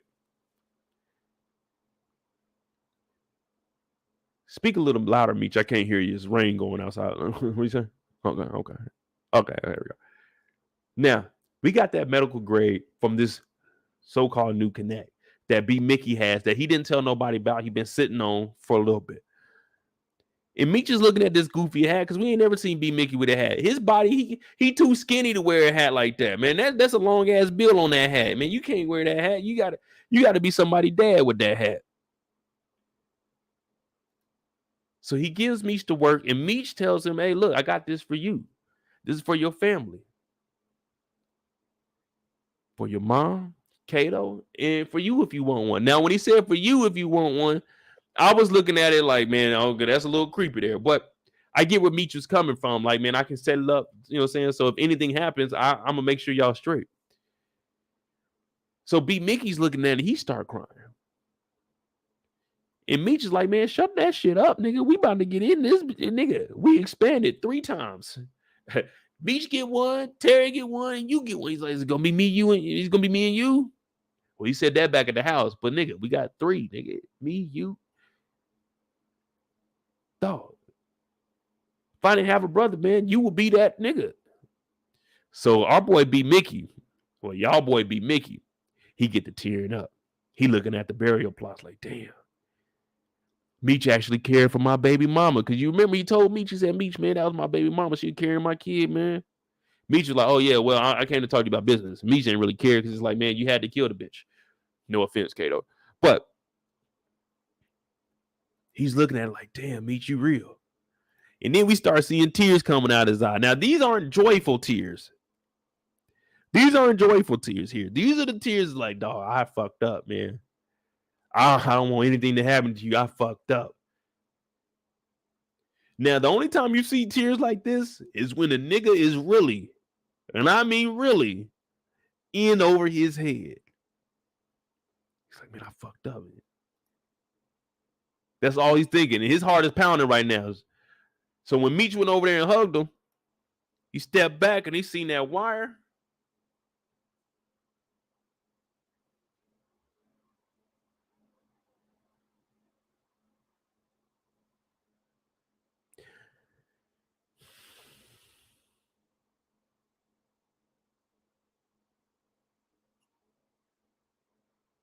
I didn't want to believe it.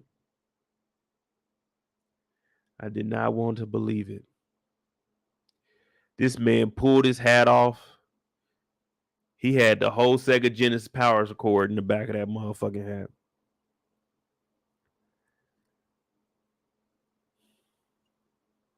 Meech looked down into the hat and seen what it was. It was a microphone. That smile got wiped off his face so quickly, man. I was hurt, dog. I'm not gonna lie to you. I was hurt.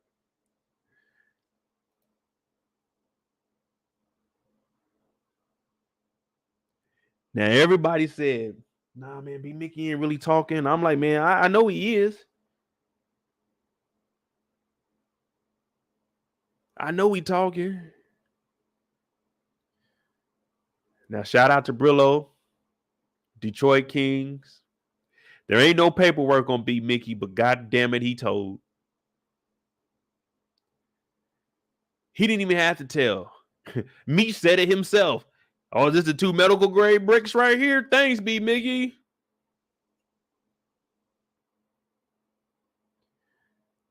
Damn.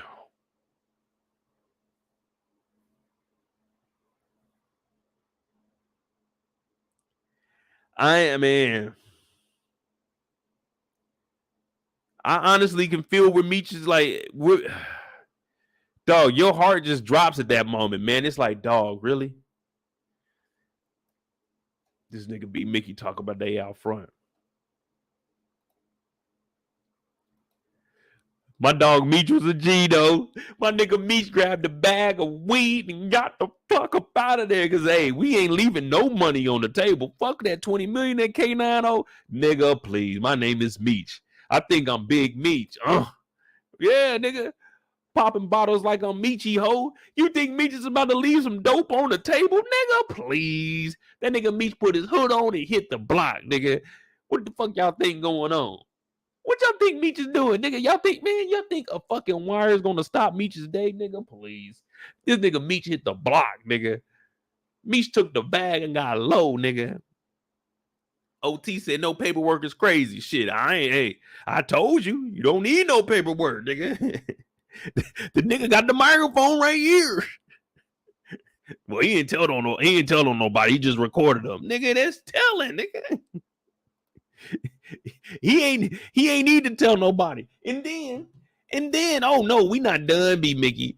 Yo, dumbass. This nigga B-Mickie pulled up in here, took the hat off. Guess what he did? He left that hat in there with the recording on it, nigga. Oh Lord, this goofy nigga.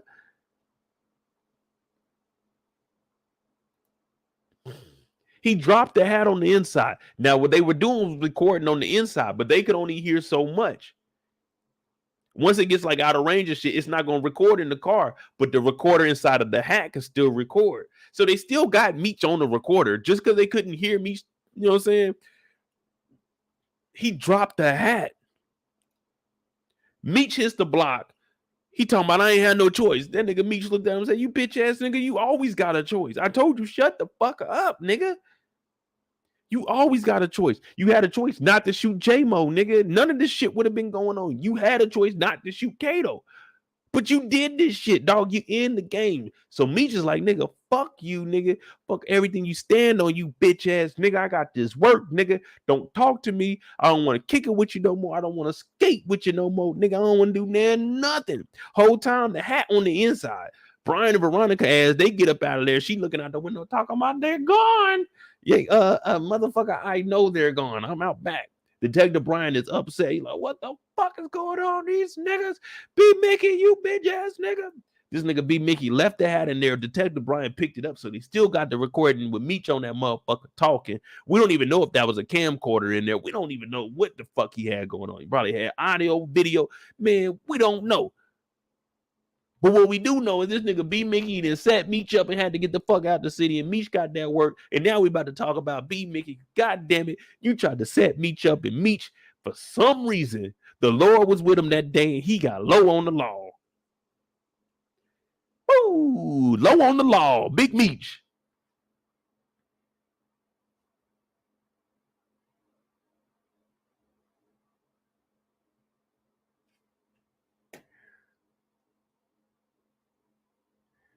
Man, you always got a choice, man. B-Mickie walked in there with the big microphone on it too. Big microphone.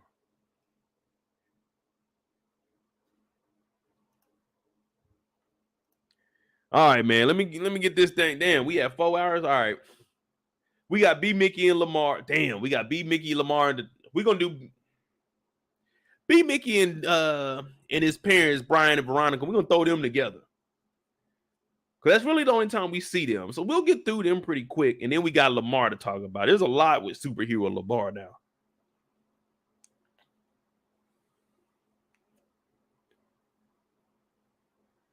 Shit, we got 80 people here. We got 80 likes. Hey, man, I know, you know, hey, 3 more likes, y'all. 3 more likes. Let's get that up to, let's get that up to 90 likes. Let me get 3 more likes. And you know what I'm saying? I'm gonna give the, hey, I'm gonna put the B-Mickie hat on sale, y'all. It come with the microphone. The hat. Shit, if you want something else, like I could draw a picture or something. I'm gonna let that go on sale for $24.99. Yeah, I'll draw you a picture. I'll draw a picture of Meech punching B-Mickie. Oh shit, we forgot about Charles. God damn. All right, come on, y'all. Let's get focused. We almost running up to 4 hours. All right, bet. All right, who y'all want? Charles and Lucille, Brian and Veronica. Well, Brian and Veronica is gonna be with B-Mickie or Lamar. So we got 3. Charles, Lucille, B-Mickie and his parents, Veronica and Brian, or we got Lamar. Nah, I ain't got my Sega Genesis here. My Sega's at my mama's house in the basement. I think my dad got it in the basement still. Ain't no telling with him. He didn't probably let like his grandkids play with it or something. They brought it out for him.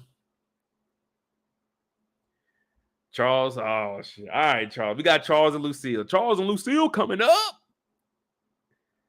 Nah, Kendall, we just talked about Charles a little bit here and there. Golly, man, Charles. I've been trying to defend you, man. All right, I got Charles. That's easy work. We got you tonight, Charles. Hey, no shaming Charles tonight. Tonight is a no shaming Charles night. NSC, no shaming Charles. Put that in the chat, y'all. No shaming Charles. NSC. Come on, y'all. I want to see it. I want to see it in there, spammed in there. NSC, no shaming Charles.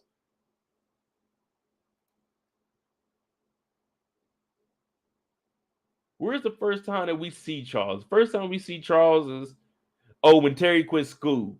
All right, bet. Hey.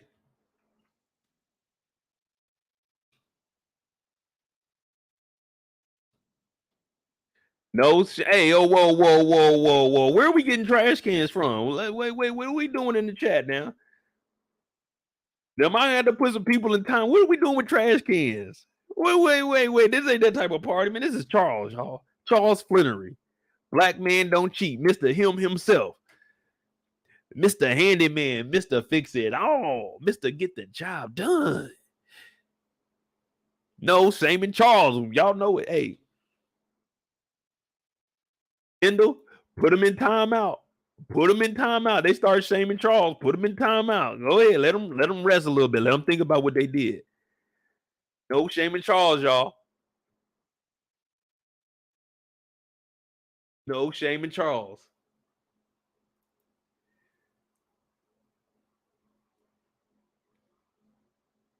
Letitia said a march against Charles. Come on. Hey, man, Charles ain't that bad. Come on, y'all. Charles ain't that bad. Charles at the house. They got the RC Cola on the roof. I mean, on the damn the top of the damn refrigerator.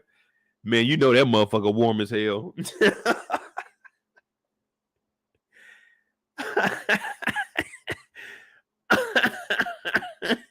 Nigga, when you open that motherfucker straight fizz, that motherfucker going off, nigga. That warm pop, that shit be crazy, nigga. That shit's like 1,000% carbonated, man. That warm ass pop, nigga. Before you open that motherfucker, oh yeah, that motherfucker kicking. That's RC Cola too. RC Cola, all that, and like the Sam's Club Cola and all that shit. They don't tone their shit down. They turn it up to another level. That shit be Hey, that should be bottled up tighter than that Coca-Cola and Pepsi, man. You get that RC Cola, that motherfucker. I'm like, God damn, nigga. I done wasted half the damn drink. But no shaming Charles tonight, y'all, man. He got an RC Cola on the refrigerator for the kids, man. They too old to be having these letters on the refrigerator, though. Nikki like 15, ain't she 14?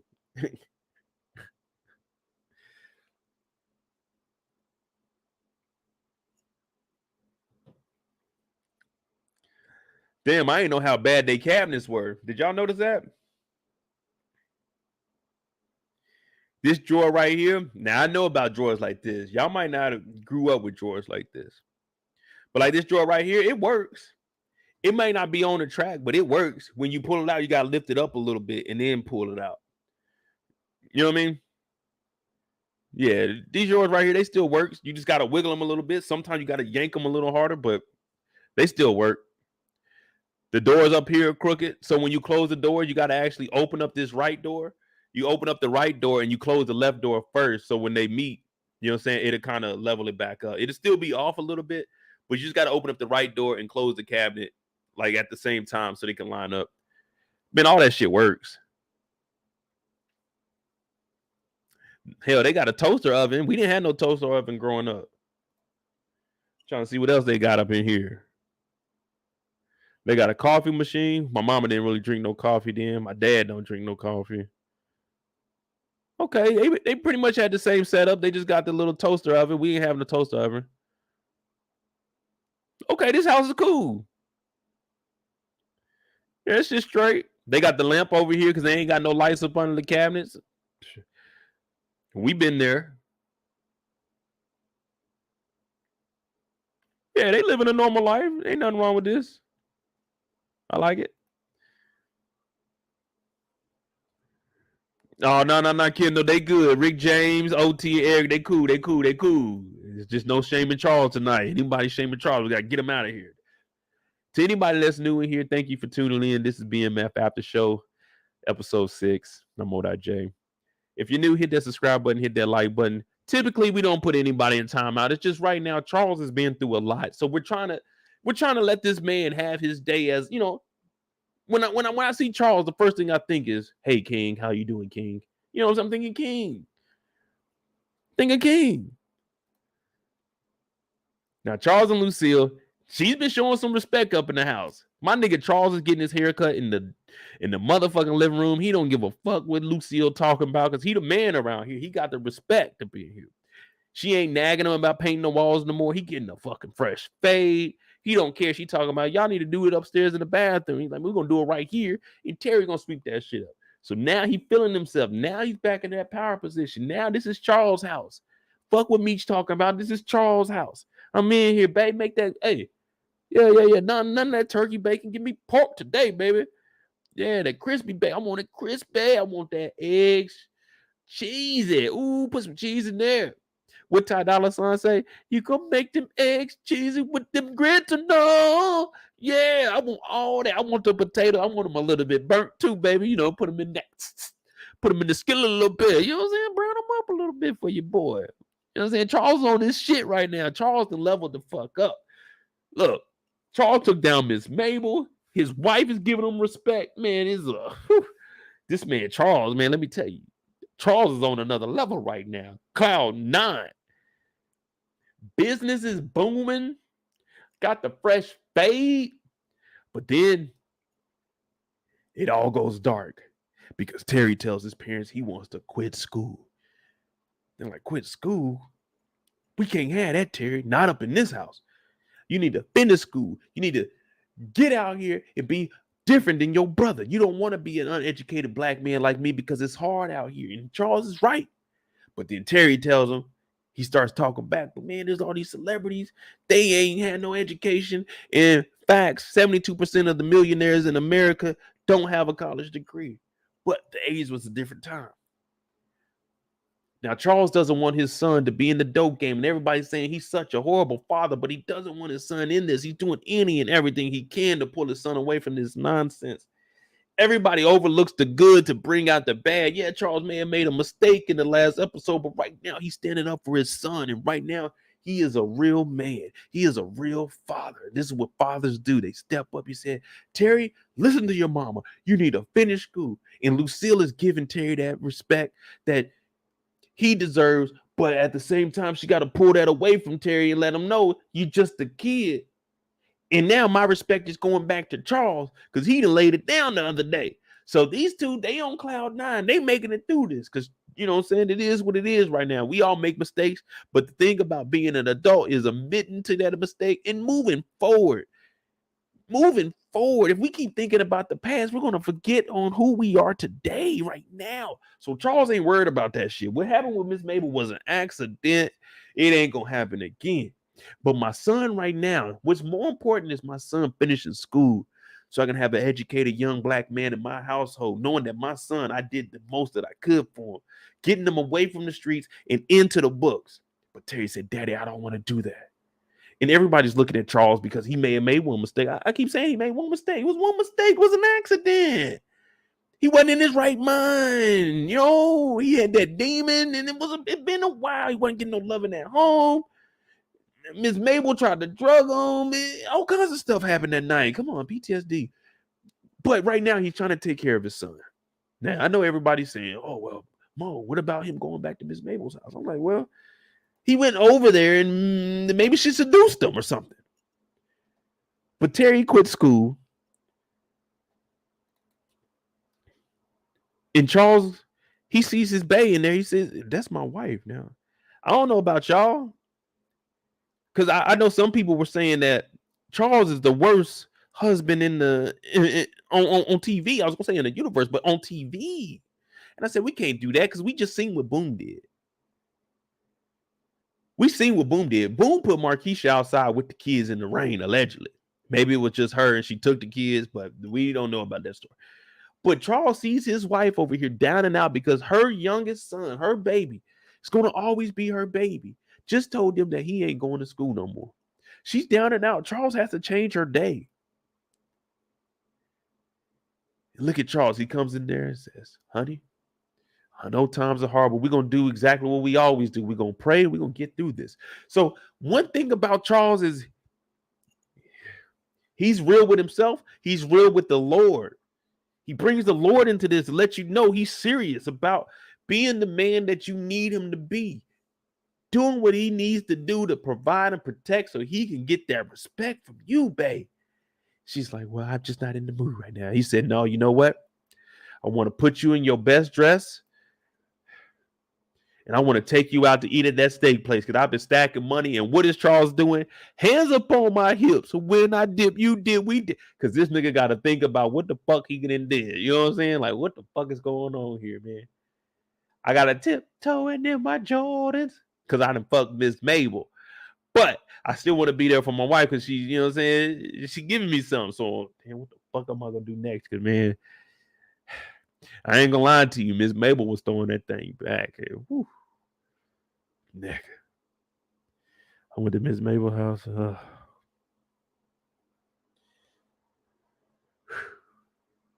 I about skipped church last Sunday to go back to Miss Mabel's house. I'd be damn. Well, Miss Mabel. Oh, Lord. Wait a minute. Snap out of it, Charles. You have a wife right here in front of you. And he said, I want you to put on your best dress and we're going to go and get that steak that I always promised you. Because I do this for you, baby. It's me and you. It's our kids. It's us. It's a family. Flenory's. Lucille's like, oh, I love you, Charles. And just like that, he changed her mood. But no one gives him any credit. No one gives him any credit for being a good husband. They just want to look at the mistakes.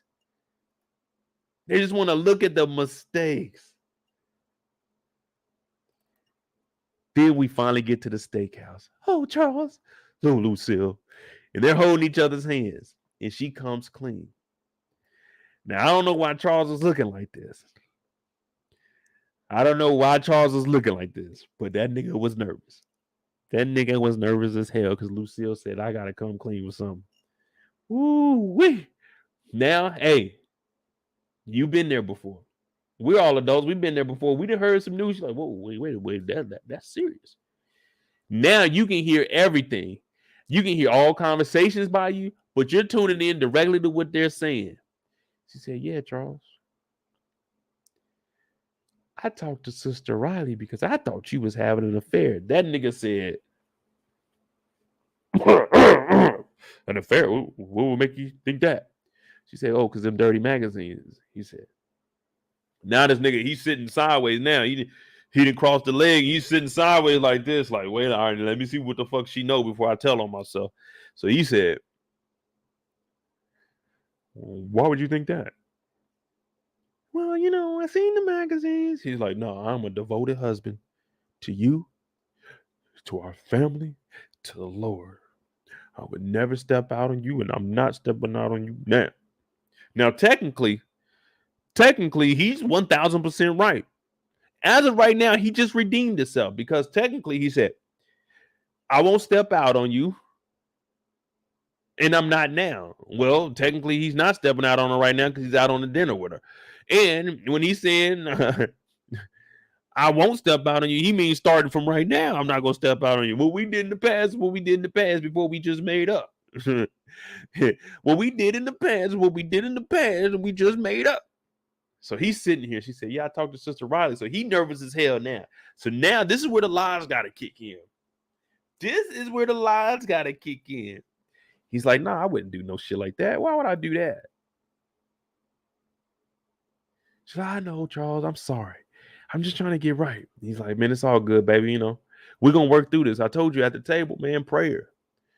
That's all we need. Conversation rules the nation. So now he got Lucille calm because he don't want to talk no more about this shit. And I agree 1,000%. Change the subject. After she said, Sister Riley said no, change the subject. We don't need to be talking about no more hoes. We don't be mentioning nobody, celebrities, family members. We don't need to be talking about no women, none at all. I ain't mean to call nobody family member no hoes, but we don't need to be talking about no women. We don't even be talking about no women. You got to change the subject. Oh, yeah, Terry and Meech are doing good. The car business, like, I don't know what they could talk about because the kids are fucking up unless they talk about Nikki. Nikki got a job sweeping hair. But other than that, Charles, you got to change the subject quickly.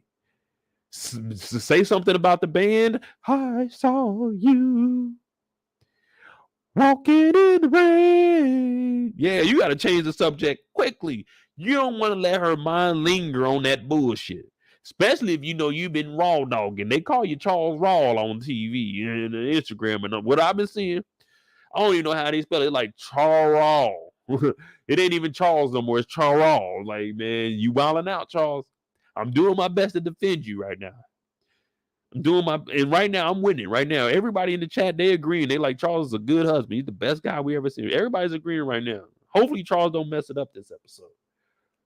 But right after this dinner, where I just told Charles to change the topic, this nigga goes back to Miss Mabel's house. I said, I can't keep doing it, Charles. I can't keep defending you if you keep going over here. You're a habitual fucker. You keep going over here. You want that sweet, that gushy, that, yeah. My milkshake brings out a, yeah. Oh, Charles, I can't defend you. I did good up until here. This nigga knocking on the door, come in stuttering. Nigga, I what, nigga? I don't think I want to cherish my marriage and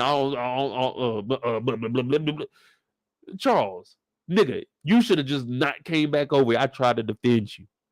I tried, Charles. But goddamn it, Charles. I don't blame you. You came in the house. Miss Mabel looking good. You know Miss Mabel smelling good. I was about to call her Miss Wanda. No, Mama Wanda. No. This Miss Mabel. Charles came in with the muscle shirt to let her know, nigga, it is what it is, nigga. And last time was a fluke. You know what I'm saying? I was just dancing. I was too excited. That's why I was 38 seconds. But we can't do this no more. Charles walked up in here. She said, so Charles, is that what you really want to do? This nigga Charles turned around. He tried to walk away. He's like, yeah, I want to cherish my marriage. Well, if that's what you want to do, you could do that. Did she creep up on this nigga like a Biggie song? grabbed on him. He said, oh. She said, Charles, you won't even look me in the eye. Yeah, I'm looking at them titties. Yeah, you won't even look me in the eye. This nigga turned around.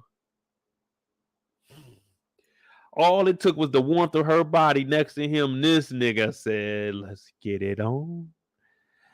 Oh, baby, let's get it on. Let's get it on. Yeah, she put that warmth on him, grabbed on that nigga. That nigga got completely. This nigga was ass naked. I said, Charles, nigga, if you don't put your drawers on, nigga.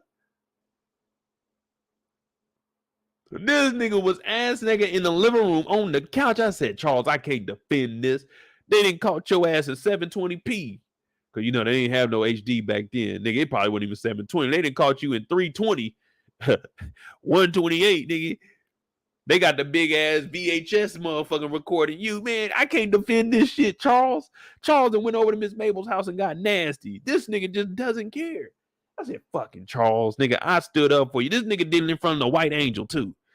That's how disrespectful this nigga is. In front of the baby white angel. Oh, Charles. I can't defend you no more, Charles. I tried. I was doing good until you went back. There was no reason to go to Mabel's house.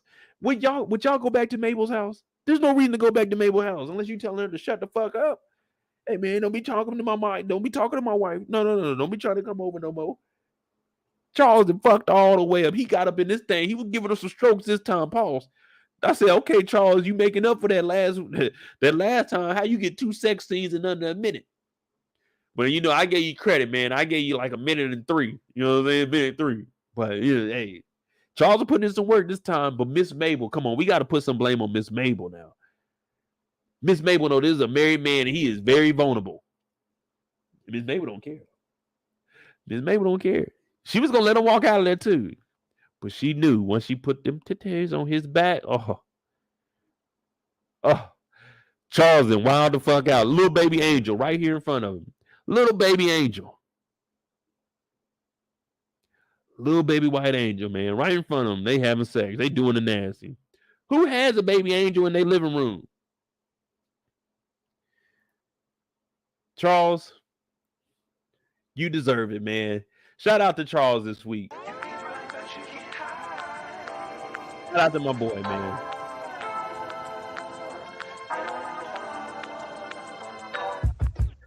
Folded.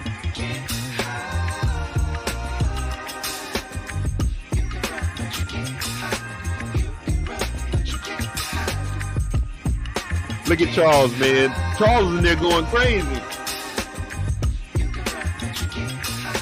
Yeah.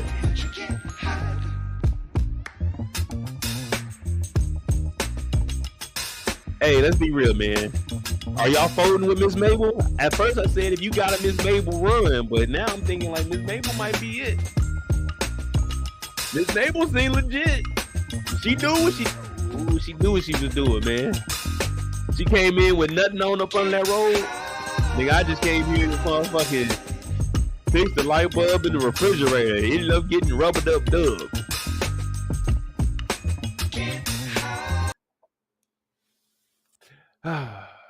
Well, Mr. Charles went back over there and he got him some more loving. And that's pretty much it. That's pretty much it with our boy Charles and Lucille. What y'all think, man? Charles wrong, or was Miss Mabel, you know what I'm saying, was she putting that voodoo on him? I don't know. Miss Mabel seemed cool though, man. I can see me chilling over Miss Mabel's house. We get us a little. Me and Miss Mabel, we probably have to drink some wine though. I can't see Miss Mabel on that hard. I don't want to see Miss Mabel on that hard liquor. Though. She a lot of woman. Hey, Miss Mabel. Yeah, you had to throw that little angel out. Yeah. But Miss Mabel, yeah, we can get me and Miss Mabel a little bottle of red. Oh yeah. I see Charles broke down. Jay, fine. Jay, why? I ain't never seen nobody break down like that, man. Charles is so weak in the knees. I get so weak in the knees. Yeah, that's how Charles was. Miss Mabel came and put that hand on him. Oh Lord.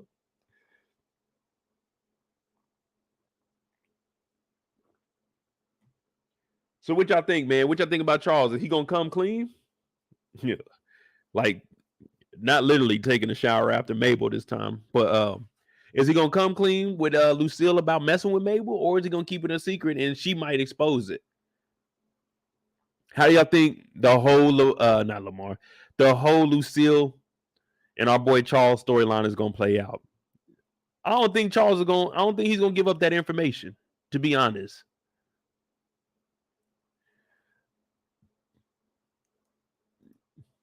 I'm just saying, Kendall. I'm gonna be at Miss Mabel. Miss Mabel's the only single person on the show. Markeisha married, Wanda with Terry, Lori with Meech, Mo with Meech. You see what I'm saying? So Miss Mabel, the only single person on the show that I can go talk to. I just want somebody to talk to. Kato gone.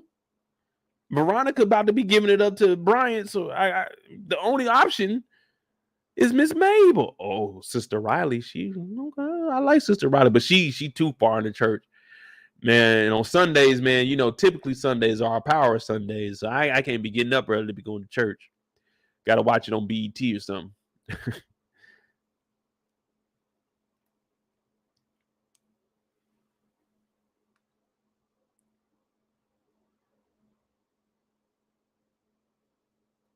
And that's the end of Meech. Meech's father, that is. Meech and Mabel. And yeah, I chill over Mabel's house, man. Mabel's house seems chill. There ain't no TVs or nothing. No, I mean, she got a stereo, but just chilling, man. Like, there's no drama over there. Miss Mabel right across the street. Hey, Rick, are you sure? Are they legit, like right across the street? Or I thought they were just friends. So I didn't know if they was across the street from each other.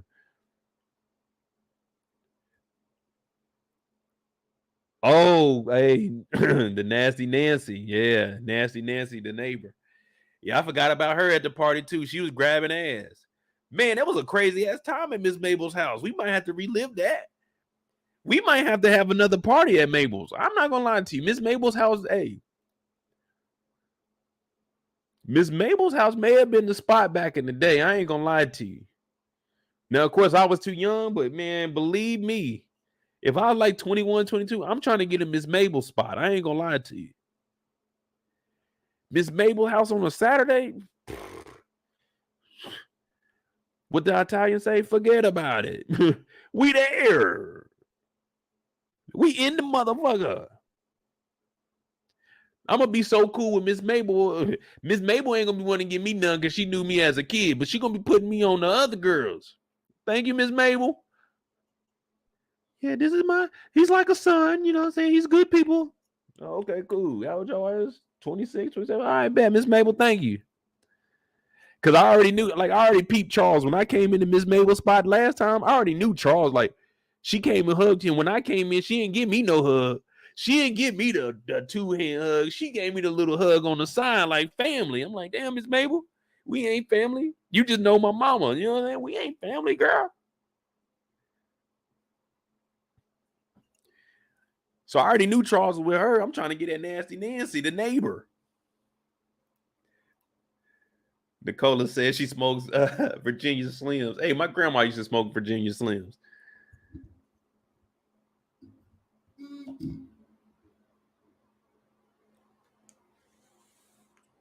You might be right, Rick. We don't never see him drive over there. And that nigga had a ladder. They ain't got no car that you can put a ladder in, so he had to walk down the street with the ladder. Because remember, he was putting up the damn ceiling fan with the ladder. So you might be right. She might be right, either across the street or down the street. Or whatever it is, it's $40. I'm showing up for the 40.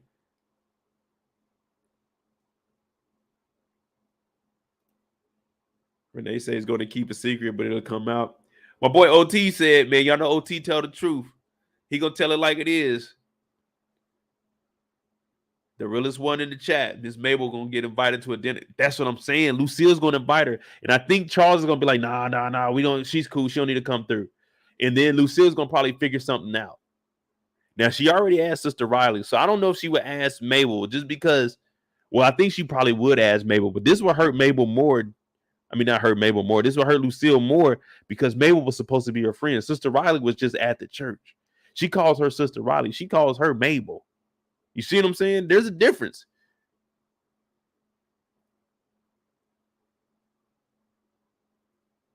Mabel gonna tell the wife. Damn.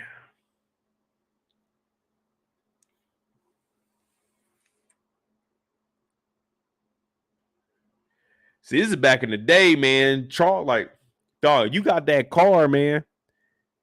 You got that car. You got to do something upside. You got to be on the other side of the city or something, nigga. You can't be doing this with people that know your people. You can't be getting caught up like that, brother. Like now, man, half these places I go, man, I ain't got no social media. I ain't got none of that. Ain't no follow me on nothing. Cell phone is not linked to any of the accounts. Hell no, I ain't got no social media. What you need my social media for? You talking to me and me only. You're not talking to social media. What the fuck? Gotta do that shit outside your city, man. Come on, Charles. But see, that demon was building up because Lucille wasn't giving them none. But what I will say is that little angel was praying over them.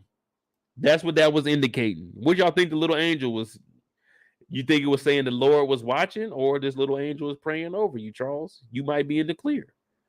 What y'all think it was? Because it's a little angel too.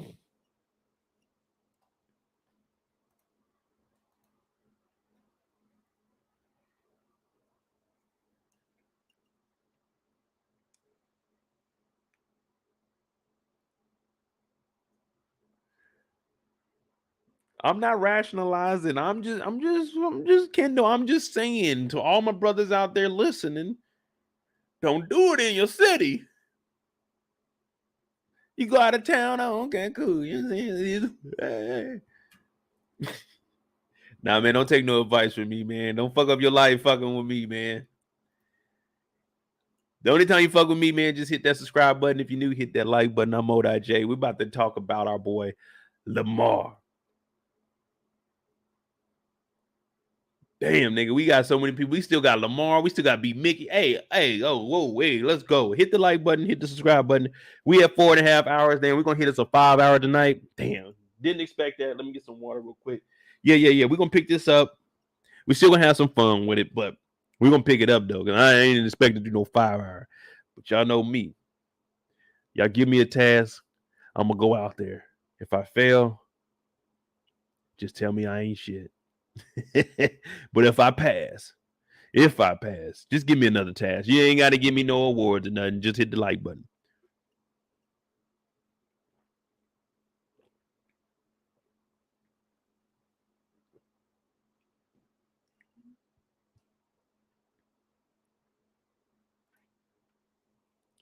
Tracy said the steak dinner was a guilty dinner.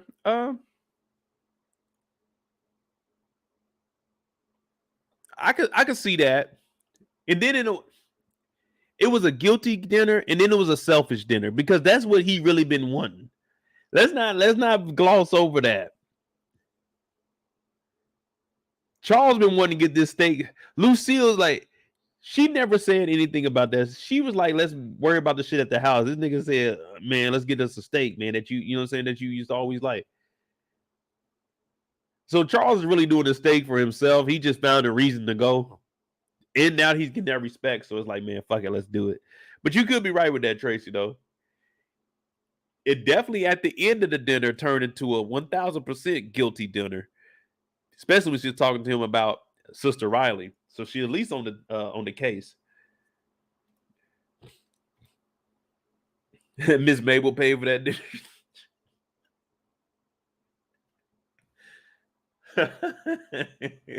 Hey, when you think about it, you might be right, man. That $40 in the club. Damn.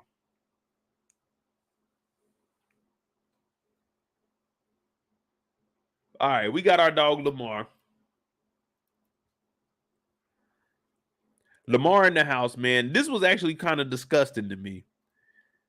Not that he was burping the bag, because that's got to happen.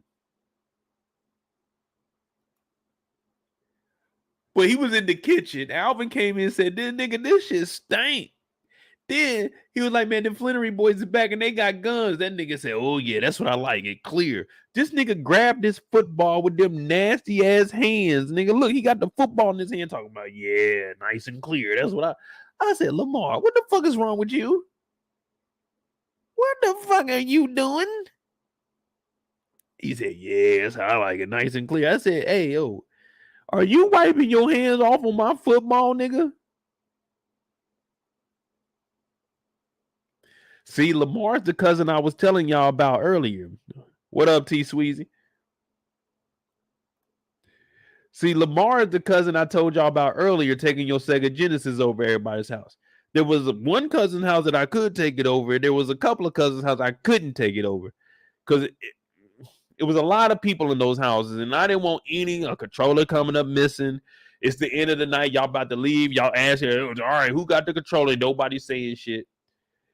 But you know, ain't nobody telling on nobody. You just don't say shit. And you just take it as a part of the game growing up. But I don't want no games around. Like, I'm not leaving anything valuable around Lamar. Lamar can't be at the house while I'm gone. This nigga is burping his bag in the kitchen, didn't wash his hands, didn't have gloves on, and he grabbing footballs, he touching the TV. Nigga, Lamar, you got to get the fuck up out of here, dog. Like, real talk, man. I held it down for a little bit. They said the Flennory boys is back, man.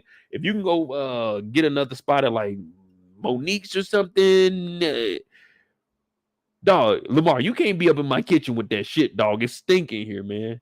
Now, I know I work at the mortuary and all that shit, but dog, I leave that shit at work, man. You smell worse than embalming fluid, nigga. He in the kitchen talking about, yeah, nice and clear. That's how I like it. They looking for me, huh? Hey, you all right, Lamar? Man, you tripping lately. You know, it was cool when we was out there getting the cheese conies and shit. But, nigga, you different right now, nigga. I don't know, man. He said, oh, yeah, nice and clear. It's early in the morning. What does this nigga do?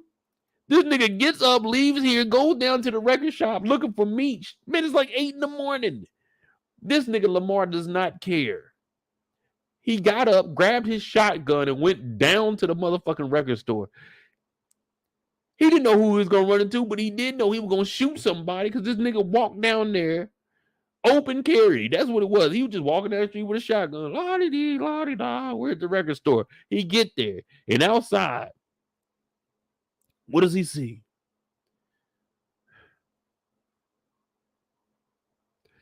Was this a sign from the man above, or a sign that the devil was putting a spotlight on this young man? But whatever it was, this nigga Saki was out here smoking a blunt, and I tell you guys all the time, never stop and use the bathroom outside. Never, ever stop to use the bathroom outside. Don't stop and light up. Get in your whip, get where you're going, get rolling before you start lighting up. Never be stationary, especially if you live in this kind of lifestyle. Hell, if you live a regular lifestyle, you can't trust none of these niggas out here. You got to always be on your P's and Q's. Don't be doing shit, going outside, stopping and looking at your phone, sending a text. No, nigga, get where you got to get, man. The shit, it ain't safe out there. But this nigga did cardinal rule number 1. You never, ever stop to piss outside. You see scary movies, niggas be getting heads chopped off, all kinds of silly shit be happening when you stop to pee outside. And this was another occurrence of a nigga outside stop pissing. Oh Lord, let me tell you about it. Lamar crept up on him and said, "What's up, bitch ass nigga?" Now, as soon as you hear the word bitch ass nigga, you already assuming that niggas is about to get to fighting. We talked about that at Soul Night when we were speaking about Sterling and his boy Shane when he walked up to a rowdy group of niggas that said bitch ass nigga, and they said the only bitch ass niggas we see is you. What comes after bitch ass nigga 9 times out of 10, unless it's like one of your homeboys and y'all joke around like that, is an ass whooping or someone's getting shot. And in this case, it was our boy Shocky getting shotty with a shotgun. I'm talking about blew this nigga across the goddamn screen. I said, what the fuck is going on here? That's one of the guns off the Matrix. This nigga flew like Django shot a nigga. He hit the top of the car, slid down the side of the car, and was like, nigga, you bitch. And this nigga, Lamar, said, nigga, who you talking to? Bow, bow. Lamar was not playing around, nigga. That's a horrible way to go out in that all white. I think Dave Slope once said, in the all white when I'm feeling godly. Well, right now, you're not feeling godly, nigga. You feeling groundly. I'm talking about you bleeding out. It's over with. Nigga, Lamar walked up on you, called you a bitch ass nigga. You struggled to get that thing off the hip. And before you could get your hand up off your hip, your back was on the ground. Nigga. Lamar came up on here. Bow. He didn't even care. Shot this nigga, talked shit to him, and then left. Stood over him, talked some shit, and then left. 15 chains on. Nigga. Lamar, here's 2. You can have these chains. Don't come up to me with that shotgun shit, nigga. Take these motherfuckers. You can't say Lamar robbed me. Mo gave his chains to Lamar. Mo a bitch ass nigga, man. He gave his chains up to Lamar. And that nigga still living. That nigga Mo gave up his grill. At least he's still living. This nigga Saki went out with a blunt in his mouth. Oh. R.I.P. Saki. R.I.P. Saki.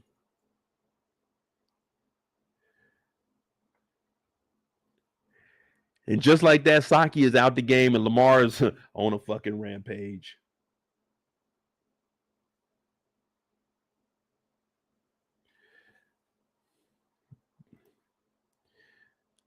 Now, this building ain't that big, so you see who stalled a little bit. Who stalled a little bit? We're gonna throw in Brian in them also. Fuck it. We're gonna do this all. We're gonna do this. We're gonna mix melody right now.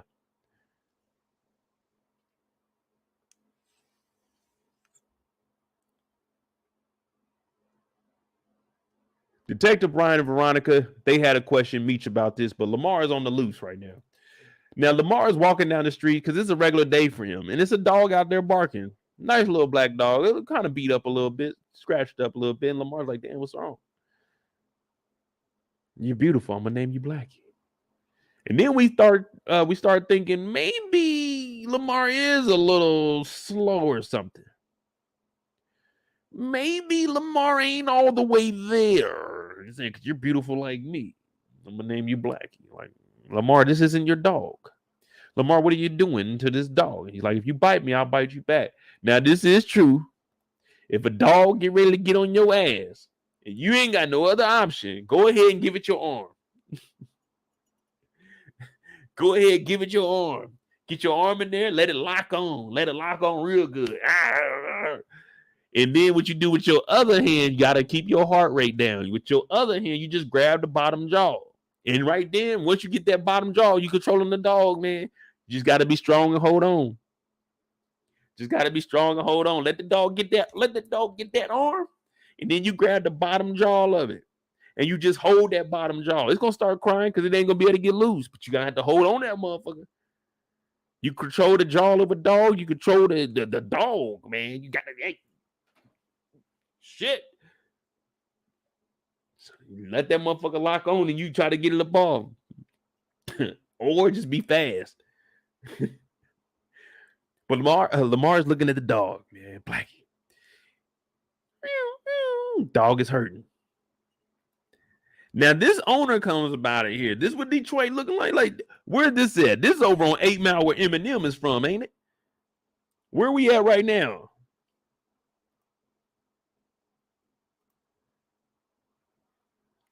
Because this guy came out of here. Hey, man, what you doing around here, huh? Get away from my dog, boy. You don't know what's best for my dog, boy. Lamar's like, boy. Like, yeah, man, get the fuck away from my dog. So this nigga comes out with a chain. So the only thing I was thinking when he came out with the chain, this nigga's like a villain on Teenage Mutant Ninja Turtles or something. This nigga just swinging a chain. Who comes out with a chain as they damn weapon of choice? That's like some shit you see in a movie where you fighting like some bikers or something, and they done took the chain off the bike. Like, this nigga came out here with this link chain, talking about, hey, man, get away from my dog. And then he ran up on this nigga Lamar trying to swing that thing, knowing goddamn well that heavy-ass chain gonna take a while to get forward. So this nigga Lamar tackles him, takes him down to the ground.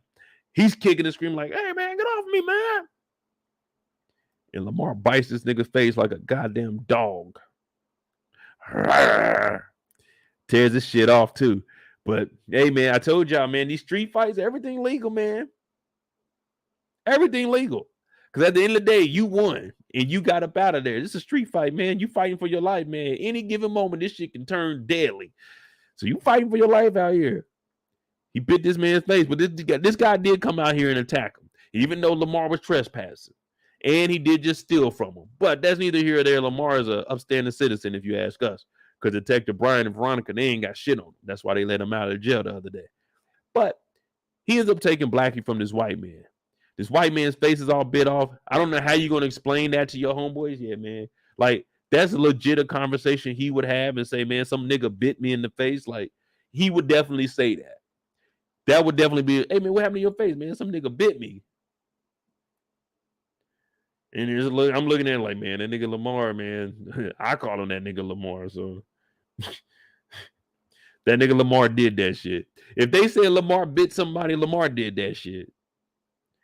Let's be real. Everything that we've seen happen from season 1 to now, if someone says Lamar did some shit, we gonna believe Lamar did that shit. Lamar bit a nigga's face. Lamar did that shit.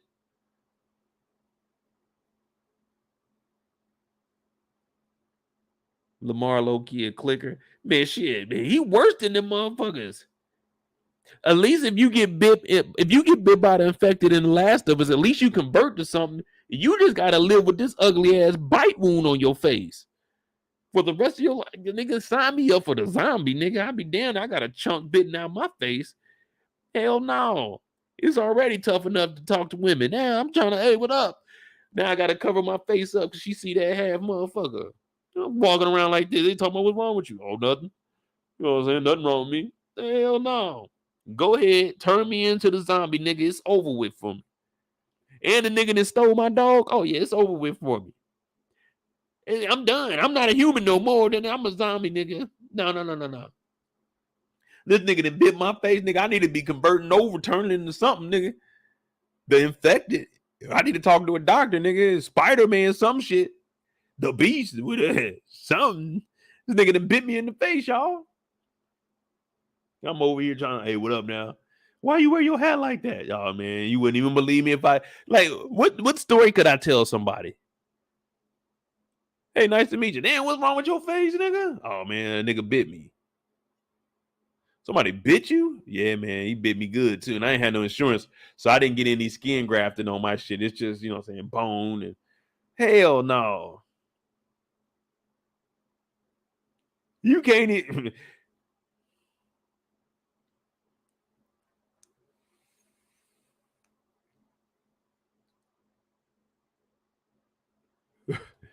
RIP to this man's face. But now Lamar got him a doggy. Blackie and Lamar. We already know they're going to have that dog sicken somebody. The next time we see Lamar, he got the dog. Okay. Yeah. He at the house with Alvin. Man, I know you're going to eat my hungry man meal. He's like, yeah, I ate one and the dog ate one. He's like, God damn it, nigga. Fuck that dog. Ugly motherfucker. He makes Alvin apologize. He makes Alvin apologize to the dog. And look what he doing. What is he doing, y'all? What is Alvin doing?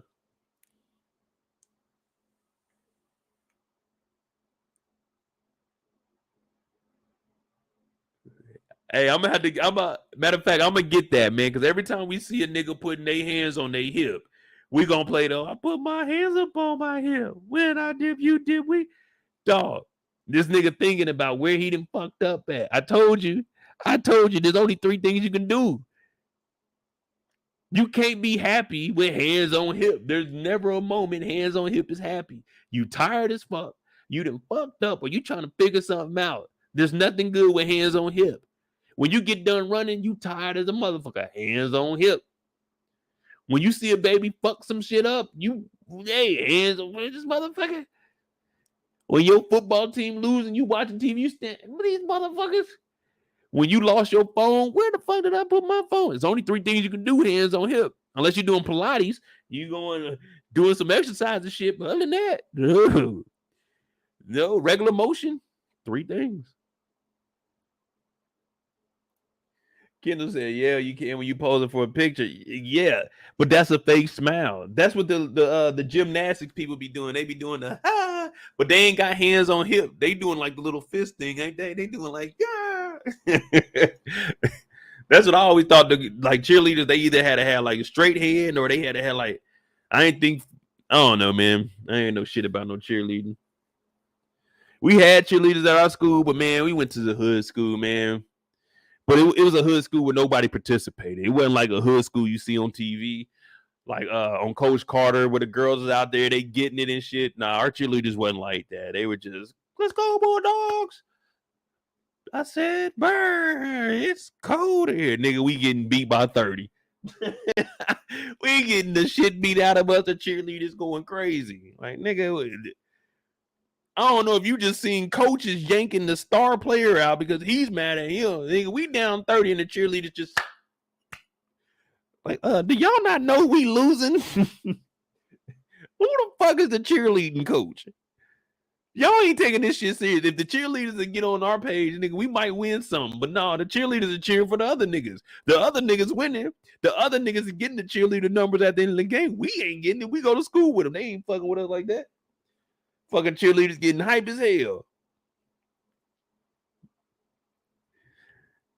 Oh man, we talking about Alvin. Yeah, he got his hands on this. Man, see, man, y'all done got me carried away.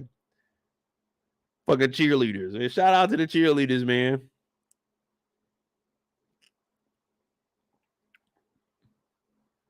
I got 2 cheerleaders numbers in my lifetime.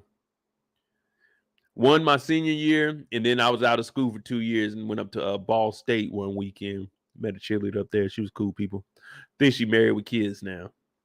I don't know. After I seen she was pregnant, I unfollowed her on Facebook, and that was like 8 years ago, 10 years ago, almost 12, maybe. Who knows?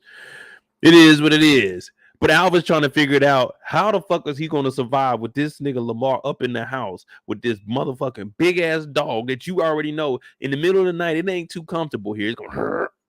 Hey, nigga. Hey, don't be growling at me because I'll hit you with something, this motherfucker. Peter, I'm just joking.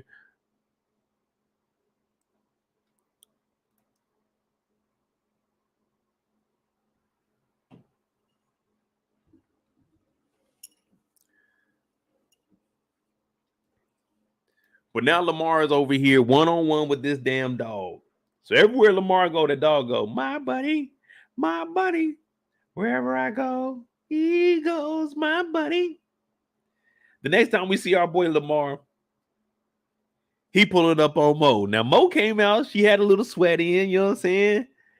I'm so excited, and I just can't hide it. I knew. I don't even know that whole song. But I'm so excited. That's how she came out of there. She was getting it in. And Lamar then pulled up with that motherfucking dog. Did y'all see Lamar put a bow tie on his dog? Did y'all notice the bow tie on the dog? I said, Lamar, why the fuck you put a bow tie on this damn dog?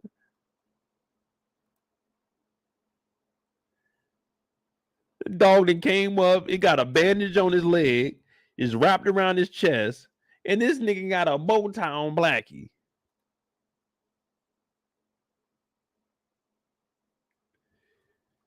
Look at this shit. This nigga got a bow tie on. It's just like Samuel Jackson when we were watching Django. And he said, man, who's that nigga on the neck? Who's that dog with a bow tie? When did dogs get bow ties? So Blackie got a goddamn bow tie on. Mo scared as hell talking about, man, that's a fucking wild animal. That's a beast. He talking about, nah, man. You know what I'm saying? Which is neglected. But now look, he got a little bow tie on. Kind of like me when I was in the foster care.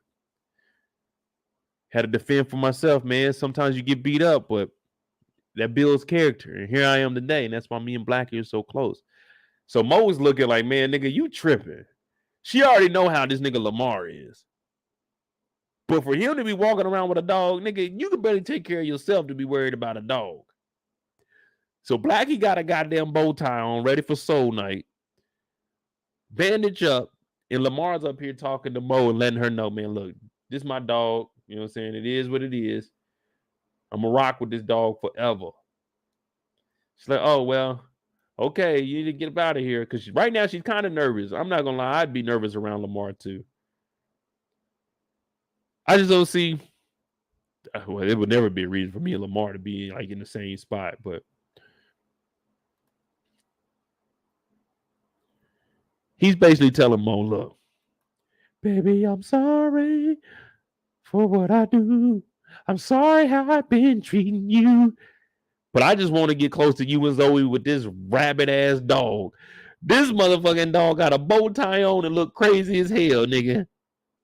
Hell no, you ain't bringing that dog to Soul Night or to motherfucking Mo's house, nigga.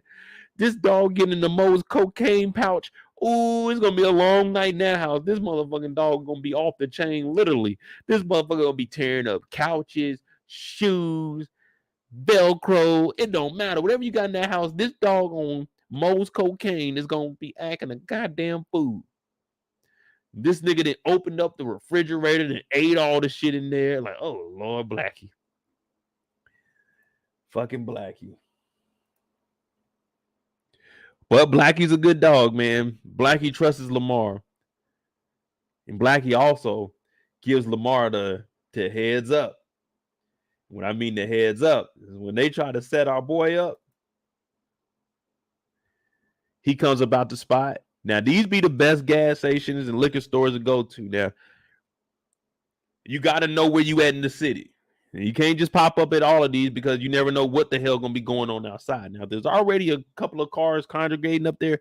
Keep it moving. There's no reason to even go in there and have to risk saying nothing to somebody and they get offended by you just walking past and not saying what's up and acknowledge them. So you got to make sure you go in these liquor stores, little gas stations at your own discretion.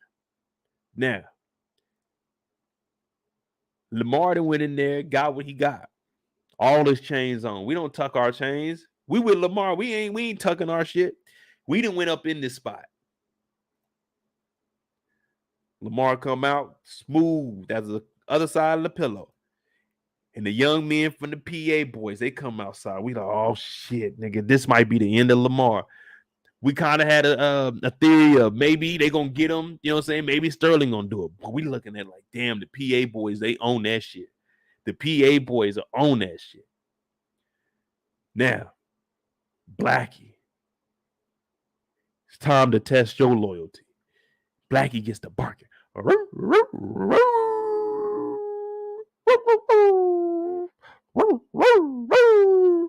So Blackie is giving the head up to Lamar. Lamar speaks dog. Y'all didn't know that. Lamar speaks dog. He speak dog more than K9 speak dog because K9 owe 20 million, but that's neither here or there. Blackie in the car like, get ready, Lamar. Here they come, Lamar. You see what I'm saying? So he letting Lamar know it's two niggas. It's two niggas. See, if you listen closely, it's two niggas. So now Lamar knows it's two niggas following him. Right when one of the dudes get around the corner, he ain't even got a name, but all we know is DNA is on the back of the truck. Back out. One shot down. Oh, shit, what the fuck? Who the hell is out here shooting? Now shit just got real. At this point, you got to be 1,000% dedicated to what the fuck is going on. Now this is a legitimate shootout. This isn't like a shot at you and they miss. No. They knocked your mans. You got to be, hey, it's all or nothing now, nigga. It's all, you too close. If they got that shot off right now, it's too close. You could try to run. You know what I'm saying? Like, hey, we don't fault you. You wasn't really built like that. That's fine. Or you could take the route that this man did. He just seen his partner get popped. Headshot. Bow. The dog is like, one to go. Woo-hoo. Bow. He down. This nigga pulls his gun out. He's squinting. He can't even see what the fuck is going on in the parking lot. Nigga, book it. Get the fuck out of here. This is not a battle you want to be in. If a nigga took a shot like that and they ain't bucking back, they may have got low. It's time for you to make sure that the scene is safe. You can't be walking around like this. Nigga, you got to retreat. Whoever shot your mans is not playing around. This niggas is the real deal. But this guy, he's inexperienced. He's inexperienced. He walking around. He's squinting. He can't see shit. Dome shot. You already like, oh shit, this shit real. Well, he gets to walking. I think he had Chuck Taylors on. No, these are some Pumas. Well, it don't matter what they were because they shot this nigga the fuck about them motherfuckers. Shoe went that way, laces went that way. Nigga on the ground. Ah, shit. I can only imagine how that motherfucker felt going through there. Now I tore the ligament in my left ankle and I was on the ground like, motherfucker. So to get shot in that shit, oh Lord. And it's on your good shoes. Look, these shoes is white as hell on the bottom too. He just bought these Pumas. Unfortunately, this is the first and last time that he wore them. Shot him right about the sneakers. Bow, ankle shot. Then we all looking like, damn, what the hell? He like, ow, shit, help. Now you screaming for help. Oh, help me, please. Somebody call the police. But ain't nobody calling the police, nigga, because we just heard another shot. So that means niggas is still shooting. We got to get low for ourselves. Now, he on the ground, and Lamar looking at him. And I'm thinking this is a handgun. This looks like a handgun. Because we do see his hand on his hand. So it can't be the shotgun, because the shotgun be a little bit longer than that. So it looks like it's a handgun. And he looks at him and he says, you bitch ass nigga. You thought you was going to sneak up on me like that. You bitch ass. I don't know if you know, but I once talked to this one nigga named Meech.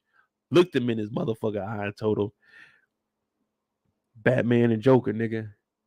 And now who got the last look? Y'all try to set me up, didn't you? You bitch ass niggas. Well, guess what? Did Meech send you? He said, fuck you, man.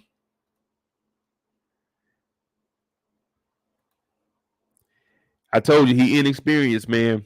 At this point, you fighting for your life, man. You gotta pull that thing out and get the busting back, nigga. You went down, that nigga got shot. He said, oh, he just dropped his gun. No, nigga, you gotta fall down. Like, oh shit, this nigga talking. Bop, bop. You gotta at least try. Nigga ain't getting no brownie points for going out talking about fuck you, man. Like, damn, that nigga went out for nothing, nigga. Sterling has sent you goofy ass niggas out here to get knocked off, man. One episode, man. Hey, man. At least let me be a Goonie for 2 episodes, man. Let me be a Goonie for 2 episodes, man. I should put that in my contract. If I ever get into acting, man, I gotta at least be a Goonie for 2 episodes, man. You can't let me in 1 episode for 15 seconds. That ain't gonna do no justice, man. He didn't even get 15 seconds, man. This nigga came out the store, seen his boy get popped, got shot, said fuck you, and shot again. Oh man, if I go out like that, man, y'all gonna be on my head, man. Y'all gonna be on my head if I go out like that. Come on, man. I gotta put that in the contract, man. Shout out to Goonie number 2, though. You did your thing, man. You know, I'm just joking around and shit, man. I show love to everybody, but that's what's up, man. You got him a role, man. That's all it takes right there, because you never know. A couple years, like, man, yeah, my first acting role, I was Goonie number 2 in BMF. Like, damn, that's what's up. We remember you, man. Lamar shot the fuck out of you, nigga. Lamar killed you, man. Damn.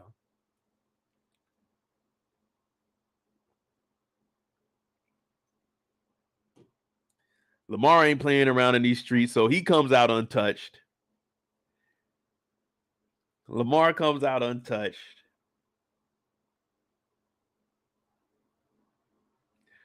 Hey, Kendall, that's going to be the title of that rant. Lamar the Dog Whisperer. Yeah, I might put that one up tomorrow, man. Damn. All right, let's get it. All right, we got B-Mickie and his parents, Detective Brian, Detective Veronica. And the reason I say that is because Brian said his family, y'all. It's family. It's all love. We're going to knock this out in probably like 10, man. For real, for real. What time it is?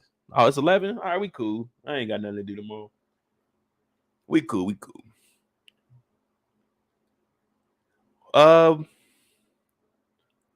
B-Mickie. The first time we see B-Mickie, well, he didn't show up to the BMF meeting. Remember, they had the BMF meeting and he didn't show up to it. He didn't show up to the Soul Night meeting either. Oh, the first time we see B-Mickie, I accidentally skipped over when we was on Meech. Excuse me. But the first time we see B-Mickie, he in the bed too. Oh, it's already 2. It's 11 out here, man. The night just getting started, man. You know what I'm saying? But make sure you hit that like button, hit that subscribe button if you're new. Hey, man, thank y'all for rocking with me. We got 5 hours in. Typically, we'll do like a 3.5. We might get a 4, but 5 hours, it ain't that bad. I ain't gonna lie to you. That's what's up. But we had a lot to talk about. It didn't have to be that way, but everybody's storyline is starting to expand. It's making the show good. I just hope they don't expand too much. Like, we're gonna have to start putting some barriers up going into episode 7. You know what I mean? Because we don't want too many open stories going into the next season. We want the primary story, and then maybe like 1 or 2 kind of small ones that could lead back to the big one. Because the Charles and stuff, I mean, that's cool. I like it because it's showing what their characters are. But until I don't know. I don't know how long they're gonna stretch it out. So I can't really make that call.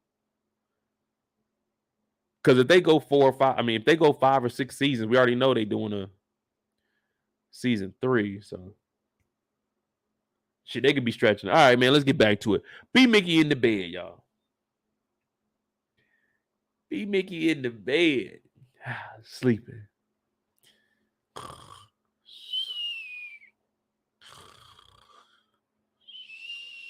Okay, though. Oh, B-Mickie Jr. No, Brian, no. I'm not wearing a wire.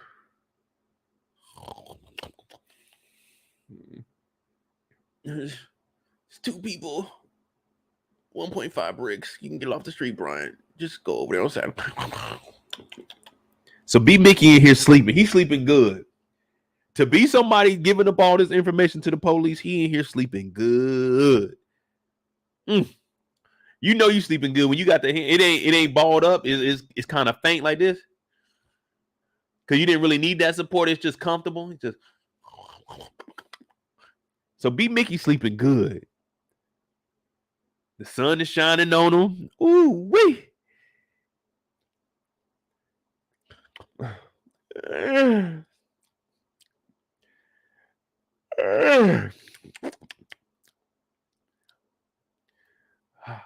Kato, good morning. Good morning, beautiful.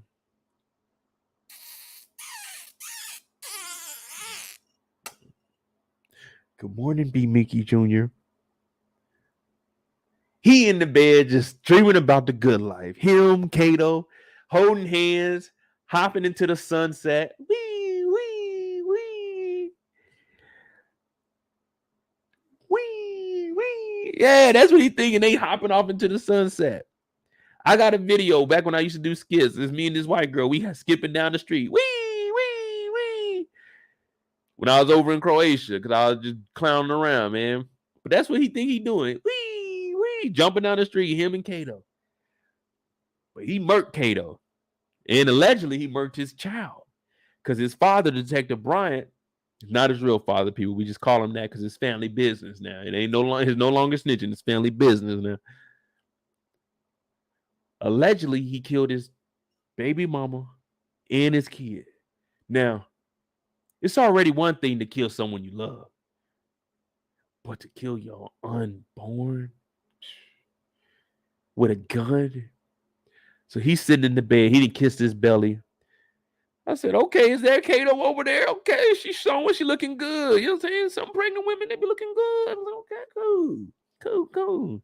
Glad it ain't my kid, but cool. Then he wakes up looking at a barrel, and we like, what the fuck is going on here? But this nigga wakes up out of a fucking nightmare, sweating. Boy. The last time I was sweating like that was Portland, 2007. My brother can vouch for it.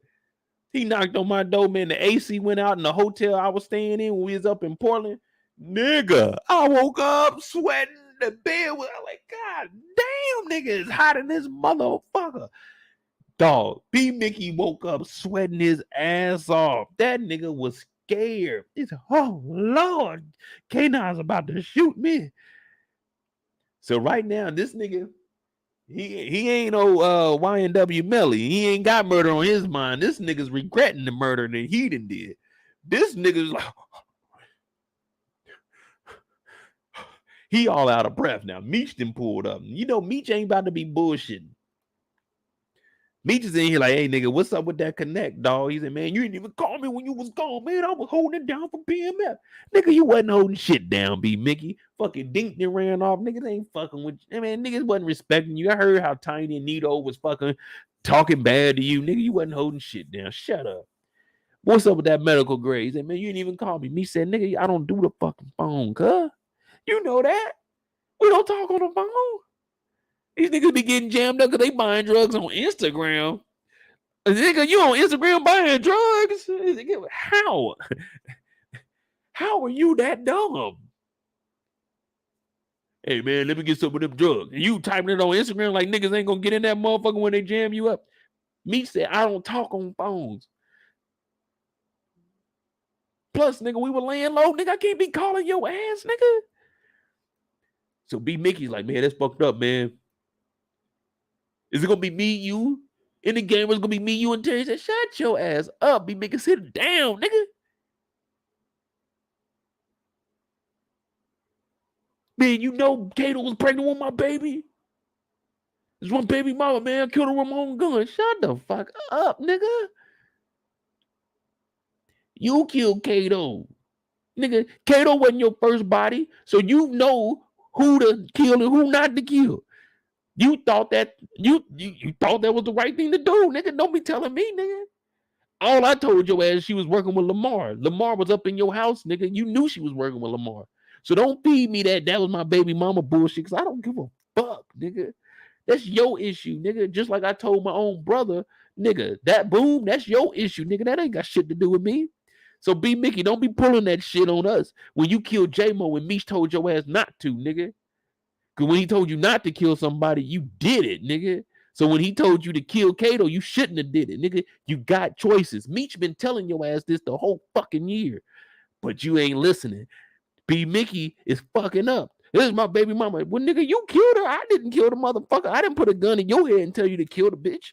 You killed the bitch because the bitch was talking. She had Lamar come to your pot. Like, nigga, what are we talking about? Why are we even arguing about this shit? You had to kill that motherfucker. She was gonna set you up, nigga. The fuck you getting mad at me for, nigga? I didn't tell you to fuck Kato. Kato was working with us, nigga. No one was fucking with Kato like that because it was business, nigga. You went and did that shit, nigga. Don't be feeding that shit to me talking about Kato, my baby. Nigga, I don't give a fuck who your baby mama is, nigga. You pulled the trigger on Kato. I shot that nigga Lamar. Don't be trying to put that shit on me, nigga, because you guilty on the inside, nigga. That's on you. Nigga, you killed old boy that K9 had us looking for. Nigga, don't be talking to me about deaths, nigga. Because we got a couple of bodies on you, nigga. Don't be talking to me about that shit. I don't give a fuck what happened with Kato. That motherfucker was working with Lamar, man. This is BMF, nigga. This ain't BMF plus Lamar. This is BM fucking F, nigga. So B-Mickie, he hurting. He hurting all the way. He hurting. He's like, look, nigga, just set up the medical grade shit. And my bad about Kato, but dog, that's on you, man. Don't be bringing that shit up to me. I don't care about no Kato, nigga. Not now. Kato been dead for a couple months, man. The body deteriorating by now.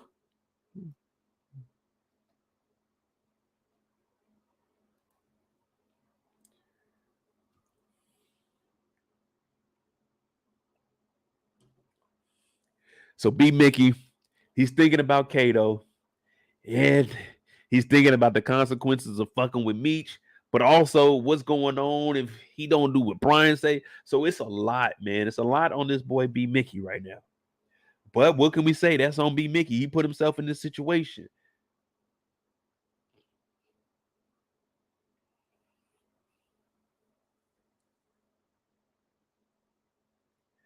I'm trying to think. The next time we see B-Mickie, he at the house. He at the house with Detective Brian.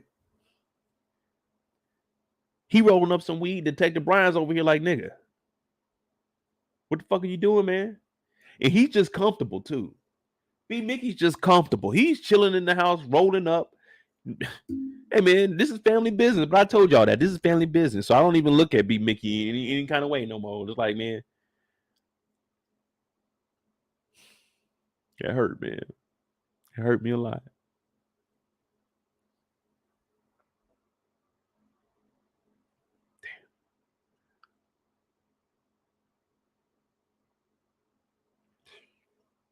But he rolling up that green sticky icky, Detective Brian in here, and we get a knock, knock, knock on the door, and we all thinking, who the fuck is this pulling up? Because Detective Brian and Veronica, they've been having talks back and forth about transparency. And she seen him getting some work out the evidence room with Smitty. No harm, no foul, right? Cops, they go in the evidence room. They can go in the evidence locker, right? They get evidence out. Okay, this goes to this case, right? That's how they do it, right? They check the evidence out. It's like a chain of command. You got to check it out, then you check it back. Okay, there's nothing wrong with that. But he took this workout to get to B-Mickie. Now, Veronica said,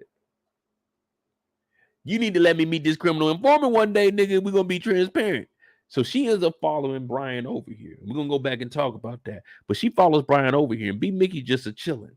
Now this nigga gets to meet his police officer mother. So now we got Detective Brian and Veronica both influencing. Well, I won't even say influencing them at this point. At this point, they are aiding him in telling on Meech. So he sits down, and Detective Veronica, she wanted to know what the fuck was going on. We setting up an operation to get Meech. You know, my primary goal is to get Meech. I don't care about any crime that happens in Detroit. I only want Meech. Murder, don't care.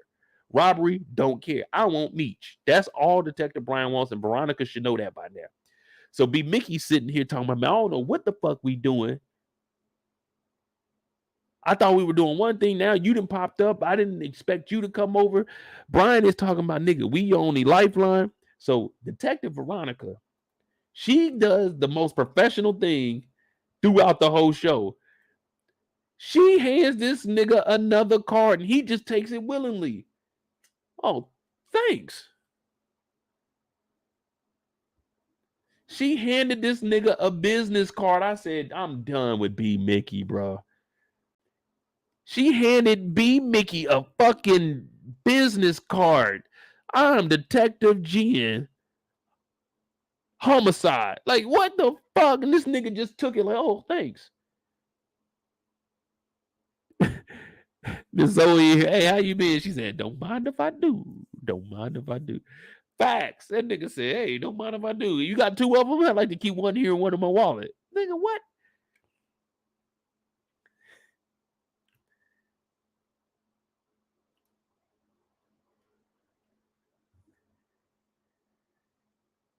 This nigga took a business card in the middle of all this. Hey, just talk to Detective Brian. I'm never going to call you Veronica, but I think the reason I took this screenshot is because I think that this card with B-Mickie on the run, I think he might potentially call Veronica and tell her that, hey, I will work with you to get me out of this, but I don't want to work with Detective Brian anymore. Or give her information about Brian having dirt on him. I think that's one reason they showed her giving him a card. And that's why I had to take a picture of it. Because I said, man, it's funny, but it has to mean something. That might be the number he calls because he's on the run at this point. What y'all think about the card situation? You think it's going to come back? It's going to play a role later on? And watch, we're going to see all kinds of theories talking about that business card. And I'm like, I told y'all. I told y'all. It had to be something.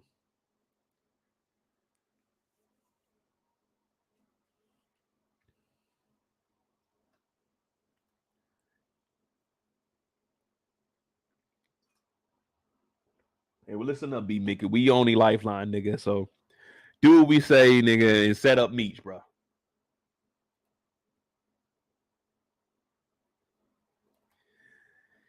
And we go to the infamous.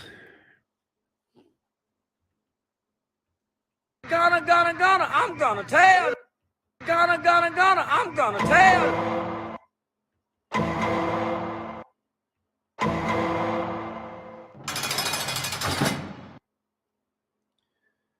Oh, B-Mickie. B-Mickie. A man of many words, man. B-Mickie. B-Mickie wears this awkward ass hat to set up our boy Meech.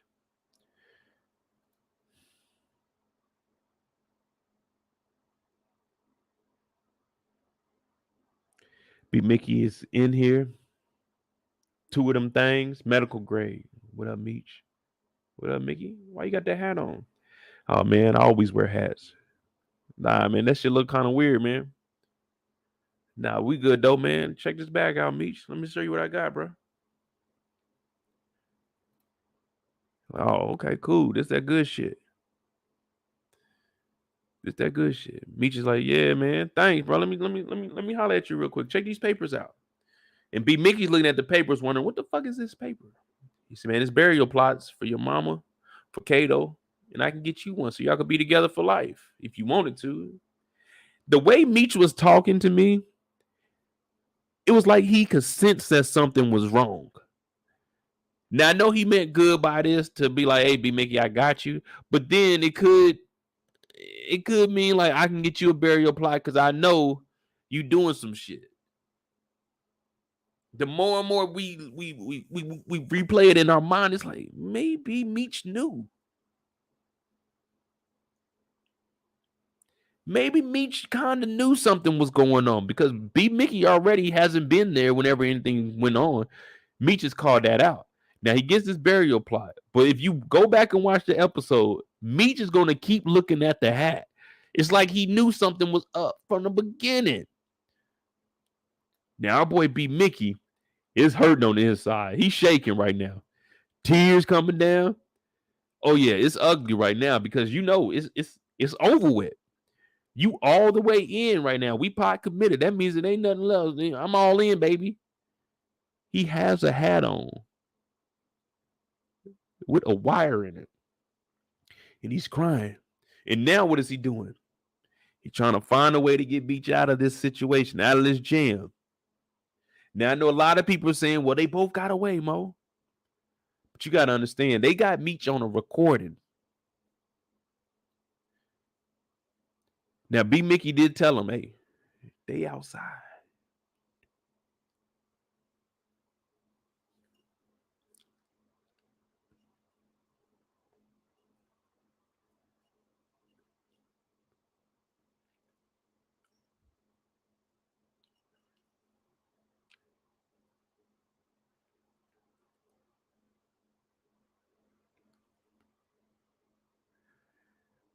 So he's crying, thinking about the times at the swimming pool.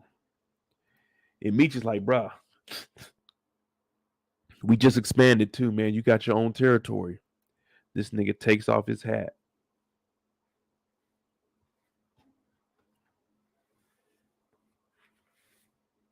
And all you see is this up under there. All you see is this.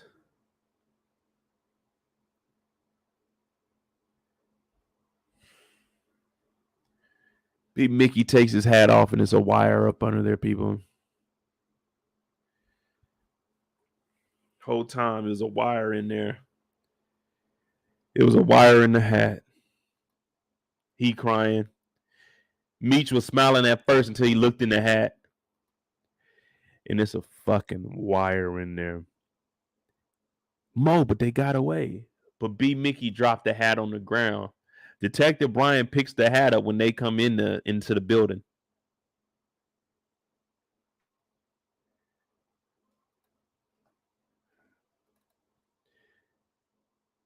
They jump about the window. We getting low now. B-Mickie said, man, I ain't had no choice, man.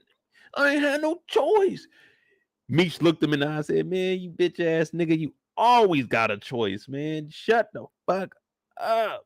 But he didn't. He didn't shut his mouth. You got to snatch his chain off his neck like T.I. did New. Yeah, you got to snatch that chain off his neck. You don't get to wear the dookie, the fat rope. No, you don't get to wear none of that. Man, I ain't have a choice, man. It's fucked up out here, man. You know, they be trying to get us to turn on each other, but I ain't had no choice.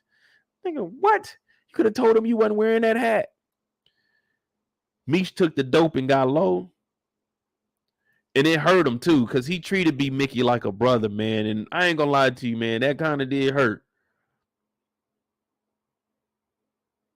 Now, I mean, the real nigga in me, I knew that B-Mickie was talking a long time ago.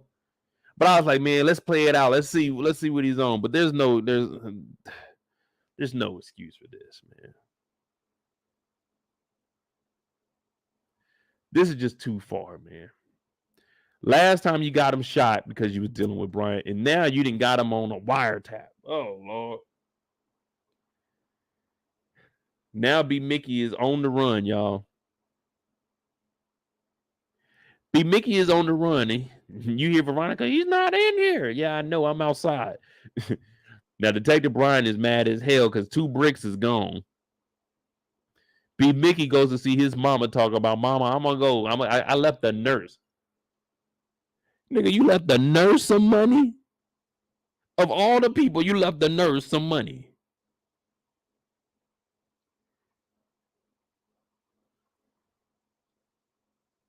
Mama, I gotta go. Some niggas is after me, but I left the nurse some money for you. Man, that nurse about to turn that motherfucking money out. We're gonna turn that mother out. Yeah. Motherfucking Soul Knight about to come around quickly. She about to blow through that B-Mickie check, nigga. Nigga, what? This ain't even that type of... This is a good hospital. This is a good hospital. This ain't that bullshit that he was in. Brian upgraded this shit. Nigga, you can't just go in there and give a nurse some cash. I'm gonna get this to my mom. I'm gonna go on a run. No, nigga. No. We don't know where this money came from. No. That nurse got that money and hit motherfucking Soul Knight with your soul. She went down to Meech's salon, got her hair done, got her feet done, got her nails done, and then went to Soul Knight all off the back of B-Mickie. Mama, I gotta go. Now, you remember Grandma, she said she wanted a grandbaby. Well, she ain't grandma because she ain't got no baby. Well, she did have one, but her son, the fucking devil, killed it. So she was like, I just want to, you know what I'm saying? You and Kato have a grandbaby. Well, Mom, that picture's out the window. I mean, we could have, but I killed both of them. But real quick, I left like $1,500 at the front desk. They said they're going to give it to you. I got to go. So he kisses his mama's hand. He go outside. I told y'all, what I tell y'all? Never stop outside to light up. Get to where you're going to get. You got to stay moving. You're easy target you out here. He was already paranoid when he first came out. The car was hunky. He's like, oh, shit, I don't want to get hit by that. So you got to, watch yourself. You got to watch your surroundings, man. Little shit like this. Now, he trying to light this motherfucker up. If it ain't lighting up out here, get inside. But these niggas put a bag on the back of his head. And I'm like, I don't know who this was. I don't know. This is a big motherfucker, though. This look like it might be maybe Hoop. I'm either saying Hoop proving his loyalty, Sterling, or Lamar. But I don't think Lamar would know where he's at. So it has to be someone close to Meech. Unless Bryant did it. I don't know, man.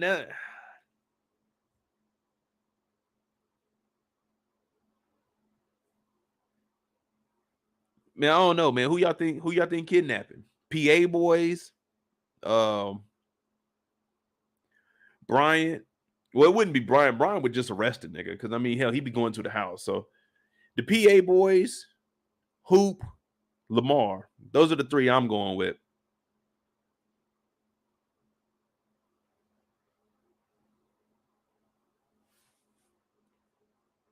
I don't know. We shall find out.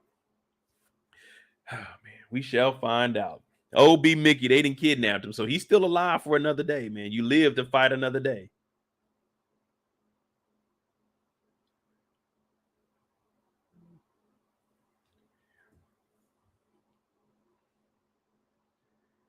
The little doozy beat up for Kevin, man. Them niggas need to be in the house. It's late.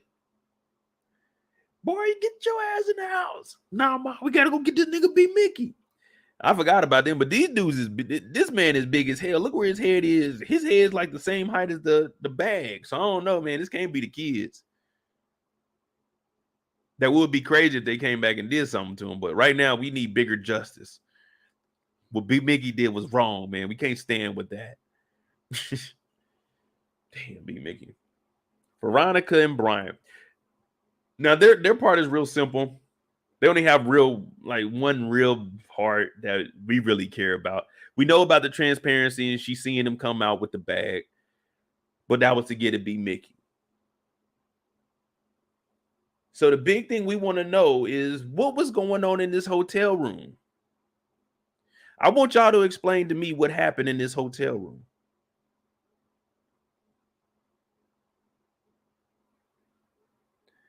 Nicole said, I'm going to play that address, 1605. What y'all think is going to come out of this? They going to get close?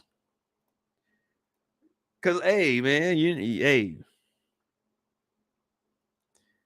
Detective Veronica, I don't know. She look like she might put a hurting on Brian. I don't know now. Brian had the little slick comeback. That's what the fun is, trying to find out. I said, okay. 2023, you going to jail. You can't talk that smooth at work. Oh no. You better not say that to no co-worker in 2023, nigga. You getting fired. And nigga said, oh, it's been a while, huh? Licked his lips and shit. Shit's like, yeah, it seems like it's been forever. He said, well, if you ever need me to handle, like, whoa, Detective Brian. You ain't been transparent with her. If Charles ain't getting no respect, you ain't getting no respect, nigga. You ain't been transparent with your partner. He ain't been transparent, but he trying to get in her pants. Come on, Detective Brian, you slick dog, you. Now, whole time they watching a young underage boy getting taken advantage of by Markeisha. They ain't doing their job. They drinking liquor over there. These cops don't give a fuck. Brian might be the worst cop in the universe. He thinking about getting some pussy while watching Terry get some pussy, but he ain't kicking in the door. Talk about when you want to handle that, let me know. She said, what makes you think you can handle it? I said, Veronica be getting nasty.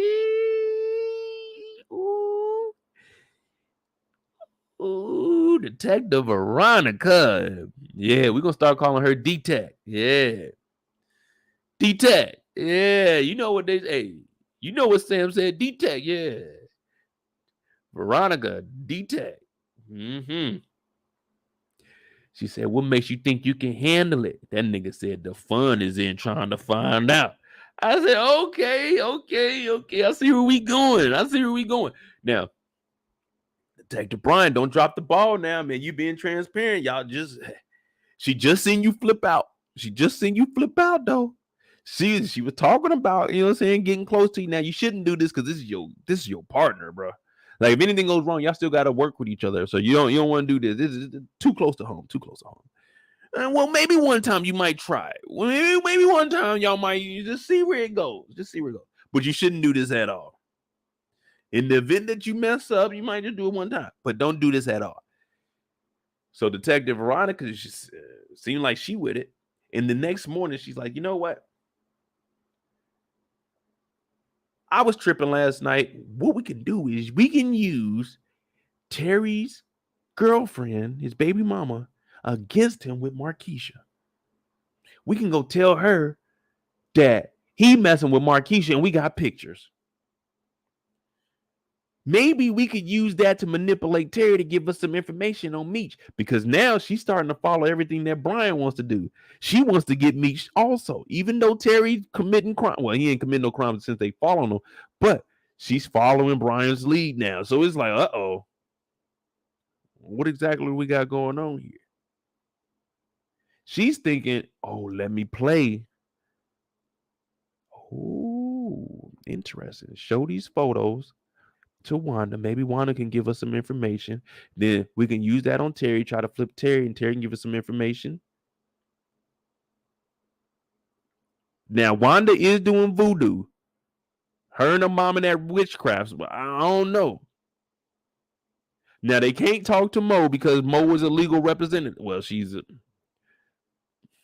assistant to the legal representative. But They not gonna talk to her. So it looks like they might be trying to get close to Wanda. They might be doing something for Wanda's mama or something to try to get some information. What y'all think about that? What do y'all? Because we heard her say that they're gonna use Markeisha against Terry and Wanda.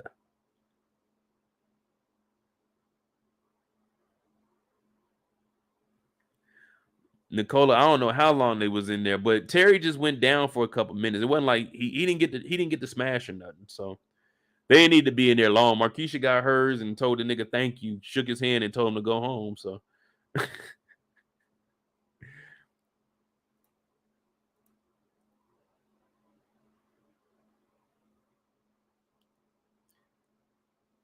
Zoe said it's giving voodoo with Markeisha and the mom. Yeah, I mean, I don't know what they gonna do with it, man. I don't know what they gonna do with it.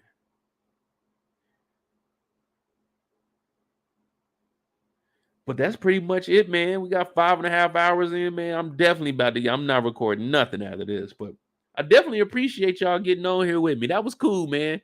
It was a lot to talk about. Plus, we had 2 weeks off, basically. So I enjoyed that, man. If you're new to the channel, hit that like button, hit that subscribe button. I definitely didn't expect 5 hours, but it was a good time though. Real good time, man. I definitely enjoy that. Support the channel, Cash App at the bottom of the screen, MOEDOTJ. This week we got Snowfall.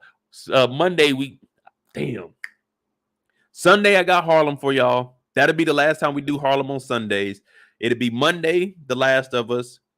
Tuesday is Harlem. Wednesday we got us a little break, which I'm gonna probably open up my channel so people can come on and y'all can talk about the TV shows, just so y'all can have a platform. You know what I'm saying? Start building up, you know what I'm saying, people to watch you. So if you want to start your own channel, hey man, just enough money for everybody out here. Everyone has an opinion, it needs to be heard. So why not, man? So I'll probably start opening that up Wednesday for a couple hours. Y'all just talk about your shows, whatever y'all want to talk about. You know, I might bring people on and you can just host yours and have people come up. I don't know. We'll figure it out. But I want to be more with y'all, man. So that's definitely what we're going to do. Mondays, Last of Us. Tuesdays, Harlem. Wednesdays will be open days. Thursday, we're going to have Snowfall. Fridays, BMF, Power. And then Sundays will be Bel Air. So Bel Air Sundays. So Saturday and Wednesday will be our only off days. Well, my off days, because Wednesday, y'all going to be on here working. Y'all going to be having your own channel. Y'all can run and talk on here. Do what y'all want to do. Build you up some followers. Start your own channel. Do your thing, man. Let's all eat. Let's all eat. But if y'all ain't got nothing, man, I'm going to get on out of here, man. Support the channel. Cash App is on the bottom of the screen. MOEDOTJ, man. That was a real good one, man. Real good live. I ain't gonna lie to you. 5.5. I think this may have been our longest time on live. But we about to have back-to-back lives coming, so you might not see as many like recaps or breakdowns. It depends. You probably be like 1 or 2 per episode each week instead of a daily one.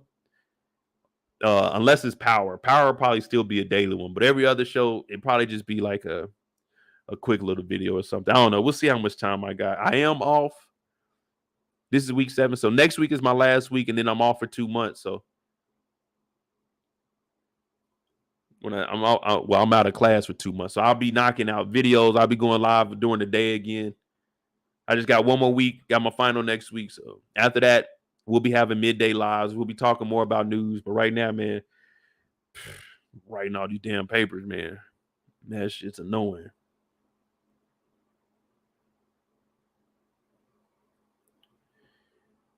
But yeah, man, real good episode. Like I said, I gave it an 8.5.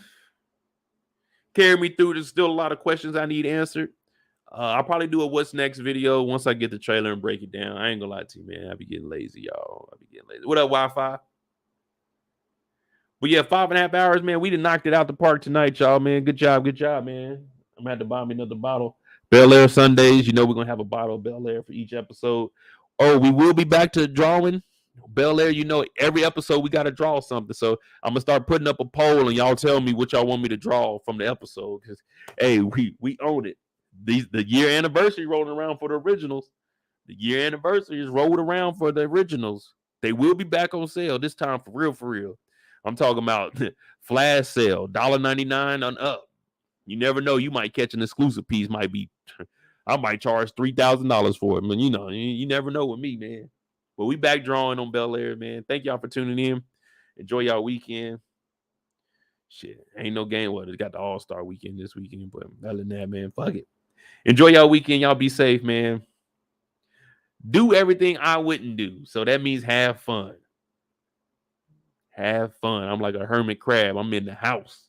I'm like Mr. Krabs. I'm in the house. I'm trying to stack $1. Nah, I'm playing, man. I be bullshitting. But nah, man, enjoy y'all evening, man. Thank y'all for tuning in with me. I'm Mo.J. If you're new to the channel, hit that subscribe button. Hit that like button. Support the channel. Cash App's at the bottom of the screen, man. You can run, but you can't. And I saw them walk it. You can run, but you can't hide. Can't hide. You can run, but you can't hide. You can run, but you can't hide. Can't hide. You can run, but you can't hide. You can run, but you can't hide. Can't hide. Real quick, it says Nicole Flennory was born in 74, and what we in 88? So she's 14. She's 14. Okay, so 14-year-old. Yeah, that's about right. Meech 17, and then Terry 19. Cool. So she's 14 on the show, and she got her a job, and she told the boss, man, fuck you, man. Y'all accepting dirty money around here. Fuck you, man. So Lil Nicky is 14 on here. Cool. Now we got the age of the Brady Bunch. Next week it's about to get crazy because Nikki got a job. She got to start paying off that Sears beer. I mean, Sears bill. My bad. Yeah, man. I'm glad we ain't got no more drink, man. I'm out this thing, but I just looked that up. She 14 on the show. You can run, but you can't hide. You can run, but you can't hide. You can run, but you can't